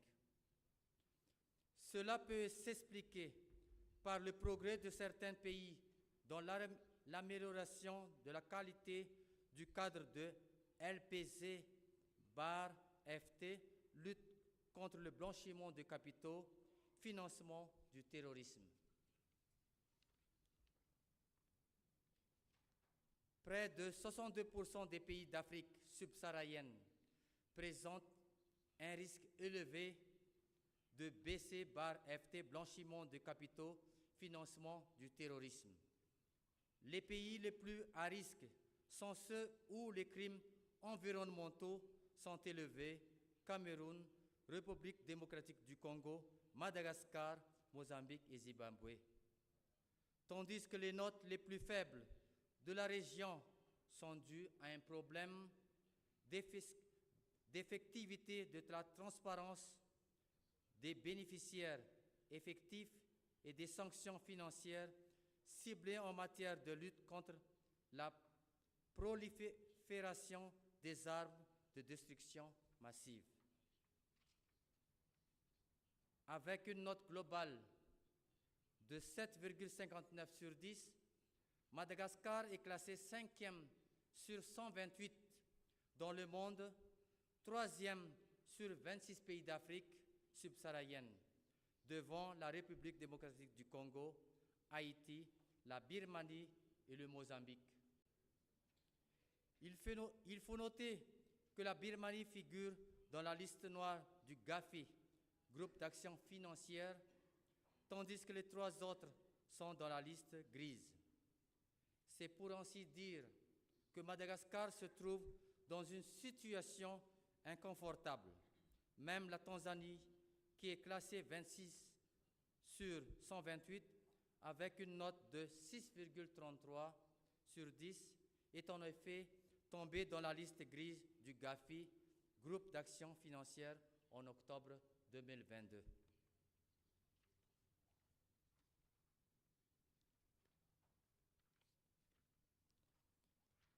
De tout ce qui précède, nous aimerions soumettre les recommandations stratégiques ci-après.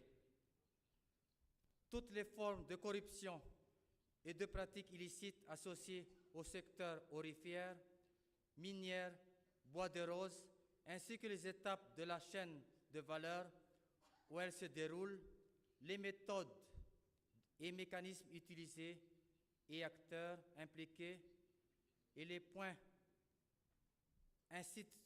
institutionnels de vulnérabilité doivent être sanctionnés.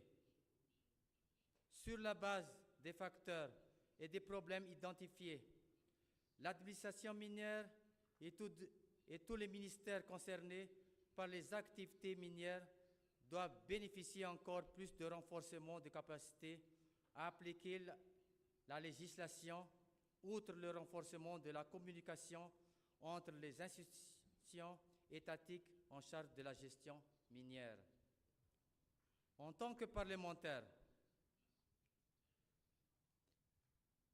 nous sommes les représentants du peuple et nous avons la tâche importante de proposer, d'examiner et d'approuver les lois nécessaires pour assurer la lutte contre le FFI et la corruption pour le développement de notre pays. Rappelons que Madagascar a adopté la loi numéro 2023-007 du 07-06-2023 portant refonte du cadre minier au mois de juin dernier. En tant que nation, nous avons également les responsabilités de protéger nos ressources naturelles. I'm sorry, Honorable Member. I'm sorry. The panel was allocated a total of 45 minutes for all of you. So yours is taking too long. To be fair to your colleagues, so that they also have time to describe their countries, please wrap up. You don't have to read all of it. Please just wrap up so that the other panelists can also have time. Okay, thank you. Enfin, je voudrais souligner l'importance du soutien des pays membres du réseau APNIF à notre égard. Madagascar vient juste de commencer la marche avec vous.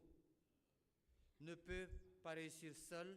Nous avons besoin, en plus de nos propres efforts, du support et de l'aide de nos pays voisins pour lutter contre les FFI auxquels nous sommes confrontés.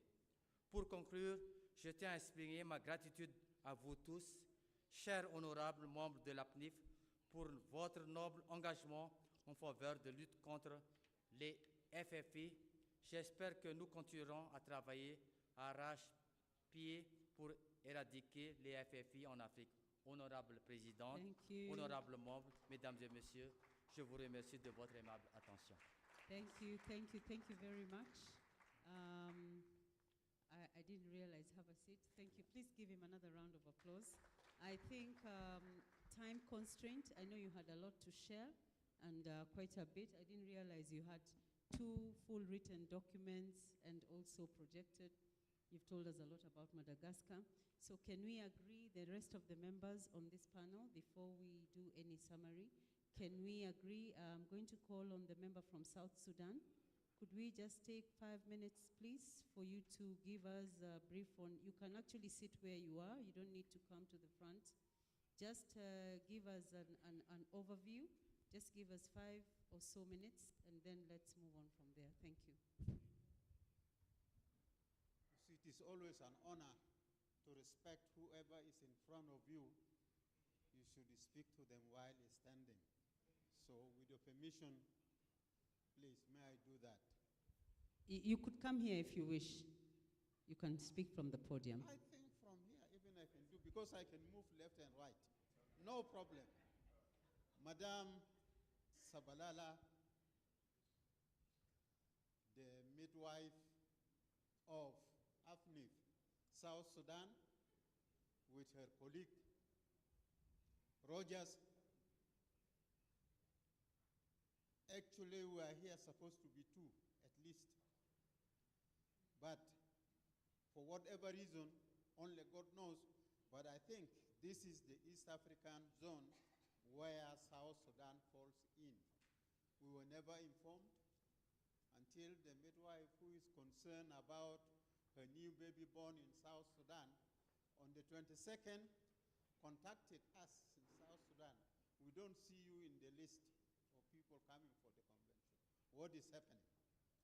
So, colleagues, you can imagine getting an information on the 22nd of October and had to travel on the 25th. On the 24th, yesterday, to come to Kenya.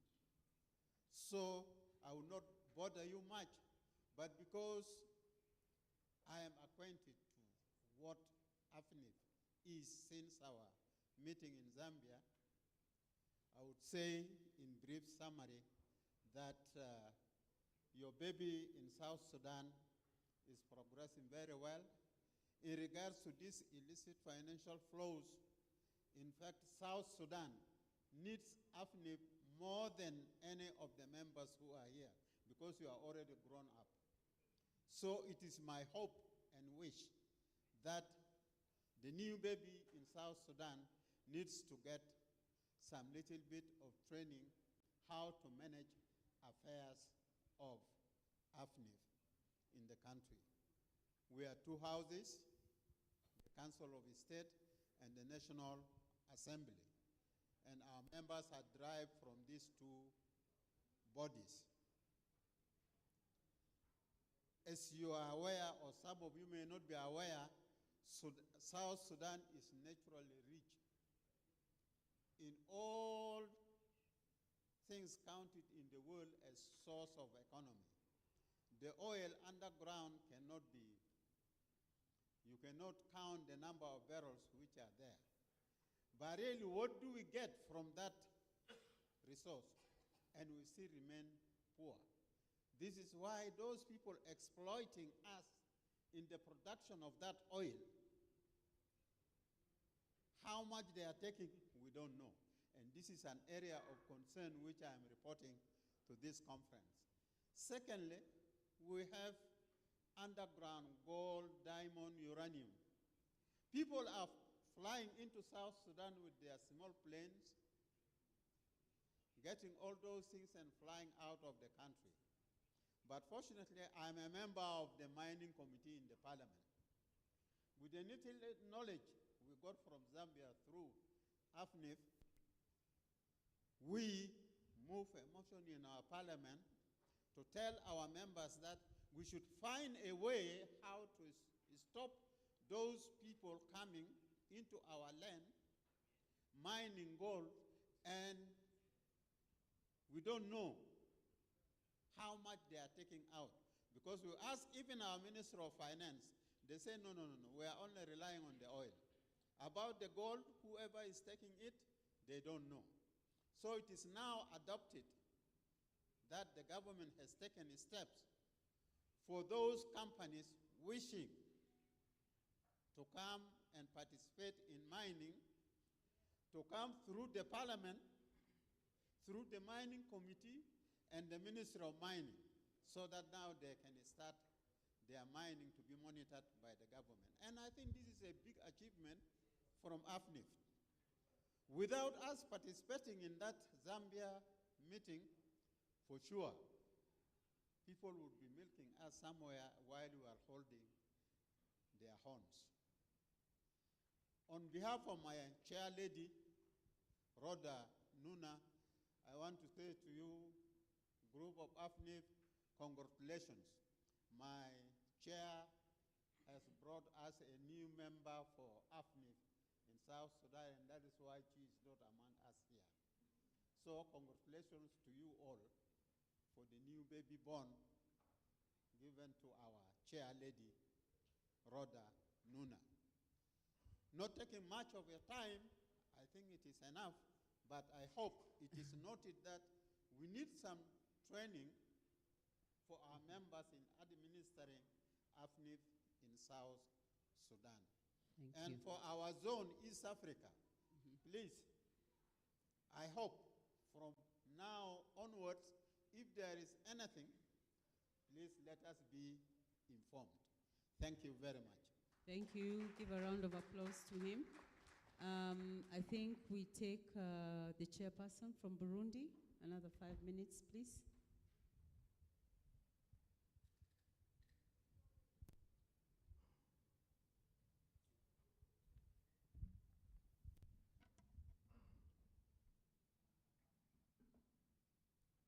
Je vous remercie pour la parole qui m'est accordée.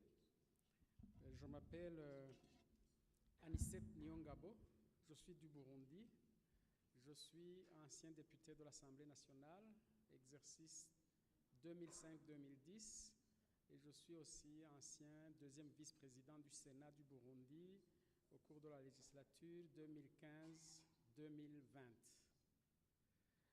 Je me joins aux intervenants précédents pour remercier Son Excellence la Présidente de la PNIFT pour l'invitation qui nous a été envoyée. Je vais vous parler des réalisations de de la section burundaise d'APNIFT. Le Parlement du Burundi est bicaméral, il comprend l'Assemblée nationale et le Sénat. Il y a aussi au Burundi une association des parlementaires burundais, APB en sigle, qui a vu le jour en 2019. Elle a été créée pour intervenir en vue de la défense de l'intérêt général et aussi pour aider les différentes institutions de l'État à jouer correctement leur rôle. L'adhésion à l'association des parlementaires burundais est sur une base volontaire. Et puis, je signalerai que sont admissibles à l'association des parlementaires burundais les parlementaires en fonction, mais aussi les anciens parlementaires. Ceci a été fait pour pouvoir capitaliser l'expérience des anciens parlementaires qui est acquise souvent tout au long de différentes législatures au cours desquelles ils étaient en fonction. L'association des parlementaires burundais que je représente ici, le président n'ayant pas pu venir personnellement, est une association de la société civile agréée conformément à la loi et enregistrée au ministère ayant l'intérieur dans ses attributions au Burundi. L'association des parlementaires burundais est affiliée à la PNAC. Elle est aussi affiliée à la PNIFT, depuis le début de l'année 2023 en cours. L'association des parlementaires burundais est également membre du bureau francophone d'éthique et de déontologie parlementaire ayant son siège au Québec, au Canada. Je vais maintenant passer aux réalisations à l'actif de la section burundaise d'APNIFT. Même si elle est jeune, elle a déjà un certain nombre de réalisations à son actif. Je commencerai par un plaidoyer que l'Association des parlementaires burundais a mené pour l'élaboration et l'adoption d'un nouveau code minier du Burundi. Il y a eu aussi implication active de cette association dans la formulation, dans la défense et le vote des amendements à la version initiale du texte. Ces efforts ont été couronnés de succès parce qu'il y a eu, en date du 4 août de cette année, promulgation de la loi numéro 1/19 portant code minier du Burundi. Toujours au sujet des réalisations de la section burundaise d'APNIFT, il y a eu organisation des journées de réflexion et d'échange sur la bonne gouvernance et la lutte contre la corruption en collaboration avec une ONG locale chargée de la lutte contre les malversations économiques et la corruption.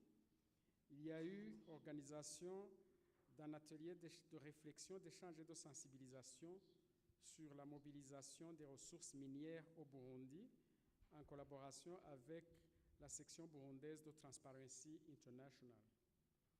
Il y a eu aussi sensibilisation des parlementaires burundais et des membres de la société civile sur la lutte contre la corruption et les flux financiers illicites.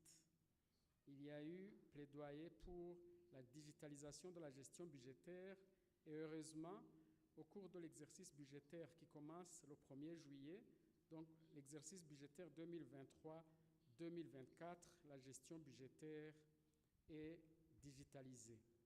Il y a eu enfin le contrôle de l'action gouvernementale par des questions orales avec débat en rapport avec la bonne gouvernance, la lutte contre la corruption et les flux financiers illicites, des questions posées aux membres du gouvernement par l'Assemblée nationale et le Sénat. J'ai préparé de vous parler des innovations du nouveau code minier du Burundi. Il y a d'abord la transparence au niveau de la recherche, de l'exploitation et de la raffinerie des minerais. J'ai donné les références. Il y a la traçabilité des minerais, il y a le rapatriement des devises issues de l'exportation, il y a la participation de l'État au capital des sociétés d'exploitation, étant donné que l'État est le propriétaire du sous-sol. Il y a obligation de déclaration s'il y a découverte de minerais autres que ceux faisant l'objet du permis en vigueur. Je vais aller rapidement. Les perspectives à court terme pour l'année 2024. Le code minier a été voté et promulgué par le président de la République, mais au niveau de la PNIFT, nous nous proposons de mener un plaidoyer pour l'élaboration et la signature des textes d'application de ce nouveau code minier.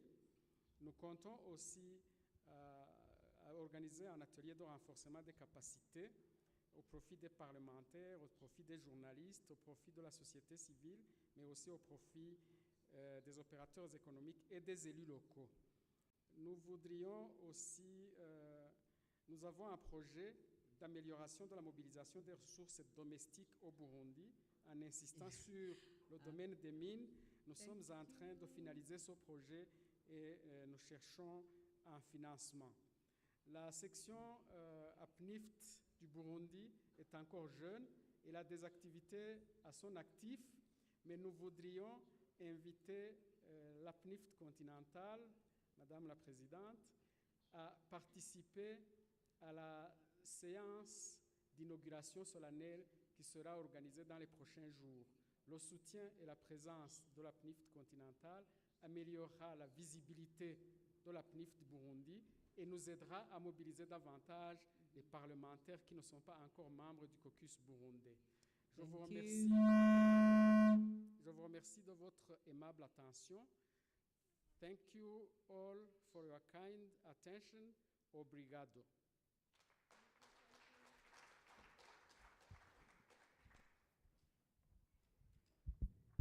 Thank you. Let's just give one more round of applause to those three, our panelists for today. I think you've heard it for yourself.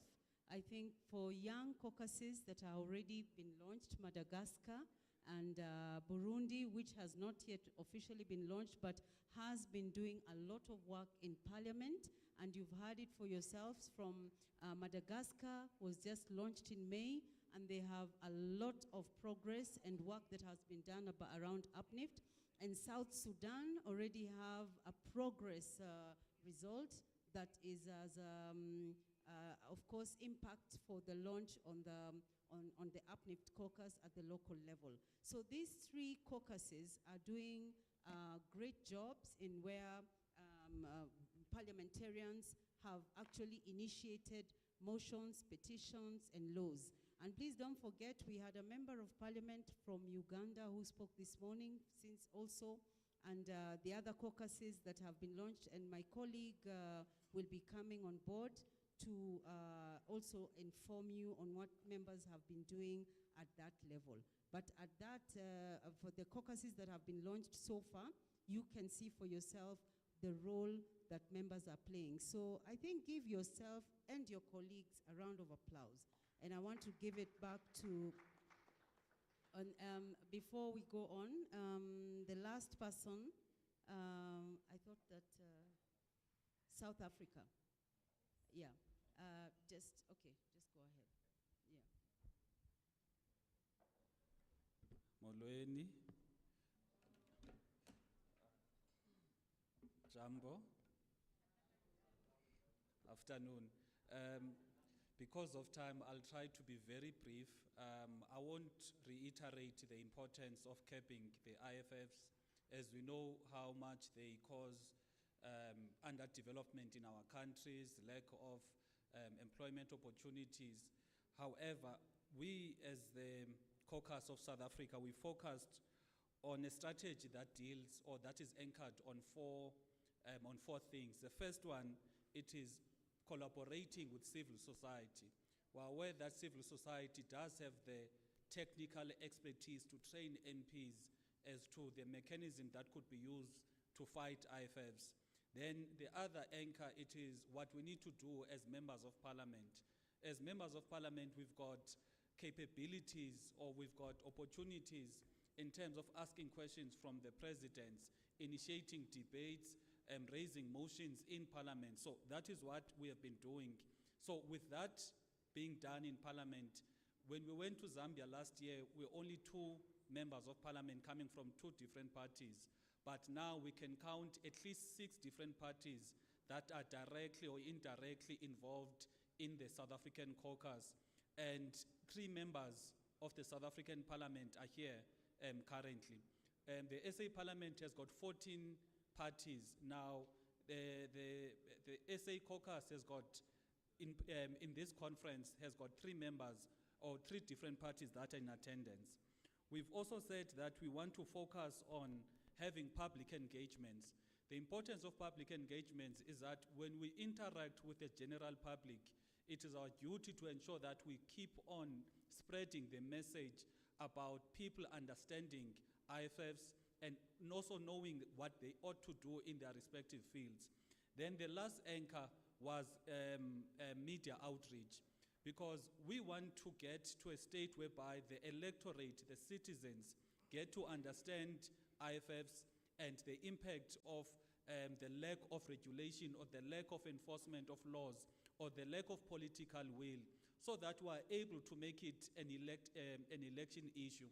If you remember or take note, some countries, whenever they're going to elections, parties, for example, have to talk about, for example, in South Africa, the question of land. Maybe in America, they need to talk about war. But we are wanting to advocate that if there's any election in Africa, the issue of IFFs must be a top election issue, whether it is from South Africa or it is from Burundi, but all of us in the continent must be talking about this. The debates we've had has led to some policy changes and some considerations in the context that there has been changes in the sense that the ministers have been responding based on what was articulated and exposed by those debates that we had. Well, I'm not going to dwell deeper in terms of the questions that we've asked.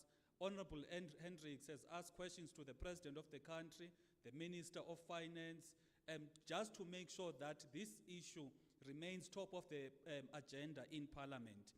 Now, in terms of policy development, we have seen some changes in terms of the government. As the other speakers spoke about in the morning, one of the biggest issues is the lack of political will. So we're of the view that the more we ask these questions, the more we have these engagements, the more we have these opinion pieces in the media domains, that will lead the government to actually feel pressured in order for them to work. Then there's been an increase in cross-party collaboration. That is why there's been an increase in the members of parliament that were previously not part of UPNIFT, but now they are also part of the caucus. So with that being said, we as a South African caucus want to thank the steering committee for their work, and we are going to ensure that as South Africa is leading to elections in 2024, from our respective parties, we are going to make sure that this issue becomes an election issue, because once we do that, then the electorate is going to put pressure on the government, because it is unfortunate that our governments need to be pressured for them to work. I thank you. Asante sana. Okay, I think let's give one more round of applause to all the members. And I want to beg your indulgence. I know some of you are looking at me and wondering what is wrong with her. She's not controlling the time. We are members of parliament, and one of the things people know how to do is speak. And it's very difficult sometimes to stop a member from talking, because most of the time they must finish what they're saying. And in a forum like this, which was essentially for members to talk amongst ourselves, it is important to hear what other caucuses are doing. So I think it was good that we heard from what the caucuses are doing, and you have been able to hear investigations around IFFs. You've heard intelligence, information systems. We've heard capacity development, awareness creation, media outreach, and let me tell you one of the things that has carried the day, South Africa, saying that you make it an electioneering issue. Very important, because you cannot divorce IFFs from politics. Congratulations to all of you, Burundi for the good work you're doing, South Sudan for how you have been able to come up, Madagascar for raising so much awareness, and South Africa as always for just saying it as it is. And for the rest of you, thank you very much. I don't know whether we have time to for a Q&A, or do we maybe 5 minutes so that they can, in case of clarifications, I'll just start from here, this way, 5 minutes, and then we finish. 5 minutes. So there's one, any other? 2, 3, 4. Just 4. So if you can have a minute each, please. That will give us, then at the other minute, they will respond. Chair.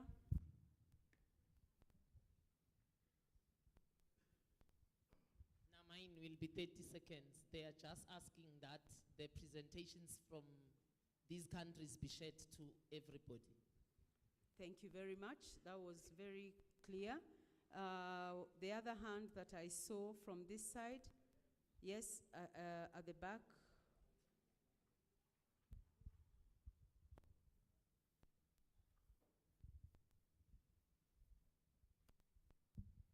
Thank you. I'm Gordon Odhiambo from Aphrodite.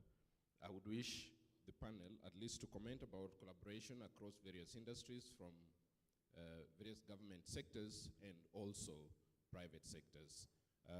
I would also wish to mention that in various countries, the taxman, that is the revenue, the tax collectors in various countries must be very purposeful and intentional on matters double taxation agreements.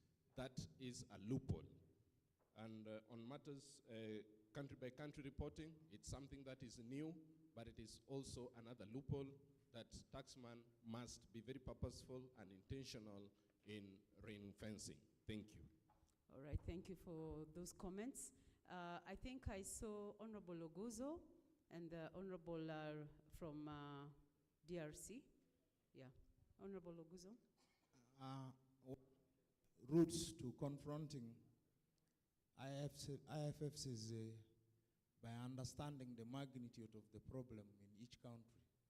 For example, how much that country is losing is very, very important so that we can link it to the level of service delivery and how it is impacting the various sectors of the economy. I wanted to know from the various caucuses, especially South Africa, how they have been dealing with that particular issue. How have you been able to establish the magnitude of the problem in the face of scanty data available, and sometimes also where there's no intention to reveal that kind of magnitude of the problem? Thank you very much. Yeah, I think Madagascar had some numbers, so that is specific to South Africa. The last one, and then I'll give the panelists to respond. Merci, comme toujours. Moi, je voudrais savoir, s'ils n'en ont pas, mais qu'ils intègrent, qui sont les exploitants dans toutes ces régions-là, dans tous ces pays? Les indiquer de temps en temps pour savoir quels sont les groupes qui sont chez vous. En comparant dans ce genre de forum, on peut partager les expériences de ces mêmes investisseurs-là chez les uns et les autres. C'est important. Pour les pays qui sont en transit, est-ce que vous prenez en compte le flux en termes de matériel, de minerais ou de produits qui traversent par chez vous? Vous avez des statistiques? C'est aussi bon pour refaire quand même des questions statistiques régionales. C'est très important. Merci. Thank you. Thank you. The last honorable, and then I'm going to give please just take a minute, then I'll give the chance to the panelists. Okay. Thank you. My name is Antonio Nikis. I'm the chairperson of Mozambican Caucus and Planning and Budget Committee chairperson in Parliament. I just want to figure out the data from the presentation from our colleague from Madagascar. I just did not understand quietly. He made some sort of comparison regionally and I need to figure out the source of the data. If we can come up and elaborate a bit more on that. Thank you.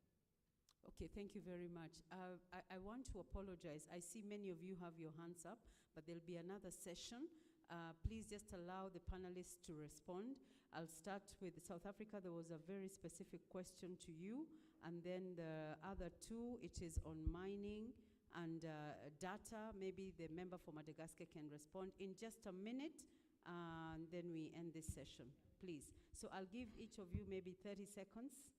We start with you from South Africa, member from South Africa. Thank you. From our side as South Africa, we note that the biggest industries whereby there's illicit financial flows is in the mining sector. Mining sector is one of those biggest industries. However, when it comes to the specifics, it is more than 50 billion per annum that is lost to IFFs. However, if you check our report, we're saying that our focus was to just detail the work that has been done, partnering with civil society, the media, parliament processes, and public engagements, so that we are more focused on the solutions and addressing the problem. Thank you. Thank you very much. It's very specific because the issue of data is very specific. The member for Madagascar, you had figures. I think for you it's easy. Maybe you can just respond in maybe 30 seconds. Merci. Ces données ont été confirmées auprès de Samifin, entité de lutte contre le blanchiment d'argent.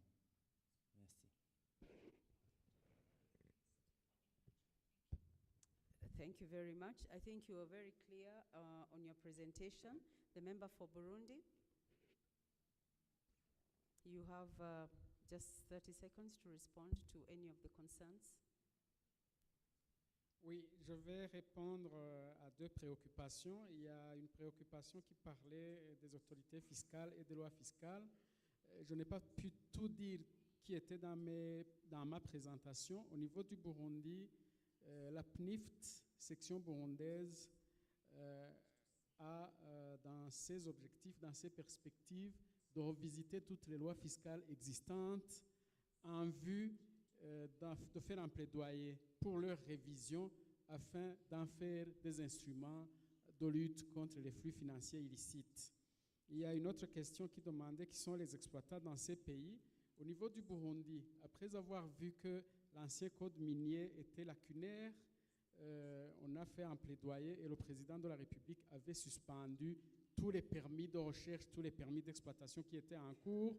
Le nouveau code minier vient d'être promulgué le 4 août 2023 et maintenant les gens commencent à manifester leur intérêt. Je ne peux donc pas donner la liste. Je vous remercie. Thank you. Thank you very much. But sorry about the issue of time. I know you had a very comprehensive report, and I think the reports will be shared so that any of you who wish to engage, please find time to caucus and find more. The last one from Sudan.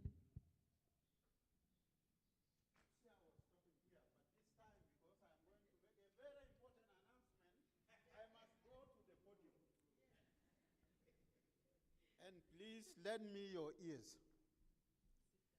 With permission from AFNIP, South Sudan, I am officially mandated to make this declaration in that the chair lady of the steering committee, who happens to be Dr.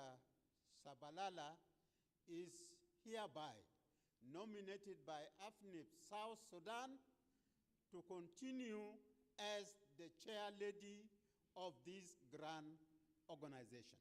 Thank you very much. Thank you very much. This is one of the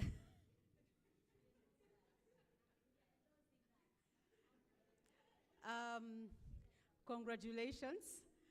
One of the things that I wanted to ask members, and maybe prompted by the member from South Sudan, One of the reasons TGNA and UPNIFT has brought us together is to share experiences, learn from best practices, come up with methodologies, look at new ways on how we can make sure that we are performing roles as members of parliament. So before you leave in these 2 days, make sure you know at least 5 or more members of parliament, not just from your region, by name, and just make sure you know them so that you can share, you can be able to exchange ideas. That is the whole idea. So don't just stick with the person you came with, go with them for lunch, wake up in the morning.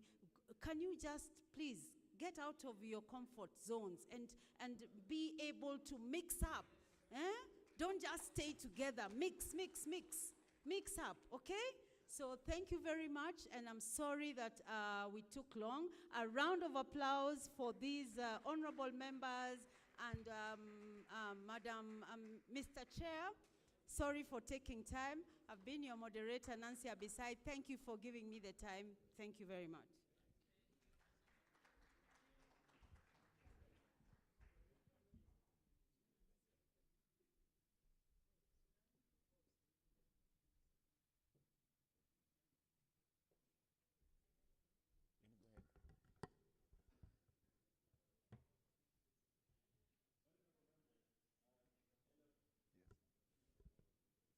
Just switch it on, isn't it?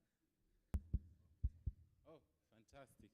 Honorable members, I can see from this side, we need some energy. Can we stand just for 5 minutes? Can we stand? Can we stand? Stand with me, kindly. Yes, everybody now. Everybody. Let's stand.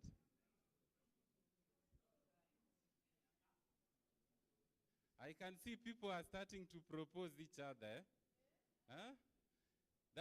Please, let's kindly wait for tomorrow for us to do the processes of nominations. So at TGNA, we usually have something called Mato. Okay? So you do what I say, not what I do. Okay? Are we together? You do what I say, not what I do. Okay? So this is how you do ma. Ma, you put your hand on your head like this. Ma. So you say it. Ma. And then mato is your stomach where you've just eaten. Mato. Okay, let's try that again. Ma. Mato. Francis, you can join me here. I'm looking for you. Where are you?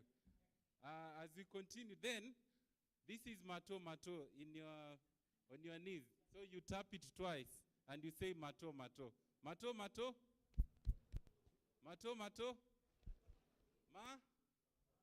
Mato.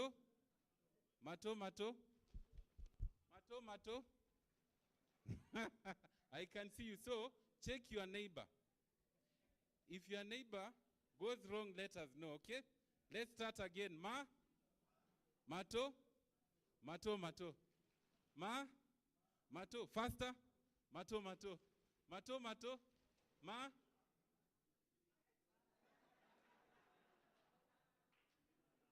One last time, eh? Let's try it one more time, okay? Ma. Mato. Look at you. Thank you. Let's continue having a nice meeting. Thank you very much, Rogers, for that, for energizing us. I'd like to invite up to the podium the Honorable Jean Galvanis Gasiombo, Member of Parliament, who will chair the next session. And the next session, again, we will have 4 of our country caucuses from the Democratic Republic of Congo, from Ghana, from Malawi, and Zambia. So DRC, Ghana, Malawi, Zambia, please come up. And again, as I said earlier, if there's anybody who had not yet, welcome, Mushimi, who had not yet handed over the envelope, just raise your hand so that one of the team can come to you. And for those who had given your receipts and so on yesterday,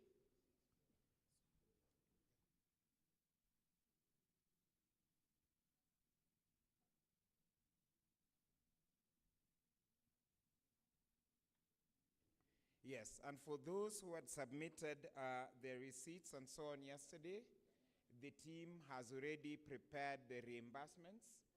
So they are available in Simba Room. The finance officer set up in Simba Room, which is upstairs. But when you need to go there, our colleagues at the registration table can help you find it. So for those who gave you receipts yesterday, they have prepared already the reimbursements. It's in Simba Room.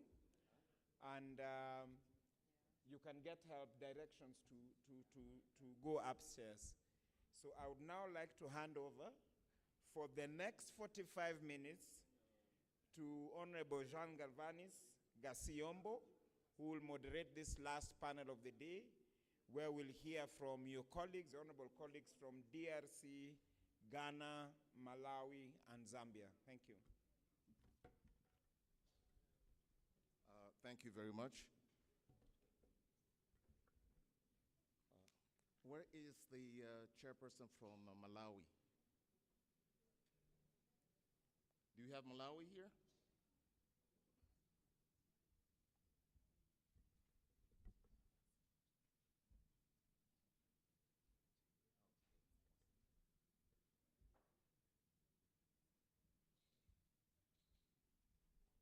I was just informed that Honorable Gladys from Malawi is in another meeting and she'll be joining us shortly, probably 20 minutes or so. It is my pleasure, it's a great pleasure to stand up here and take a look at you, and it reminds me of what I heard this morning. There's greatness standing here looking at you. So I want everybody to give a warm hand of clap for yourself. Welcome to this meeting. All right, so for those who don't know me, I'm the chairperson for the Central African region. The Central African region is composed of about 6 countries. So give me 1 minute, I'm going to introduce each country very quickly, starting with the DRC. You have the folk from DRC here? Le Congo, s'il vous plaît. Honorable Nelly, s'il vous plaît, levez-vous pour que les gens vous voient.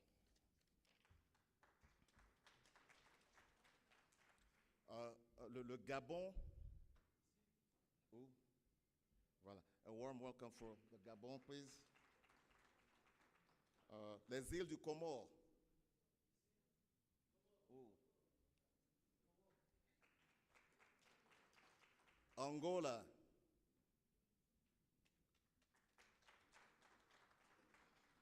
Congo Brazzaville. Chad. Cameroon. Where's the Cameroon? And finally, the Central African Republic. Please stand up. Dear friends, the reason why I have introduced those countries is because the Central African region has 8 countries. This is one of the largest regions for UPNIFT. And this year especially, we were happy to have 3 new joining countries, which are Chad, Congo Brazzaville, and Gabon. This is the first time ever they're participating in the UPNIFT conference, so please give them a warm welcome.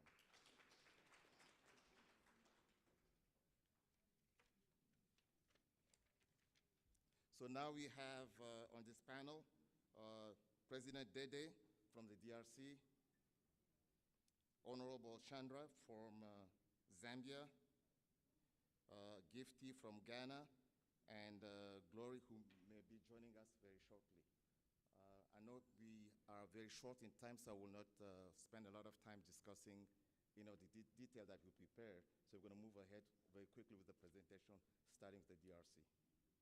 Thank you. How much time do we have here? 10 minutes? All right. So you guys have 10 minutes for presentation, and I'm going to be clocking 10 minutes exactly. Merci, monsieur le modérateur, honorable modérateur. Bonsoir la salle, ou bon après-midi, je ne sais pas qu'est-ce qu'il faut dire. Yambo, yambo, jambo, jambo. Voilà, nous sommes de la RDC et il est question que nous approchons d'abord de dire comment on a connu le réseau Et ici, pour nous, nous devons remercier grandement le bureau de liaison avec le Parlement de l'Église catholique, qui a fait beaucoup d'efforts, qui est lui-même membre du réseau, qui a approché les députés depuis 2021, où le groupe a été mis en place. Mais ici, je vais demander votre clémence en toute honnêteté. Je vais profiter dans mes 10 minutes pour donner une partie de parole à ma consoeur ou collègue Nelly, qui, elle, avait commencé au même moment, et, au contact de 2021. Et moi, je remercie d'ailleurs le président de la région qui a fait des négociations au dernier passage au Congo pour que je sois élu, je vais dire ça comme ça, président pour mener à bien ces groupes. Et ce qui fait que j'amène cette délégation pour une première fois à l'étranger. Mais alors, en ce qui concerne les efforts qui sont faits sur place sur nous là-bas, au Congo, je dois dire qu'avec la société civile et le groupe qui a été mis en place, il y a pas mal de réunions qui ont été organisées, surtout avec la société civile et le gouvernement.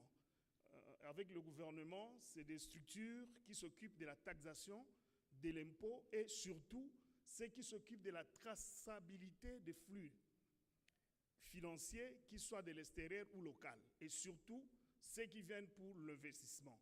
Et aujourd'hui, il y a même l'amélioration dans Sénaref, qui est la cellule nationale de renseignement financier, qui contrôle maintenant à la minute tout mouvement bancaire sur un montant qui dépasse 50 000, 100 000 selon les cas. Et vous devez donner des justificatifs si c'est pour des transferts à l'étranger ou pour des actions sur place. Ça, c'est une très bonne chose à saluer. Et au niveau du Parlement, depuis qu'on est dans ces groupes, il y a pas mal d'initiatives qu'on a été lancées en termes de révisitation de contrats. Je pense que ça fait du tonnerre, vous avez suivi partout, sur les contrats chinois, qui est en train d'être révisé. Et ça a même conduit le président de la République avec une délégation en Chine pour réélire, voir dans quelle mesure on pouvait refaire ce contrat au bénéfice de nos populations. Donc, en dehors de ces contrats, il y a encore un contrat qui a été l'objet de dénonciation d'un député qui est d'ailleurs proche, que je veux dire, ami à notre caucus, qui a travaillé sur la révisitation. Il a dénoncé la malversation qui est dans le contrat déséquilibré, léonin pratiquement, on peut dire, sur le contrat Primera. Primera, c'est un groupe d'Arabie Unie qui travaille à l'Est sur l'or. Donc il a dénoncé cela, c'est des choses à encourager. Et tout cela, c'est par l'effort d'approche au flux financier illicite qui est ce réseau qui encadre les députés jusqu'à un certain moment. Alors, si je dois continuer dans mes 10 minutes avant de faire venir, avec votre autorisation, ma consoeur ou collègue, je peux dire que dans l'avenir, nous, on sollicite à ce que vous puissiez avoir un regard sur le Congo, parce qu'au-delà de mines, nous sommes envahis par des investissements qui viennent au Congo et nous devons mettre des efforts pour les contrôler et les diriger. Parce que de un, si on n'est pas dans le mine, on est dans la forêt. Si on n'est pas dans la forêt, on est dans les eaux. Si on n'est pas dans les eaux, on est dans le pétrole. Donc, il y a pas mal de ressources qui viennent vers le Congo.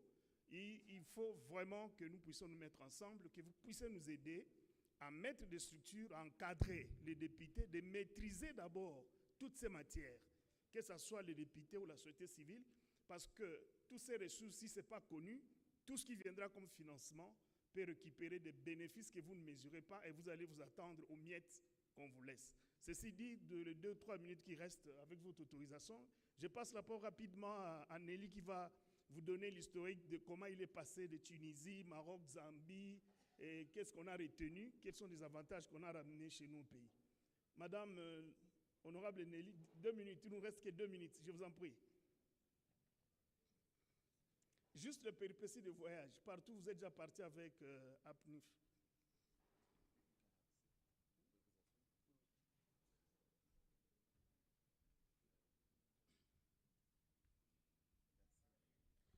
Merci, cher Président, pour la parole.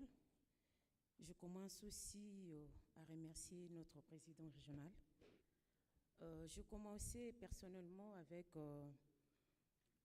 APFEN, déjà avec TGN, déjà en 2019, où la CINCO, BLP, le bureau de liaison avec le Parlement, m'a mise en contact avec notre bureau de lutte contre le flux financier illicite.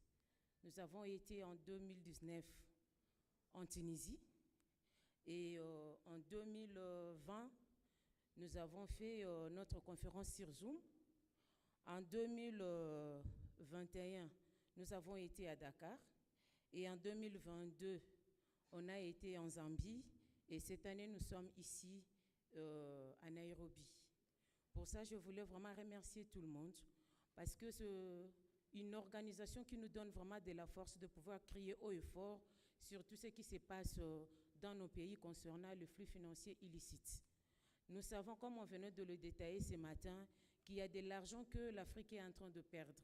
Mais avec notre réseau ici aujourd'hui, on doit se dire que ça nous ouvre les yeux pour comprendre ce qui se passe et arranger l'avenir ou préparer l'avenir de nos enfants. Aujourd'hui, nous sommes là, demain nous allons passer, mais nos enfants resteront pour hériter ce que nous sommes en train de faire aujourd'hui. Ce qui nous tue aujourd'hui, ce sont de... qu'est-ce que je dois dire en termes... Ce sont de... nos besoins personnels, en fait, qui sont en train de nous tuer. Parce que le contrat, pour parler en termes de loi, nous avons nos lois dans nos pays. Nous avons tous nos lois.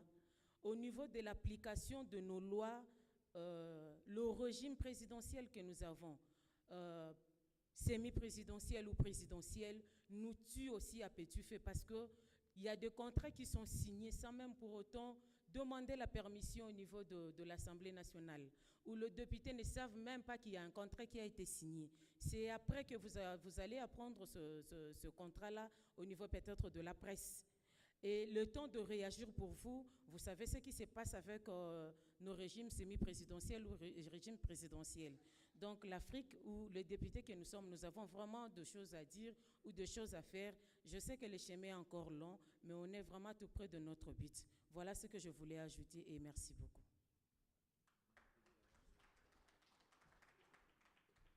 Je réponds pour finir mes 2 minutes restantes. Merci madame pour le respect du temps. Je voulais ajouter que madame est de l'opposition et moi je suis de la majorité. Et elle est femme, moi je suis homme. Donc on est genré et on est dans la bonne démocratie. Je voulais vous dire cela. Voilà, merci, c'était un détail important. Mais si je dois dire quelque chose sur les contrats léonais que j'ai dénoncés ici, la plupart de ces contrats ont des sociétés écrans qui représentent les intérêts des dirigeants politiques que nous sommes quand on est au pouvoir. Et quand on quitte, on découvre que la grande partie, ce n'est pas seulement ces multinationales, ce n'est pas seulement les investisseurs qui viennent, mais c'est aussi les autorités au niveau local. Donc, nous devons étudier, on va avoir des moyens pour contraindre par de loi cette façon de faire dans la manière de signer des contrats. Je vous remercie. Merci bien, Président Dédé. Je voudrais ajouter que, puisque j'étais en RDC, j'ai vu comment ils ont mis en place leur caucus. Je voudrais inviter notre ami Jean-Paul Moulianga, qui a été instrumental dans l'établissement du caucus du RDC. Monsieur Jean-Paul, s'il vous plaît, levez-vous. Applaudissez pour ce monsieur, s'il vous plaît. Vous pouvez nous joindre au panel parce que vraiment on aura besoin de vous. Voilà. Il reste une minute. J'ai un mot à dire, juste un mot rapidement, s'il te plaît. Bon, merci beaucoup, Président.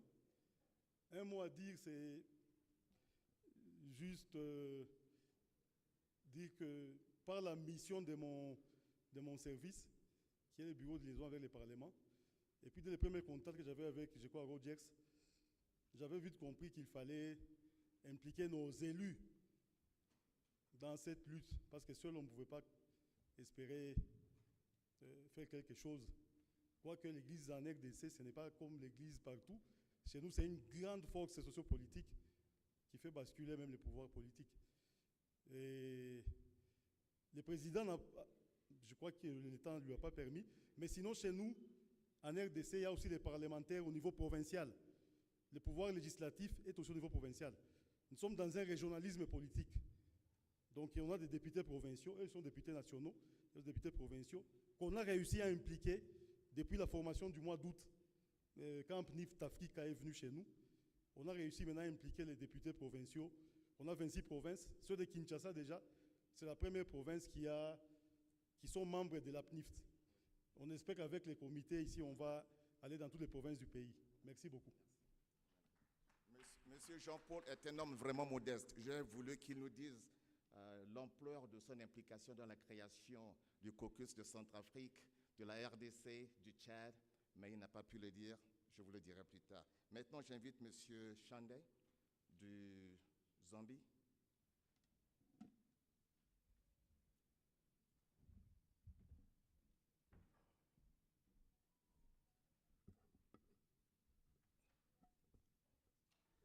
Good afternoon, fellow delegates, distinguished members of parliament, the sponsors.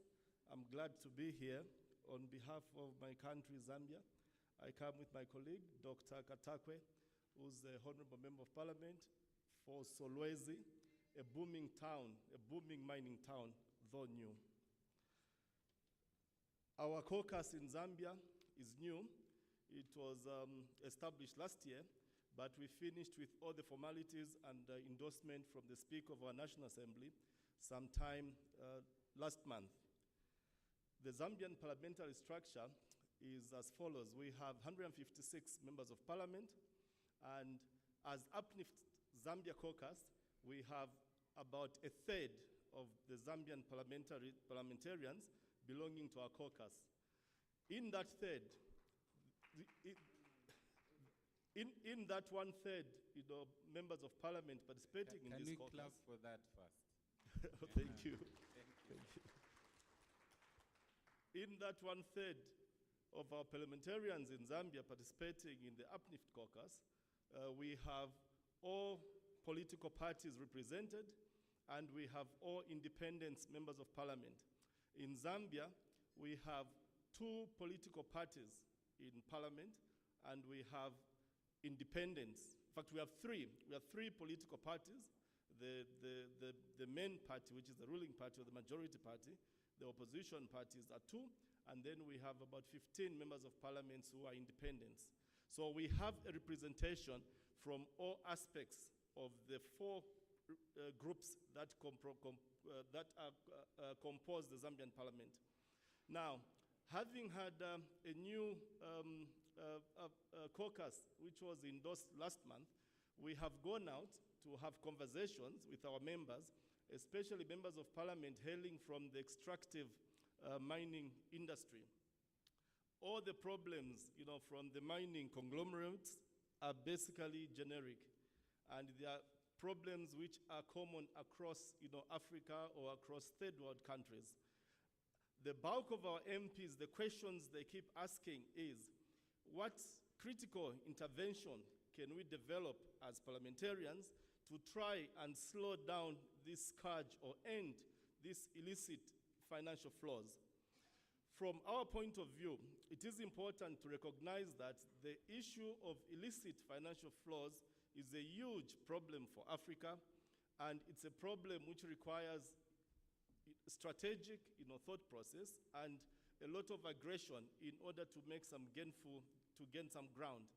Having said that, it is very clear that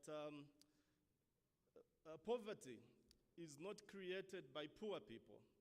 Poverty is created and sustained by economic and social systems which have been developed largely by our friends in the global north.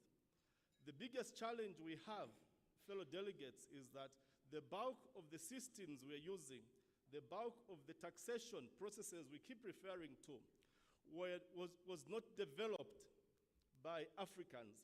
The bulk of all these systems we want to refer to, including the laws, you find that we are developed by the same people who are looting Africa's resources. So it becomes very difficult to go and use a taxation system which has been structured by our friends from the Global North, and hope it can be adapted to suit or customize Africa or Zambia's needs. All in all, this advocacy is long overdue. It's a very, very important advocacy. It's an advocacy that can change the lives of our people in Africa, and it's an advocacy which must gain momentum and traction at a higher level.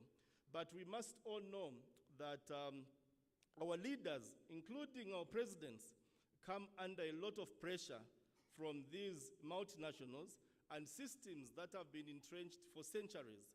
So half the time you would have a scenario where the bulk of our society, which is what we need to work on, the sensitization of our society that even presidents have limitations when it comes to fighting these illicit financial flows, because you find that our friends, the multinationals, it's not a decision that a president will just say, yes, let's stop tomorrow. It's got far-reaching consequences, and they currently control the international, financial architecture, of the world. So you find in one moment, a performing economy in a country can be switched off to a non-performing economy because of one decision against one multinational, and that multinational has gone and reported to the Global North, and they've said, okay, this country is not behaving, what can we do? Therefore, the consensus for African leaders, like it was suggested by our previous speakers, that we need to come together in this fight. This fight will only be won by a consolidated effort and one portfolio position by African leaders. If African leaders are divided, the fight for this year's theme, our leaders ready to combat illicit financial flows, becomes very difficult to attain, because you'd find that our friends in the Global North, developed Global North, will be knowing that out of 40 countries, they have maybe 2 or 3 or 5 brave leaders. The rest are able to give in. So the moment the others give in, it creates a lot of weakness for the other ones who are trying to stand ground in the best interest of Africa. With that said, we traveled, distinguished delegates. Zambia celebrated its 59th birthday yesterday. As a country, Zambia is 59 years old. And despite being 59 years old, our national day was yesterday, we still have this huge challenge of trying to slow down the illicit financial flows. As you are all aware, Zambia is largely a mining country. Our biggest resource has been copper, and this copper has been looted from time immemorial. Therefore, this caucus comes at a very opportune time, and we are advocating for inclusiveness from all leaders in Zambia to come to the table and start addressing issues related to illicit financial flows and see how we can start to de-escalate this problem. With that said, I wish you safe and pleasant deliberations. Since my time is up, I thank you very much. Pleasant stay and good day. Thank you, Zambia. Now we're going to call on Gifty, Honorable Gifty Nuna from Ghana. Big hand for. Aren't you going to clap for her? Don't speak, they don't clap. Thank you very much for the opportunity. And I must correct this, that I am not a member of parliament. I am a senior parliamentary clerk. And I am the anchor for the members of parliament that belong to the Ghana chapter of APNIFT. And it's an honor to be here to present our story. We have a little presentation done. I don't know if it will be posted, but then Madam Chairperson, honorable members of parliament, sponsors, greetings from the Gold Coast. And on behalf of my chair, Honorable Joseph John Osei Frimpong, and Honorable Dr. Giselle, the Vice Chair, they extend their warmest regards to you and regrets not to be here with you. They are equally engaged in another important parliamentary work in the United Kingdom. Ghana, as we all know, is the Gold Coast, and we were privileged to join this vehicle, UPNIFT, being introduced to the caucus to us by a CSO that we engaged and collaborated with, that is Vision for Alternative Development, in the year 2000. And ever since then, this group has worked assiduously to ensure that the caucus is a force to reckon with on the floor of Parliament. And in this year, this Parliament that we have, the unique 8th Parliament, which looks like a hung Parliament because we have almost equal numbers of the opposition and then the majority group, we have come very far. Our story as the Ghana team, we got the opportunity to be part of UPNIFT in Dakar, a 5-member delegation led by Chairman John Osei, presented Ghana's cocoa story at that particular global conference. And that led to us getting known to this vehicle, UPNIFT. And even though we were not able to launch our chapter, but we've worked all through these years and we've come this far.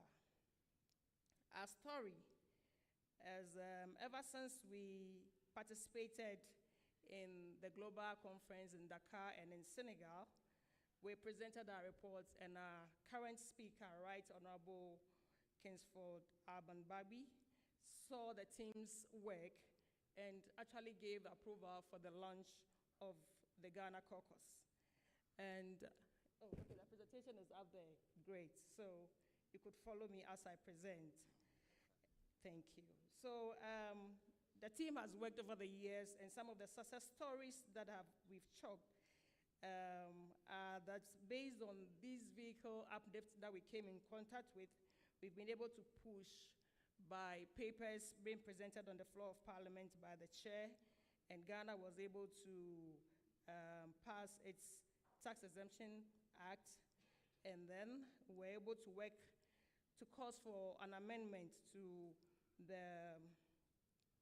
a bill that actually safeguard the use of tobacco. Also, the vehicle has enabled our members to be able to use the network to spearhead a number of things. For instance, our Vice Chairperson, Dr. Godfrey Gisau, is currently the president for the fight against malaria for the West African team. And currently, we have 9-member team that has registered to be part of Ghana UPNIFT. And a lot of preparations have been done. How about if it wasn't for the Commonwealth Parliamentary Association Conference that was held on the 4th of October, we would have launched Ghana's chapter on the 4th of October. But we are looking forward to launching it before the year ends. The chair sends his regards, and he personally sent this message to be sent to you, sharing his story about what the network has done. Through UPNIFT, he has gotten the opportunity to work with the West African parliamentary groupings on a number of projects. And as you can see, from Afrodyne to AU's aflatoxin, just to mention a few. Now, what can we do? We have a number of things that we think, even though we are still in the womb, we are kicking, and we think there are a number of things we can do. A few have been listed on the presentation, as you can see, and we plan, as part of our future plan, if we are able to launch, is to ensure that some areas that are critical for members of parliament, parliamentary work suffers a fast and a high iteration rate. And so if they don't remain in parliament for long, we need to keep training and building their capacity to be able to understand taxation issues and be able to run with them. So some of the plans that we think we could do is to build their capacity in good governance and policy implementation, improving oversight rules, which are very critical for all parliamentarians across the globe, strengthen regional strength of parliament by having benchmarking and experience sharing in financial flows as members, and also review withholding tax regimes as a country. We're going to look at what the withholding tax regimes that we have and see if we can remold them to suit the trends of the time and be able to continue the IFF fight, and then also establish a board that will review old regimes. Now, these are my teams. As you can see, Honorable Joseph Osei is our chairman, and he's been assisted by Dr. Gisao, and my good self there as the senior parliamentary clerk that supports them. And on this point, I want to mention that APNET, with all the strength that you are gathering, you shouldn't forget the support team that assists the parliamentarians, because as I said, those are the anchors, those are the institutional memories that parliamentarians will keep falling on, because parliamentarians will go and come. But these officers who are in parliament and other institutions are there to support and guide their work. So don't leave them out. Build their capacity as well to be able to guide the members of parliament in this fight against illicit flows of funds. Our timelines, we have a few things we had put on the banner to do, to be able to launch our chapter before the year ends, do a few capacity building and the like. And finally, continue the fight against illicit flow of funds. I thank you for the opportunity. Okay, folks, you heard from the panelists. I think starting with the DRC, they emphasize the role of civil society in the work that we do at APNIFT and TGNA. I think you know that we cannot do this alone. We need civil society. They also talk about the mechanism for control that they put in place in DRC. In Zambia, who just launched in 2022, they have one-third of the parliament who joined APNIFT. I think that deserves an applause. We also heard from Zambia about the Tax Exemption Act, the amendment for tobacco, and the role of the support staff in what APNIFT does. So I'm going to leave the floor to you guys. We're going to start taking questions, starting from the left, going right. So I have one.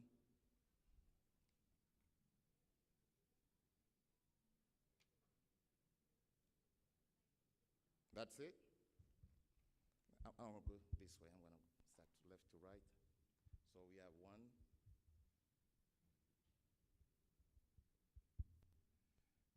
Okay. This, we have two. We have 3, 4, 5, 6, 6, 6. You gonna raise your hand or not? All right, so we have 6. All right, go ahead. Oui, merci.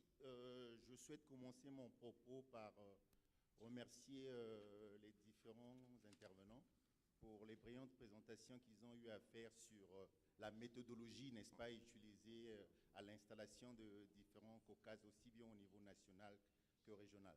Cependant, nous sommes ici dans le domaine de la finance. Nous parlons des flux financiers illicites.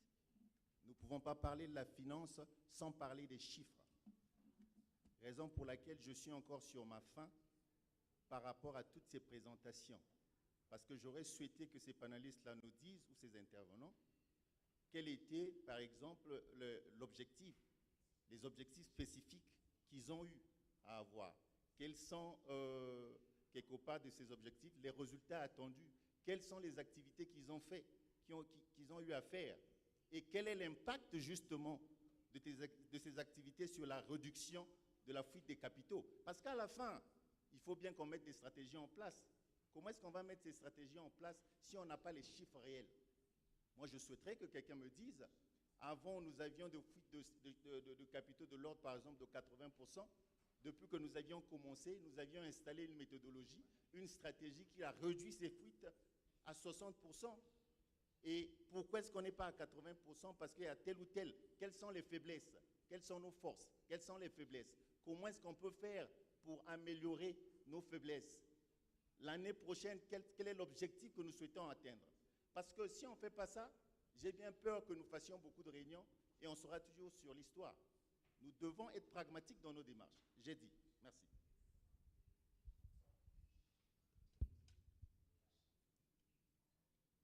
Mike, up front here, please.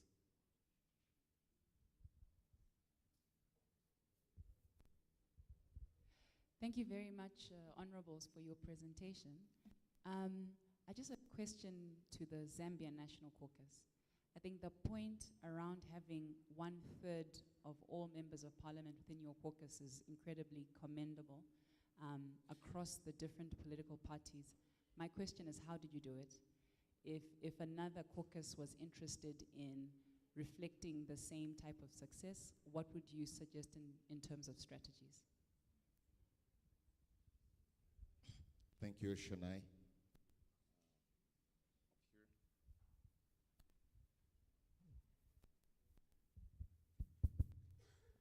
Merci beaucoup pour la parole.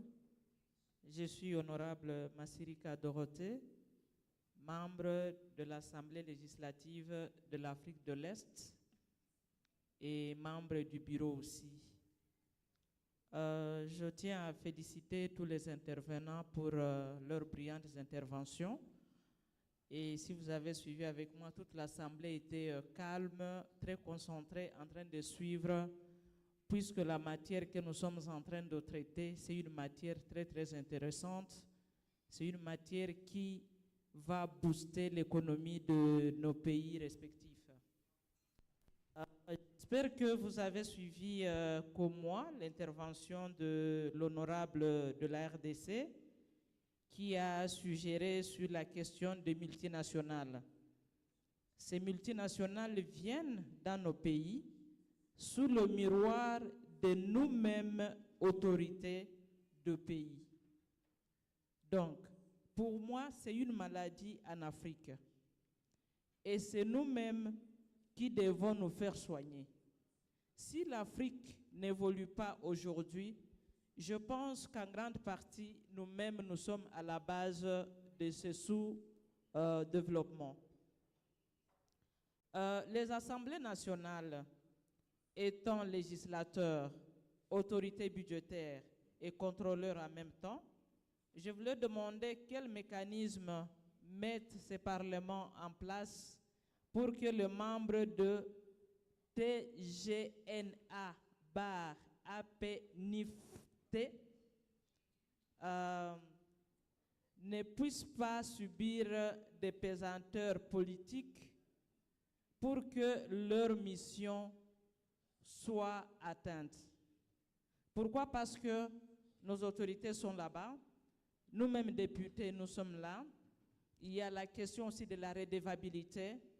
Lorsque nous sommes élus, nous savons que nous représentons tout un peuple pour lequel nous devons intervenir. Donc, nous le représentons au niveau des assemblées, que ce soit national, que ce soit régional, que ce soit provincial. Ces gens-là n'ont pas besoin de discours. Ils ont besoin de réalisations. Nous avons voté l'honorable Dorothée. Elle est à l'Assemblée nationale. Moi qui suis une femme ou un homme ou un jeune qui vit dans les fins fonds du Ghana, par exemple, je suis en train de faire l'agriculture de mes avocats. Comment pourrais-je avoir la possibilité d'évacuer ces avocats dans la capitale pour qu'elles soient vendues? Je pense que c'est seulement ça dont la population a besoin. Maintenant, quel mécanisme les assemblées nationales vont mettre en place après tout ce parcours de ces organisations pour que nos populations sentent qu'il y a une organisation qui se bat ou des organisations qui se battent pour que le financement illicite ne soit pas une réalité dans nos pays. Je vous remercie. Next.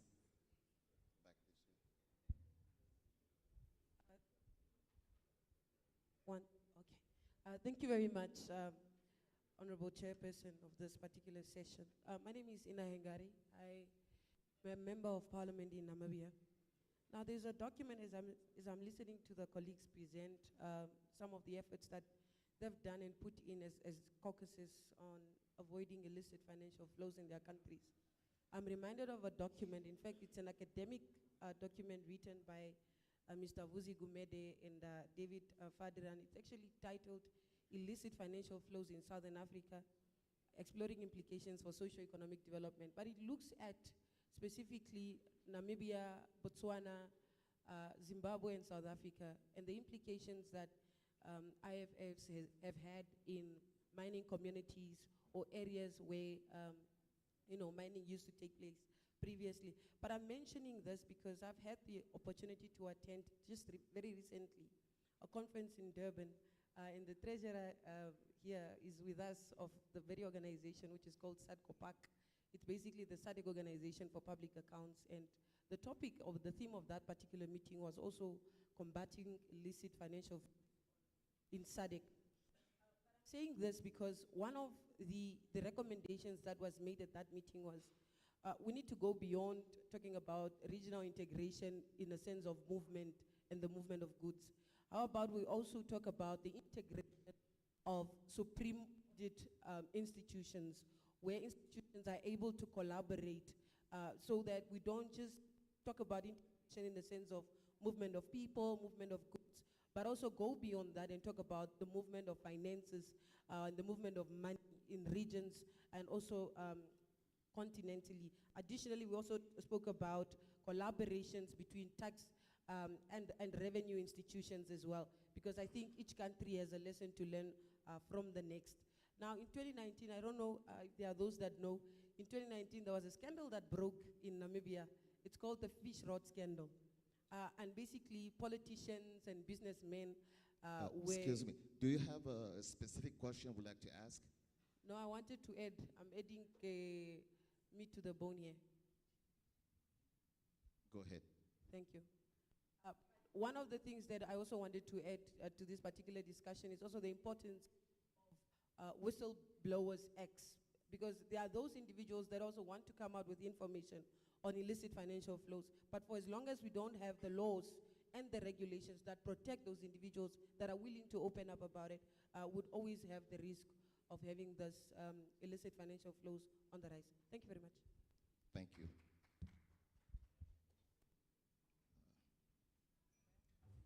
Mike to Nigeria, please. We skipped you, sorry.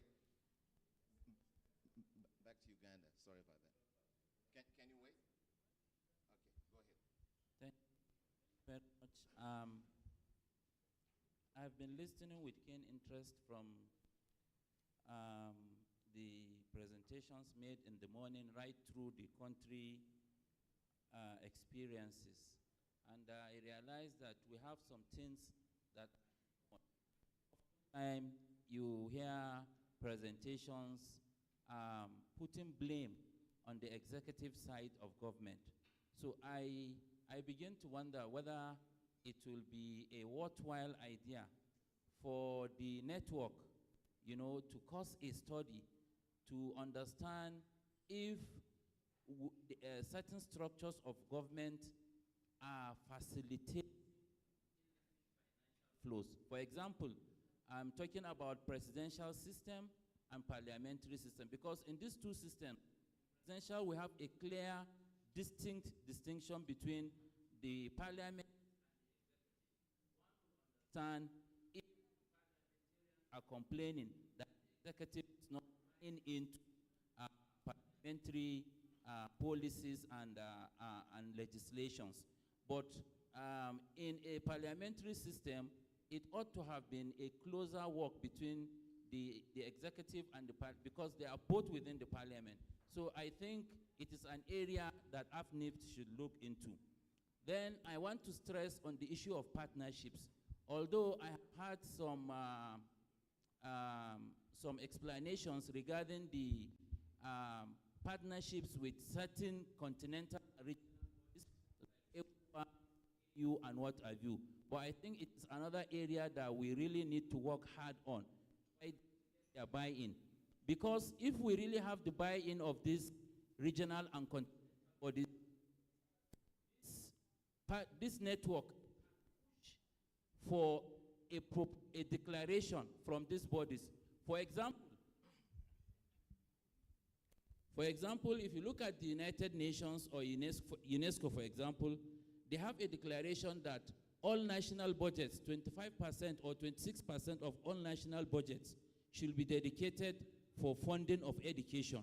So I will be happy to see a situation whereby through our partnerships with these regional and continental bodies, we will have a declaration that states that will give us frameworks, one, and within these frameworks, we should be able to specify, for example, let's say any member country that wants to give tax incentives, for example, either tax waivers or what have you, it shouldn't exceed, let's say, 5% of the total consideration of what they are going to be given that tax incentive.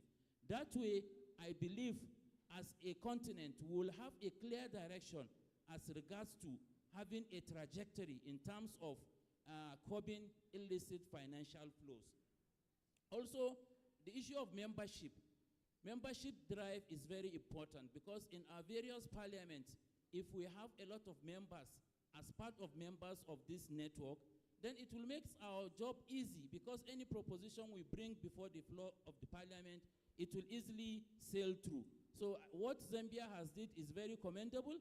I clapped for Zambia, I think, 3 to 4 times because I think it's very key, it is very important, and it is something that we should imbibe and take back to our home countries as a takeaway and try to implement.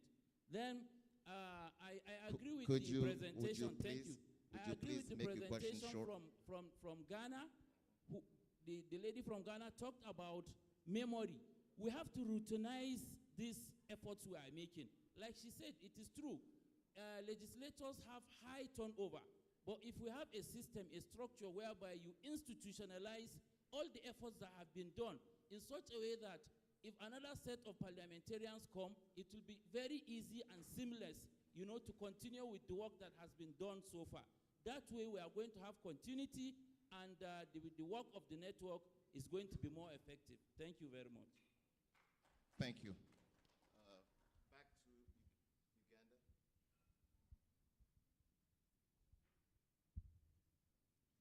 Uganda. My name is Dennis again. I'm concerned about the sustainability of our national caucuses. Combating illicit financial flows will require our caucuses must be able to work at all times beyond the support from TGNA and other partnering civil society organizations.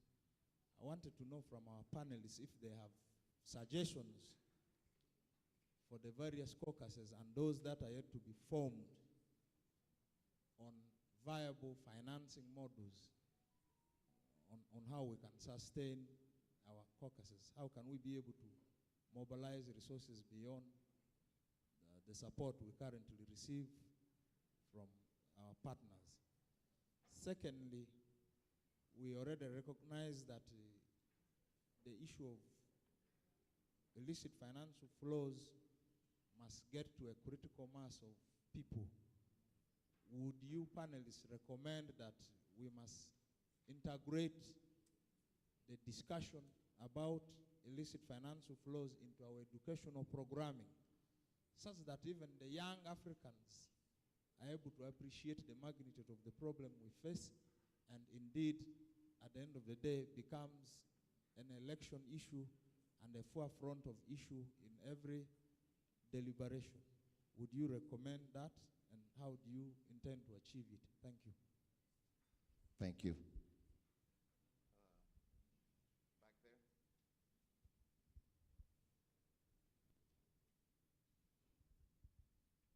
Thank you very much.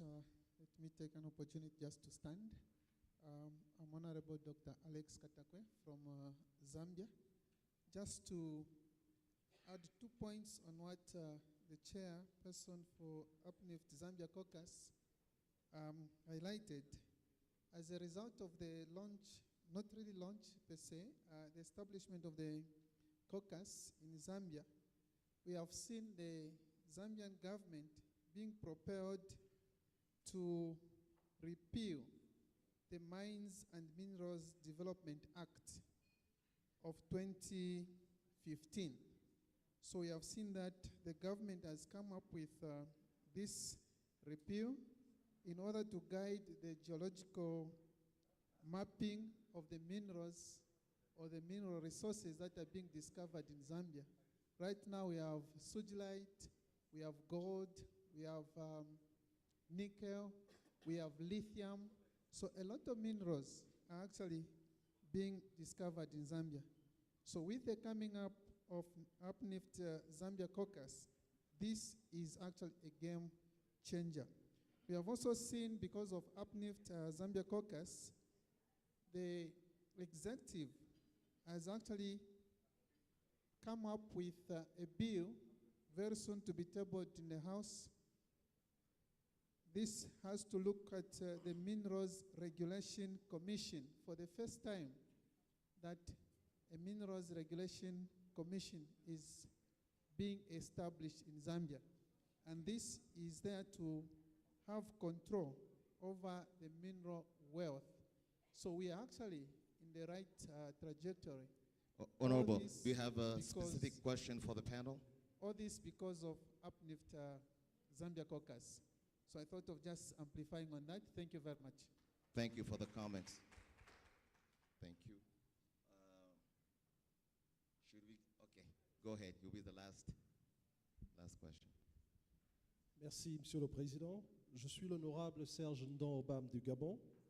Je tiens à féliciter tous les panélistes pour la qualité de leur présentation. Et en parlant de qualité, je voudrais inviter l'APNIFT et TJNA afin d'obtenir des informations chiffrées, comme l'a proposé notre ami du Congo-Brazzaville tout à l'heure, Sir Moutou, à peut-être fournir un modèle de présentation dans lequel chaque présentateur devra s'inspirer pour donner des informations dont nous avons besoin pour éviter que chaque présentateur aille dans tous les sens. Ça, c'est de 1. De 2, je partage avec Chennai l'idée de demander à notre ami de la Zambie de partager la stratégie qui lui a permis d'obtenir un tiers de parlementaires dans son caucus, mais également, ça nous permettra, nous, de nous en inspirer. Mais j'aimerais aussi savoir s'ils sont soutenus financièrement par le Parlement, parce que lorsqu'on réunit autant de personnes, ça demande des ressources financières. Est-ce que vous êtes soutenu par le Parlement financièrement pour mener vos travaux? Et dernier point, monsieur le modérateur, juste, nous avons fait un constat. Nous qui sommes assis à votre droite, nous nous sentons lésés parce que toutes les fois vous avez modéré, vous avez commencé par la gauche et arrivé au milieu ici, ben, nous n'avons plus le temps de parole. Donc, pour dire pour la prochaine fois, il serait aussi important de commencer par la droite vers la gauche. Je vous remercie. Thank you for the comment. So here you have it. We have about 8 questions.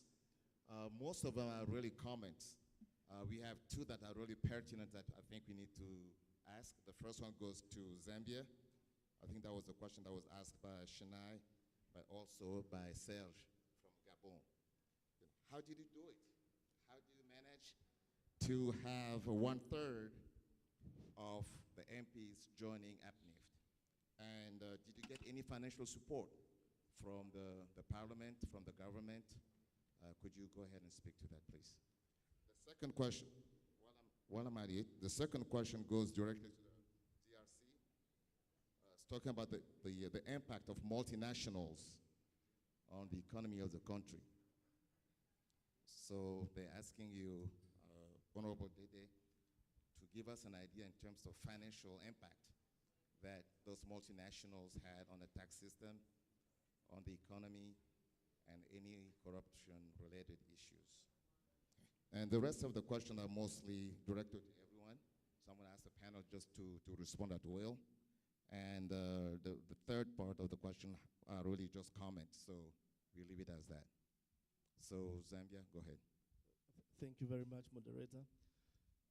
From our point, our Zambia caucus, in terms of getting the numbers we have put together, it was quite easy because this is a very noble cause. So it's really incumbent on the respective chair and vice chairpersons or the executive to just have a candid conversation with fellow members of parliament and on the merit of the topic before us vis-a-vis illicit financial flows. In Zambia, we got quite a bit of traction, really. We have no financing or any form of financial aid from Parliament, probably just provides platform when you're on health break or tea break. You interact with fellow members of parliament, and they all have a buy-in, because at the end of the day, all of us parliamentarians would want to see an improved livelihood for our people. And the biggest cost for lack of development in Africa is illicit, financial flows. So each and every member of parliament who would want to be associated with APNIF would want to ultimately contribute towards the lifting of, living standards of our people who live, largely in poverty.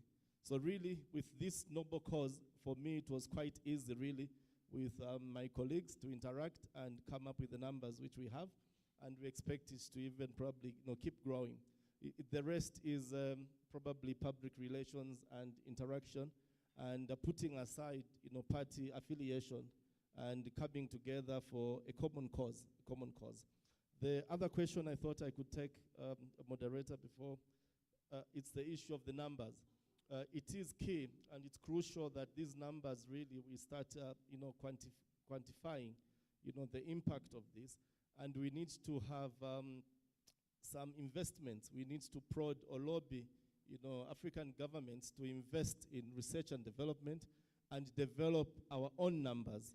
The trajectory we have, where all these numbers are developed by our colleagues or are funded by our foreign, cooperating partners, for us to have any data to use is deplorable.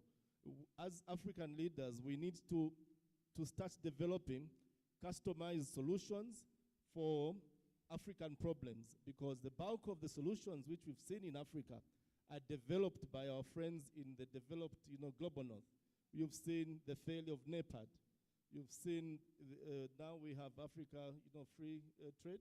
When you ask whose idea it was, you discover that the whole thing was started by our colleagues from the global north, and probably funded the research and come up with all these, solutions for us.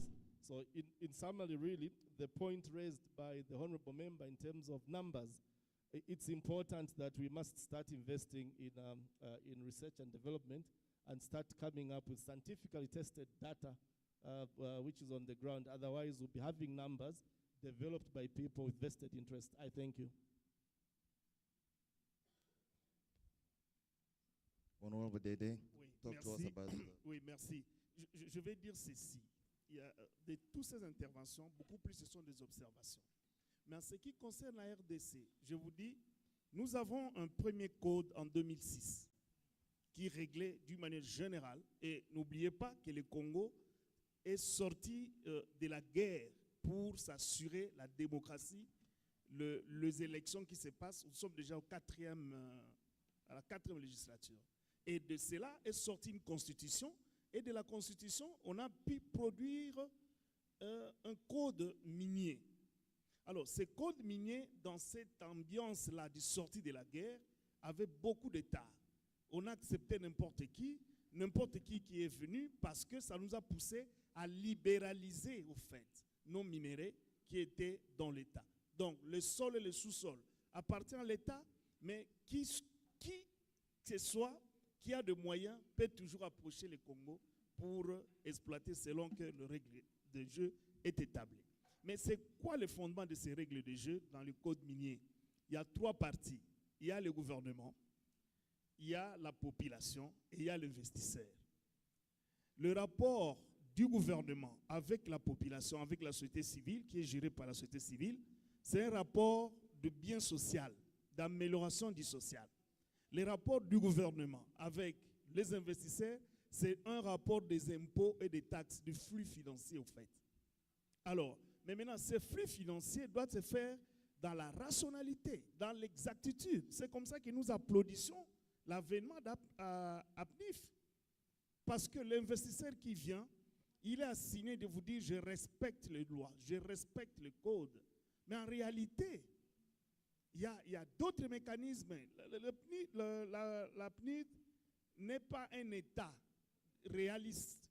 C'est un État de recherche. C'est comme ça qu'on demande aux députés d'ouvrir les yeux sur un système qui fait illicitement qui fait partir le bénéfice au profit des autres individus.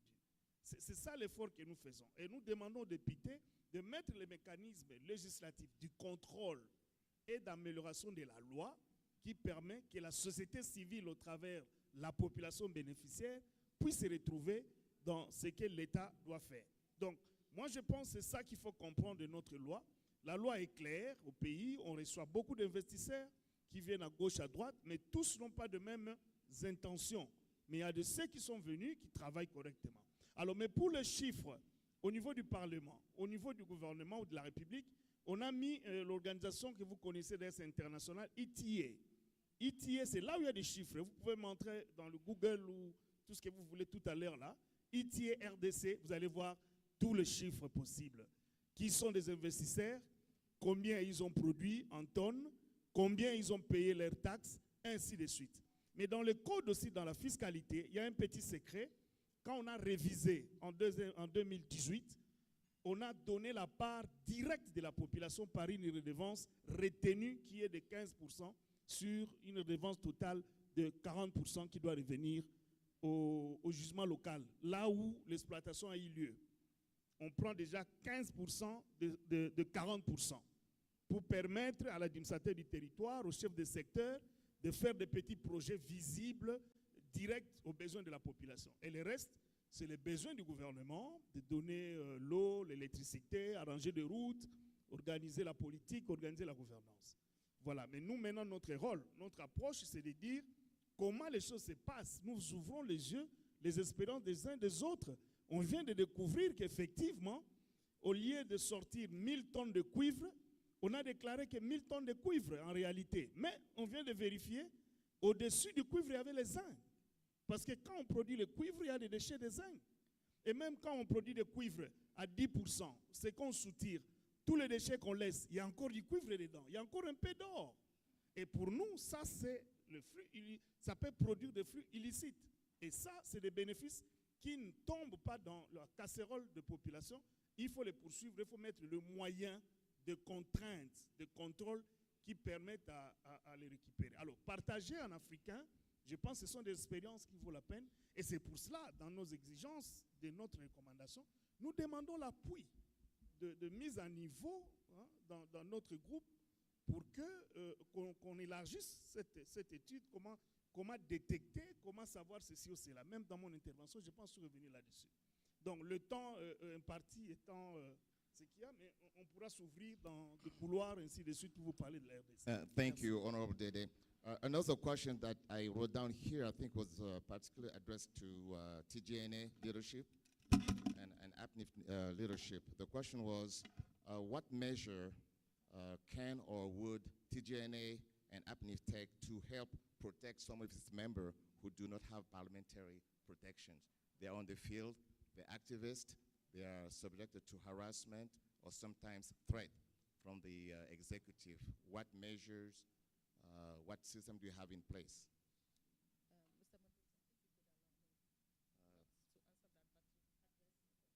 I think that question was addressed to the leadership of TGNA. So I'm going to. Okay.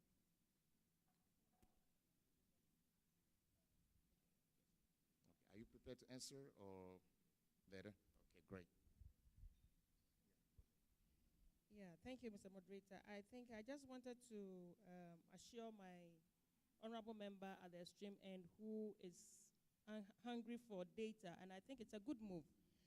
In the case of Ghana, as I indicated in my presentation, it is through this APNEF vehicle that we got our excise duty amendment bill done in May. And so I can assure him that as we implement, God willing, going forward in the next global meeting, we could present data indicating what has happened, where we were, and where we've moved to. And I believe this is where the benchmarking and experience sharing will help us as a global movement in this continent, so that we don't reinvent the wheel. Where there are good stories in a neighboring country, another legislating parliament could also pick it up, learn, and then redo. And going forward, one thing that the Ghana Caucus had intended to do, and it is all because of the vehicle called APNEF, is to have a standalone policy on critical minerals. You know, we are the Gold Coast, and we've run with extractive taxation for a number of years, and we've found out that there are loopholes. So we're calling upon CSOs that are collaborating with TJNA in Ghana and other neighboring countries to come up with data, existing data, mine them, and give us trends that we could use to make arguments on the floor, to support the MPs, to let them present papers, to make everybody, be heads up on what is going on. And then when we fight it that way as a global, as a continent, I'm sure other colleagues in other continents will realize that Africa is poised to see that the right thing is done. Thank you for the opportunity. Thank you. Now I'm doing a quick time check here. It is about 5:10, but we have this question. I don't know if TDN, you want to take on that question and give us a short answer? Okay, great. So we'll get that answer when Roger closes the day. So on this note, I think we're going to give a big applause to our panel. Again, DRC, Ghana, Zambia. Thank you.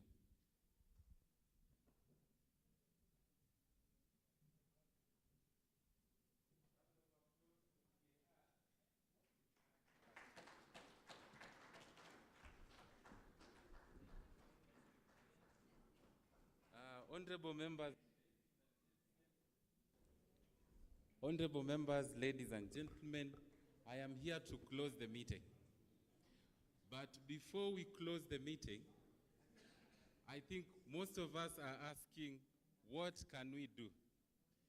There are some countries here that are asking me, what do we need to do when we go back home? I have two proposals that you can consider. One has to do doing motions in Parliament. I am proposing that you consider doing a motion asking the government to provide a status report on what it's doing to combat illicit financial flows in your country. That is the starting point for this conversation. If all of us could go back to your country and ensure this question is posed in Parliament, the answers to that question will help us a lot in terms of research, in terms of providing support to the different caucuses. Number two,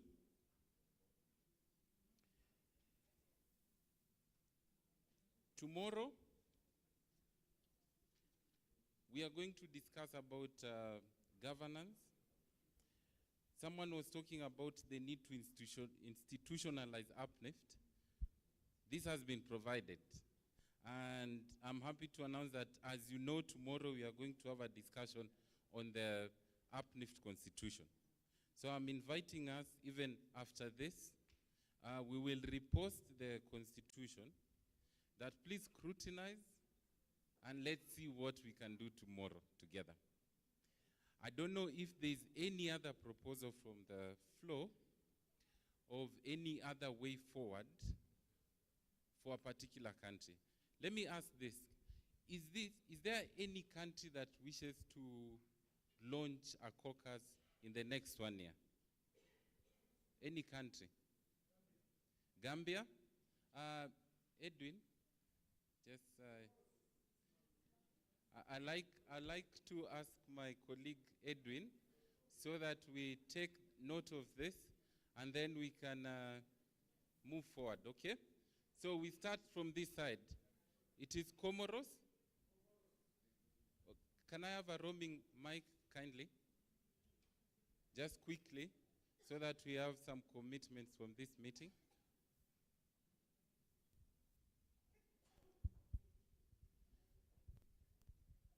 Honorable members, it's worth it. I've been sitting here and I remember the long nights. The time we've taken either to look for resources, to engage with you, it's worth it. For the sake of our people, it's worth it. So let me start. Yes. You can. Merci beaucoup, modérateur, pour la parole. Je reviens, vous êtes en train de dire s'il y a les nations qui souhaitent devenir membres de l'APMIF. Mais est-ce que les communautés peuvent devenir membres? Je prends l'exemple de l'EAC, East African Community, puisque déjà ces pays sont membres, mais est-ce que c'est autorisé que la communauté en question soit aussi membre de l'APNIF?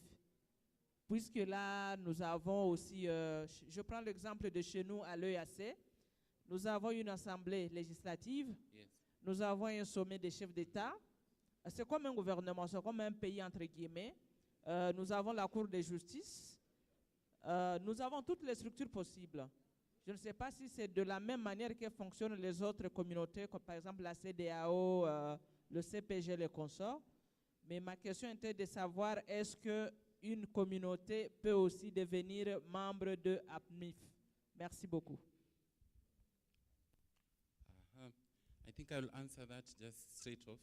Yes, communities can become members of UPLIFT. Membership is through individual voluntary action, and what we encourage when you have 2 or 3 members within a particular region or within a particular legislative assembly, then you can form a caucus. So we can have a caucus on IALA or East African Legislative Assembly. We can also have a caucus in ECAS. Just the basic principle is that if 1 or 2 are gathered, for those who know the good book, then we can proceed to have a caucus. Yes. Yes, Gabon will open a caucus maybe by year 2024. 2024, which country, sir? Sorry. Gabon. Sorry? Gabon. Gabon.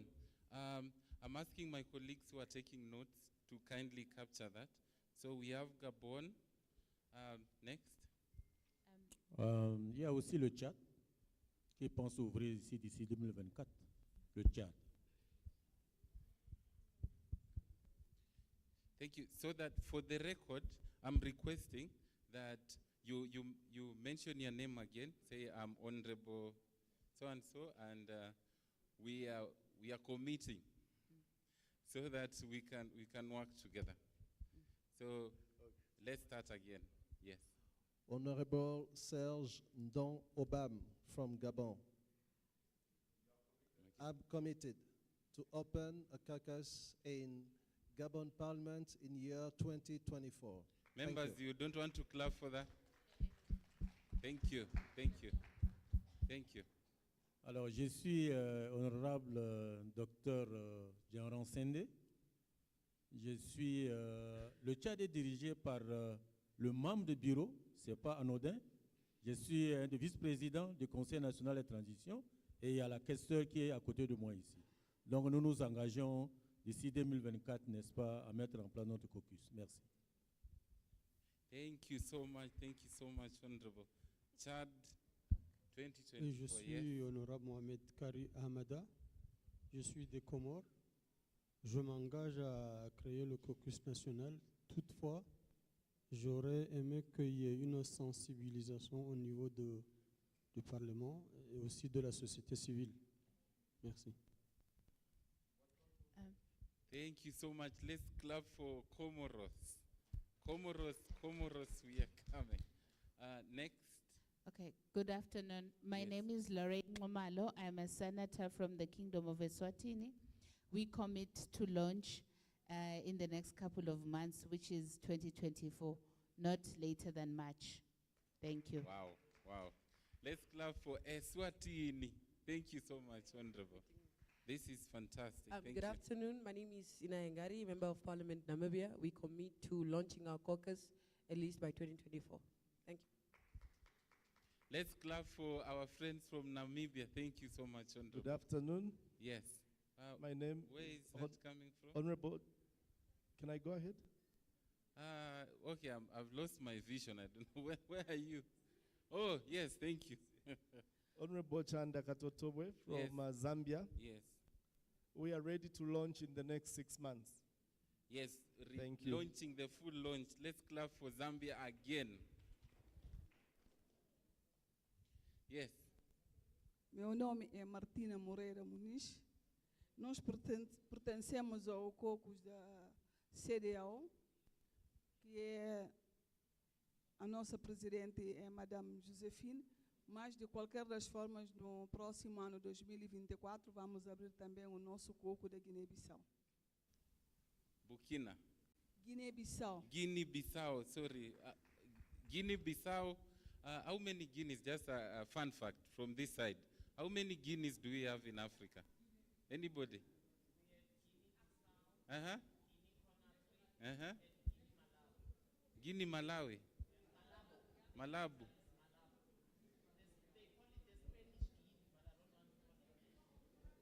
How many Guineas? Okay, so Guinea, just to be specific, it is not the Indian Guinea, it is the Guinea-Bissau. Yes, so Guinea-Bissau, thank you so much, Honorable. We move this side. Yes. Thank you. Okay. Good afternoon, everyone. Yes. I am Honorable Samba Diallo from the Gambia. We have committed ourselves to launch a national caucus in 2024. Let's clap for Gambia. Thank you so much, Honorable.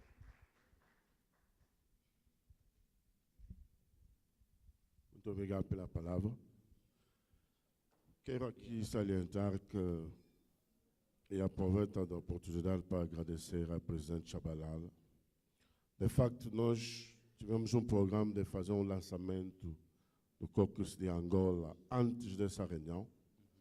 Infelizmente, o grupo parlamentar da UNITA teve jornadas parlamentares que não permitiram para a nossa direção do comitê vir em Luanda. Mas ali também é importante sublinhar que a presidente Chabalala teve uma prudência muito importante, que era 90 deputados da UNITA queria, no quadro das jornadas parlamentares, para a nossa comitê da FNI a vir participar na formação deles durante essas jornadas, mas a presidente Chabalala teve a prudência de não só ser os deputados da oposição.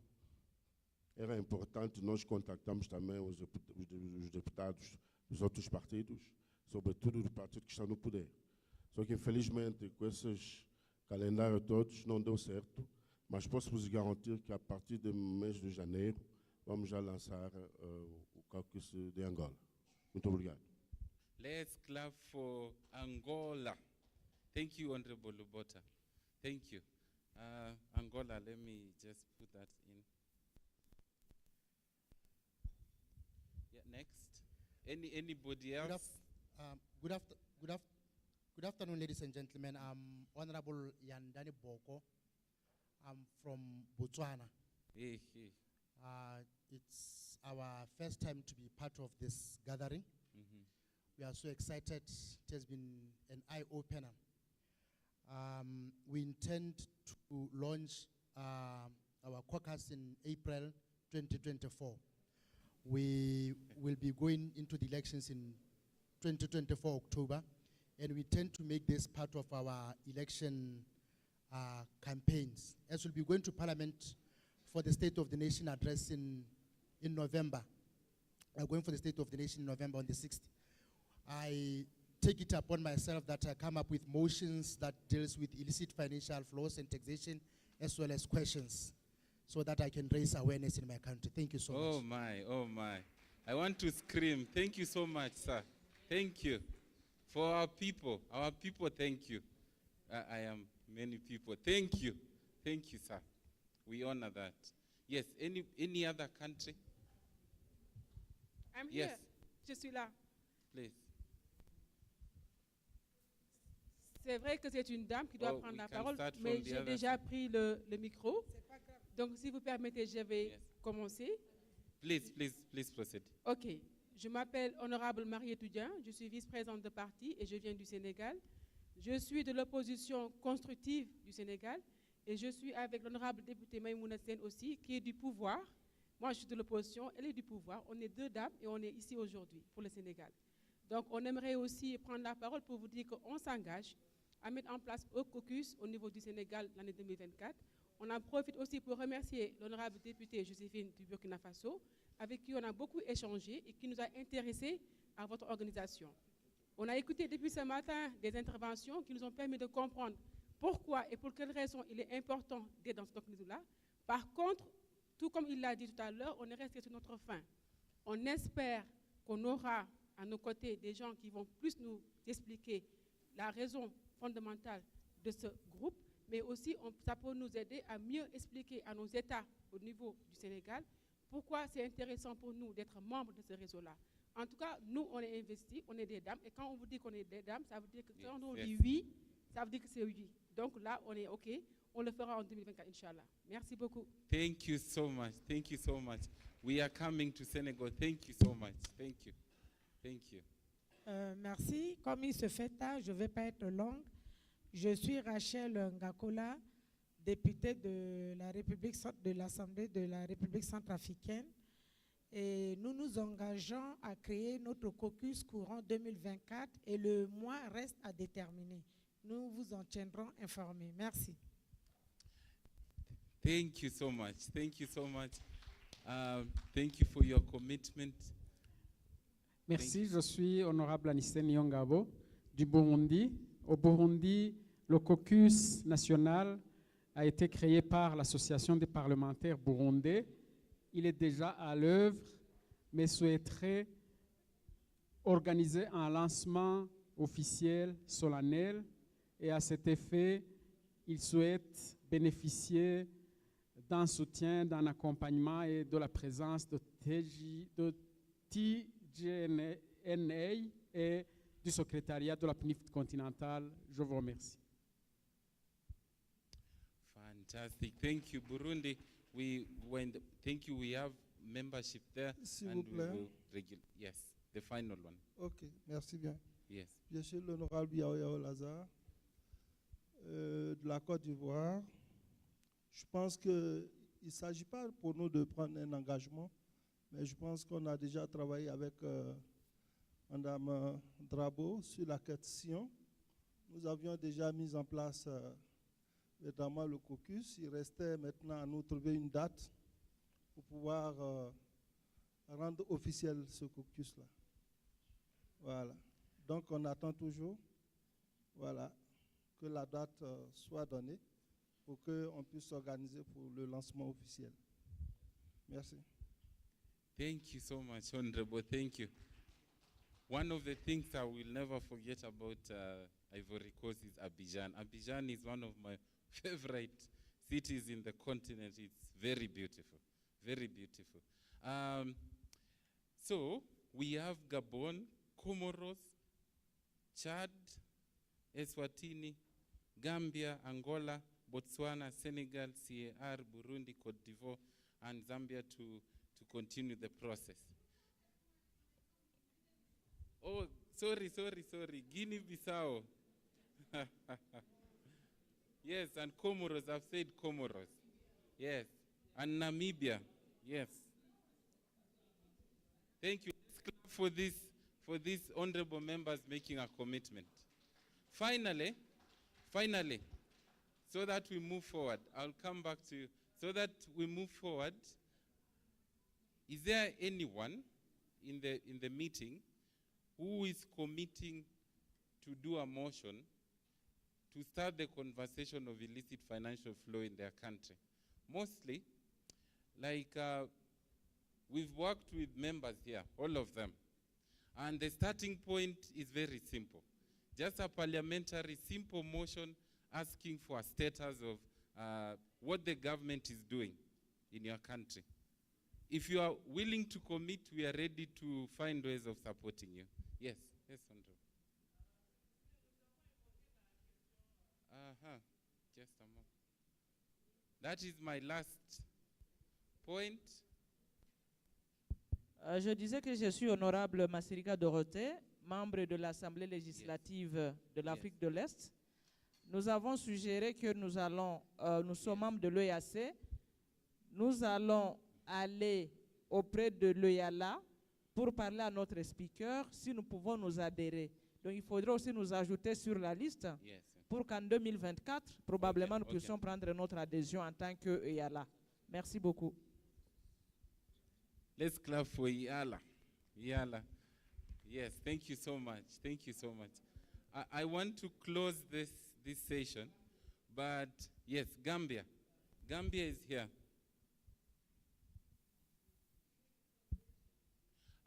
Yes.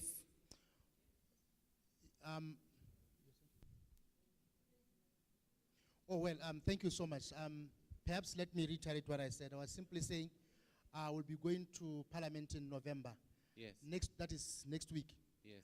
Then, of course, I undertake to come up with, of course, I'm sure that you'll be willing to assist with proper questions and motions that will force the government to do something. Yes. Yeah, thank you so much. Thank you. Thank you. We have a commitment for motions. Sometimes it's very easy, just raising a question in Parliament. Simple. Simple. And then we start a conversation. So thank you so much. Yes, please. How many membership? So we said a caucus should have at least 10 members. 10 members. 10 members for the sake, depending on what the rules are for your National Assembly, because some National Assemblies will say you need to have 10, others will say 12, but we think at least 10 members can make a good quorum, 5 to 10, but we really encourage you, like you had, it is warmer when you are more. So let's try to focus and target 20 or 15, but if we can't, 5 to 7 or 7 to 10. But the recommended number is 10.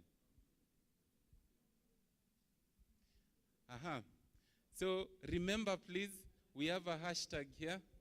Take as many photos. Share your experience from the day. Whatever you've learned, whatever you are committing to do, please go ahead and use our hashtag. Hashtag Uplift 2023, hashtag Tax Justice Africa, and hashtag Africa Against IFFs. So thank you so much. Unless there's anything from anybody. Yes, Honorable Ganda. Roaming mic.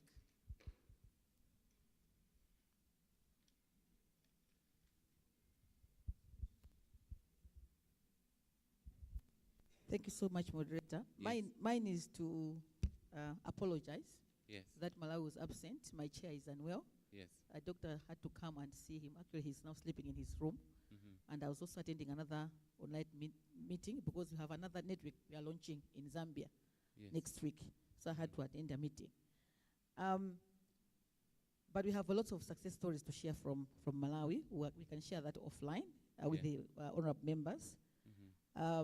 One issue that is outstanding is what we've just said. We had to push, I personally had to push to move a motion in Parliament for tax expenditure report by the government. And they did it, and they committed. Actually, they give us a report every time we ask for that report. Yes. They're giving us that report because of the meeting that we had in Zambia with the APNIF. Yes. So I want to encourage my colleagues that Tax Justice Network, APNIF, do help in terms of capacitating ourselves to ask even relevant questions to one of ministers of finance and other areas. So it's good to be a member of APNIF. It's also good to have a caucus. Yes. Now, from my perspective, yes, we launched 2015, but there is need for us to relaunch it. Because we are doing a lot from the budget and finance committee perspective, because I chair the committee, and also my honorable chairperson, who's unwell, chairs the natural resources. So the two of us we have standing committees, so we use those standing committees mostly, as opposed to the caucus. So we have at least 42 members from the standing committees. But I would like to learn from Zambia what they did to make sure that 1/3 of their parliamentarians are members of the caucus. Thank you so much. I just want to say that. Thank you so much. Because so many people want to learn from Zambia, Honorable Katotobwe, if you can, in the group, WhatsApp group, just say this is Honorable Katotobo so that people can see you and they can contact you. Chair, before Chair, maybe we need to break. Yes. Yes. Chair, can I ask you to come here just for a second?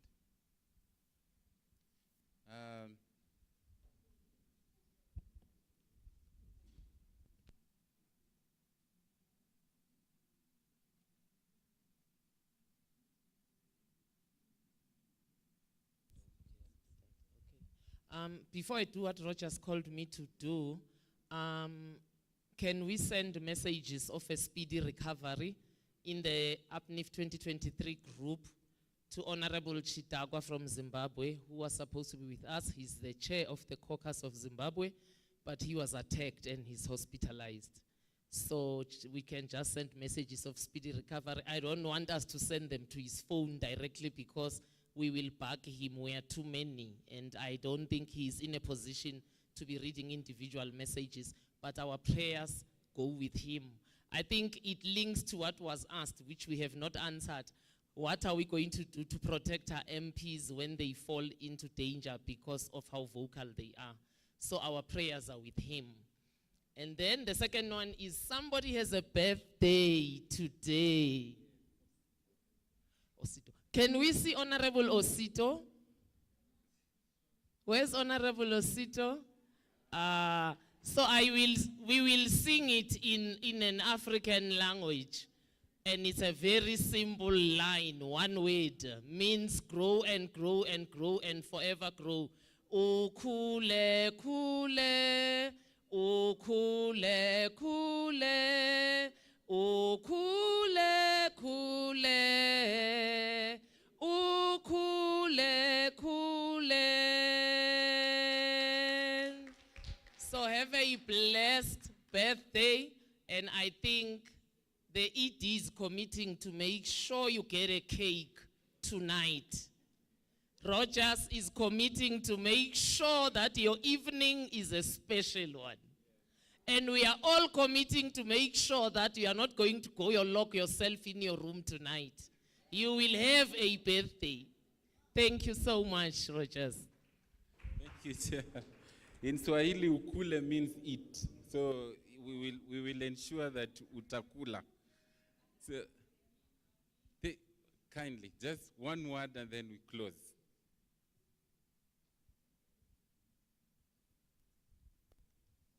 Rogers, just yes. to share experience, yes. As the honorable members go back to their countries, yes. Using their research departments, it would also be important alongside those proposed motions. Yes.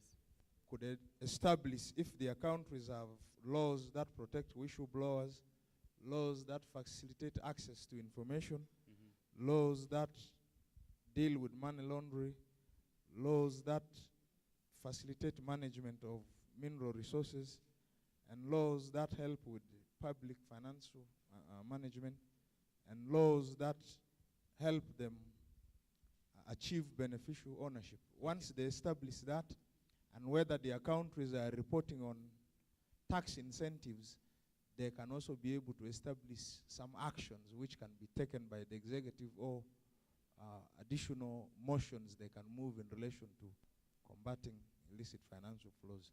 Thank you so much. As we break, ensure you have my number. Ensure you have your neighbor's number. Ensure you have someone very far. Let's share information. Let's be friends. Tea is served for us. Tomorrow morning, let's be here according to the program. Please recheck your program by 8:30. The proposal is for us to come, and we will break into different breakout sessions, which will delve deeper in specific things that you are interested into learning. And then in the afternoon, we are going to have a governance session whereby we will be nominating our leaders. And then later, we will be moving around. So we'll have options for people who want to go to the park, for people who want to go around Nairobi, for people who want to go shopping, whichever route you want to take. We always take care of you. You know that. So thank you so much. Enjoy yourself. We love you so much. And let's have a good evening. Thank you, and God bless you. You can give me some music. Thank you so much.